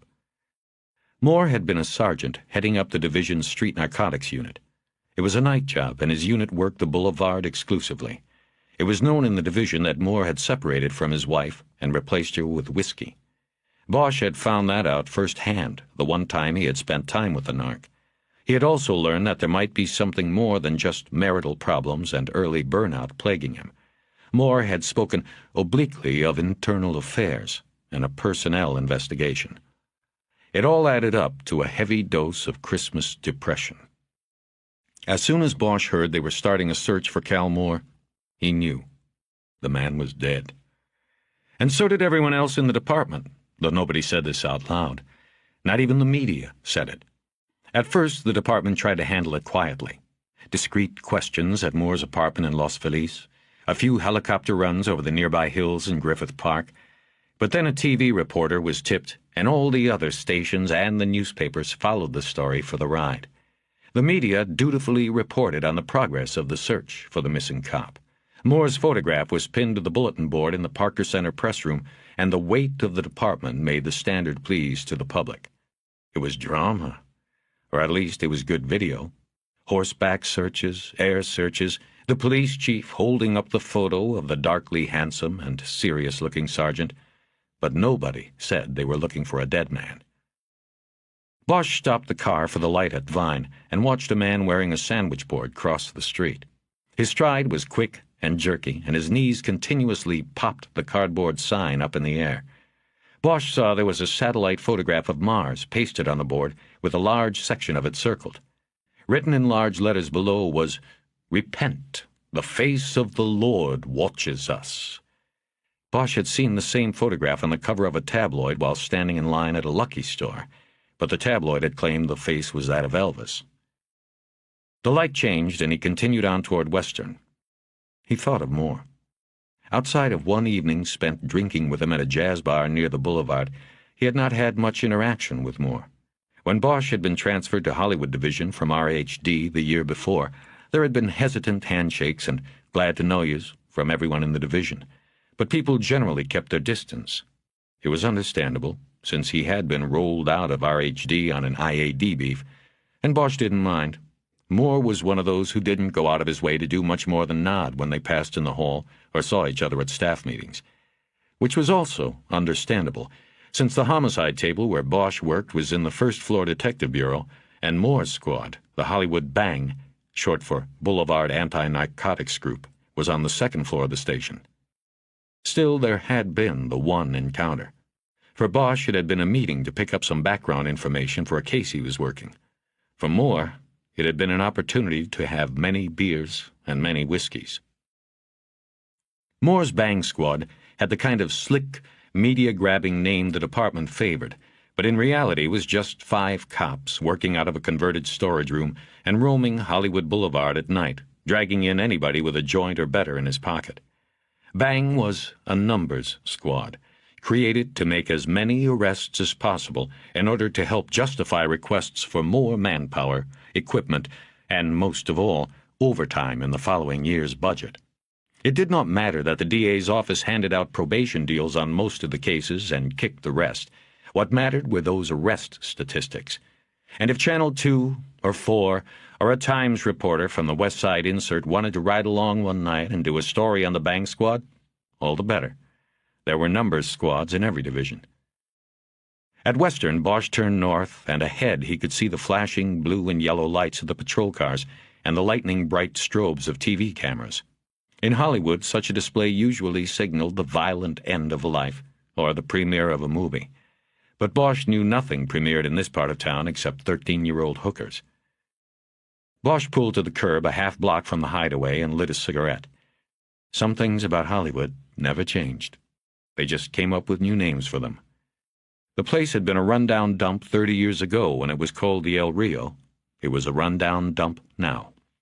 Bosch had never been there, but he had grown up in Hollywood and remembered. He had stayed in enough places like it, with his mother, when she was still alive. The Hideaway was a 1940s-era courtyard motel that during the day would be nicely shaded by a large banyan tree which stood in its center.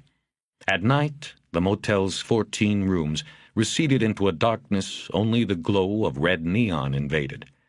Harry noticed that the E in the sign announcing monthly rates was out. When he was a boy, and the Hideaway was the El Rio, the area was already in decay. But there wasn't as much neon, and the buildings, if not the people, looked fresher, less grim. There had been a streamlined, modern office building that looked like an ocean liner docked next to the motel. It had set sail a long time ago, and another mini-mall was there now. Looking at the Hideaway from his parked car, Harry knew it was a sorry place to stay the night, a sorrier place to die. He got out and headed over. Yellow crime scene tape was strung across the mouth of the courtyard and was manned by uniformed officers. At one end of the tape, bright lights from TV cameras focused on a group of men in suits. The one with the gleaming, shaven scalp was doing all the talking. As Bosch approached, he realized that the lights were blinding them. They could not see past the interviewers. He quickly showed his badge to one of the uniforms, signed his name on the crime scene attendance log the cop held on a clipboard, and slipped under the tape. The door to room 7 was open, and light from inside spilled out. The sound of an electric harp also wafted from the room, and that told Bosch that Art Donovan had caught the case. The crime scene tech always brought a portable radio with him, and it was always tuned to The Wave, a new age music channel. Donovan said the music brought a soothing calm to a scene where people had killed or been killed. Harry walked through the door, holding a handkerchief over his mouth and nose. It didn't help. The odor that was like no other assaulted him as soon as he passed the threshold. He saw Donovan on his knees dusting fingerprint powder onto the dials of the air conditioner unit in the wall below the room's front and only window. "Cheers," Donovan said. He was wearing a painter's mask to guard against the odor and the intake of the black powder. "In the bathroom." Bosch took a look around, quickly, since it was likely he would be told to leave as soon as the suits discovered him. The room's queen-sized bed was made with a faded pink coverlet.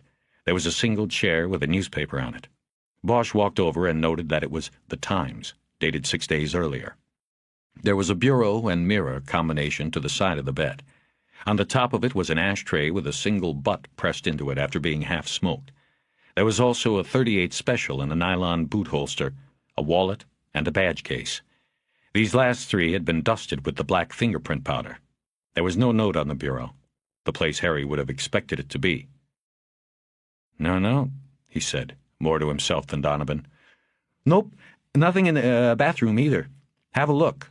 That is, if you don't mind losing your Christmas dinner." Harry looked down the short hallway that went to the rear off the left side of the bed.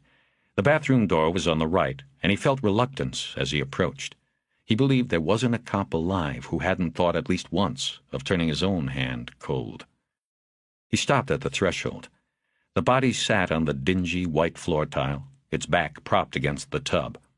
The first thing to register on Bosch was the boots, gray snakeskins with bulldog heels. Moore had worn them the night they had met for drinks. One boot was still on the right foot, and he could see the manufacturer's symbol, an S like a snake, on the worn rubber heel. The left boot was off and stood upright next to the wall. The exposed foot, which was in a sock, had been wrapped in a plastic evidence bag. The sock had once been white, Bosch guessed, but now it was grayish, and the limb was slightly bloated. On the floor next to the door jamb was a 20-gauge shotgun with side-by-side barrels. The stock was splintered along the bottom edge. A 4-inch-long sliver of wood lay on the tile and had been circled with a blue crayon by Donovan or one of the detectives. Bosch had no time to deliberate on these facts. He just tried to take it all in.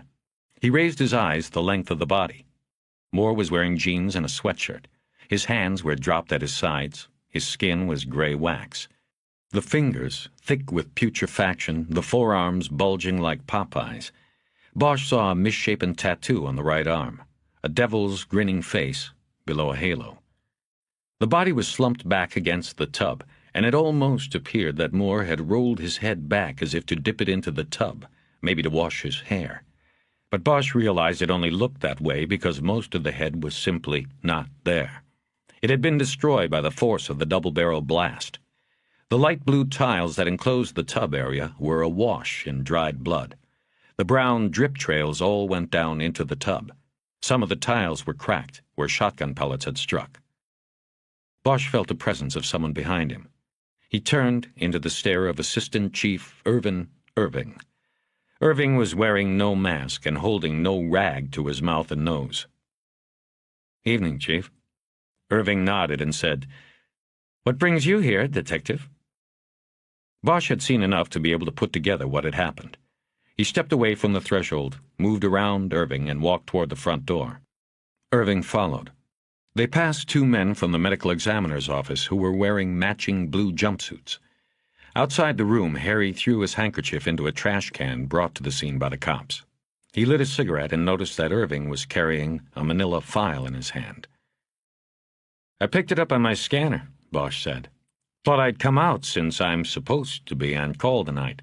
It's my division. It's supposed to be my call." "Yes. Well, when it was established who was in the room, I decided to move the case to Robbery Homicide Division immediately. Captain Grupa contacted me. I made the decision." "So it's already been established that's Moore in there?" "Not quite." He held up the manila file. "I ran by records and pulled his prints. They will be the final factor, of course. There is also the dental, if there's enough left, but all other appearances lead to that conclusion.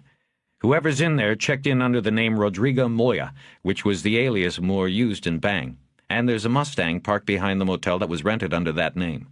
At the moment, I don't think there is much doubt here among the collective investigative team." Bosch nodded. He had dealt with Irving before, when the older man was a deputy chief in command of the Internal Affairs Division.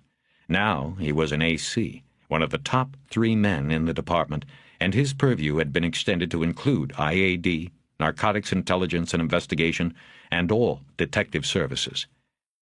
Harry momentarily debated whether he should risk pushing the point about not getting the first call. "I should have been called," he said anyway. "It's my case.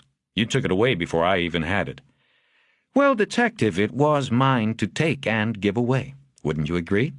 There is no need to get upset. Call it streamlining. You know robbery homicide handles all officer deaths.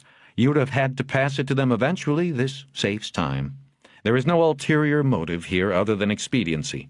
That's the body of an officer in there. We owe it to him and his family, no matter what the circumstances of his death are, to move quickly and professionally." Bosch nodded again and looked around. He saw an RHD detective named Sheehan in a doorway below the monthly Rats sign near the front of the motel. He was questioning a man of about 60 who was wearing a sleeveless T-shirt despite the evening chill and chewing a sodden cigar stump. The manager. "Did you know him?" Irving asked. "Moore? No, not really. I mean, yes, I knew him. We worked the same division, so we knew each other. He was on night shift mostly, working the streets. We didn't have much contact. Bosch did not know why, in that moment, he decided to lie. He wondered if Irving had read it in his voice. He changed the subject. So, it's, suicide. Is that what you told the reporters? I did not tell the reporters a thing. I talked to them, yes, but I said nothing about the identity of the body in this room, and will not until it is officially confirmed. You and I can stand here and say we are pretty sure that it is Calexico Moore in there, but I won't give that to them until we've done every test, dotted every I on the death certificate. He slapped the manila file hard on his thigh. This is why I pulled his personnel file, to expedite. The prints will go with the body to the medical examiner. Irving looked back toward the door of the motel room. But you were inside, Detective Bosch, you tell me. Bosch thought a moment. Is this guy interested, or is he just pulling my chain? This was the first time he had dealt with Irving outside of the adversarial situation of an internal affairs investigation. He decided to take a chance. Looks like he sits down on the floor by the tub, takes off his boot, and pulls both triggers with his toe. I mean, I assume it was both barrels, judging by the damage. He pulls the triggers with his toe, the recoil, throws the shotgun into the door jamb, splintering off a piece of the stock. His head goes the other way, onto the wall and into the tub. Suicide. There you go, Irving said. Now I can tell Detective Sheehan that you concur, just as if you had gotten the first call out. No reason for anybody to feel left out. That's not the point, Chief. What is the point, Detective? That you can't go along to get along? That you do not accept the command decisions of this department? I am losing my patience with you, Detective. Something I had hoped would never happen to me again. Irving was standing too close to Bosch, his wintergreen breath puffing right in his face. It made Bosch feel pinned down by the man, and he wondered if it was done on purpose. He stepped back and said, "But no note." "No note yet. We still have some things to check." Bosch wondered what. Moore's apartment and office would have been checked when he first turned up missing. Same with his wife's home. What was left? Could Moore have mailed a note to somebody? It would have arrived by now. When did it happen? Hopefully we'll get an idea from the autopsy tomorrow morning. But I am guessing he did it shortly after he checked in, 6 days ago. In his first interview, the manager said Moore checked in 6 days ago and hadn't been seen outside the room since. This jibes with the condition of the room, the condition of the body, the date on the newspaper. The autopsy was tomorrow morning. That told Bosch that Irving had this one greased. It usually took 3 days to get an autopsy done, and the Christmas holiday would back things up even further. Irving seemed to know what he was thinking. The acting chief medical examiner has agreed to do it tomorrow morning. I explained there would be speculation in the media that would not be fair to the man's wife or the department. She agreed to cooperate. After all, the acting chief wants to become the permanent chief. She knows the value of cooperation.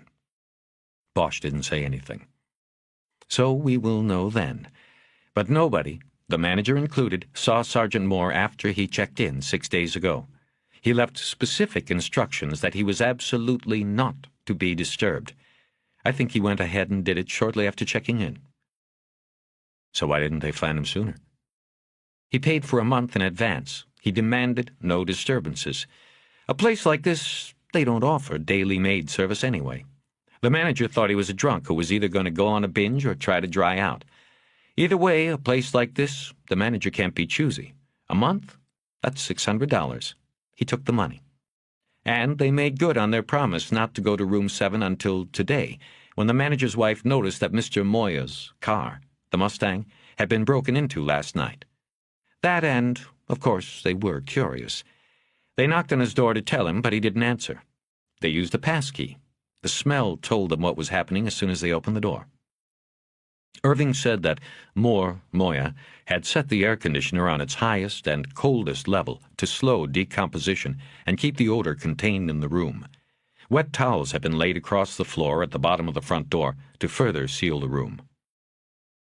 Nobody heard the shot? Bosch asked. Not that we found. The manager's wife is nearly deaf, and he says he didn't hear anything. They live in the last room on the other side. We've got stores on one side, an office building on the other. They all close at night. Alley behind. We are going through the registry and will try to track other guests that were here the first few days Moore was, but the manager says he never rented the rooms on either side of Moore's. He figured Moore might get loud if he was detoxing cold turkey. And, Detective, it is a busy street. Bus stop right out front. It could have been that nobody heard a thing. Or if they heard it, didn't know what it was. After some thought, Bosch said, I don't get renting the place for a month. I mean, why? If the guy was going to off himself, why try to hide it for so long? Why not do it and let them find your body? End of story. That's a tough one, Irving said. Near as I can figure it, he wanted to cut his wife a break. Bosch raised his eyebrows. He didn't get it. They were separated, Irving said. Maybe he didn't want to put this on her during the holidays, so he tried to hold up the news a couple weeks, maybe a month. That seemed pretty thin to Bosch, but he had no better explanation at the moment. He could think of nothing else to ask at the moment. Irving changed the subject, signaling that Bosch's visit to the crime scene was over. We hope you enjoyed this free preview of The Black Ice, Book 2 in the Harry Bosch series. To keep the story going, get the complete book today. Audible hopes you have enjoyed this program.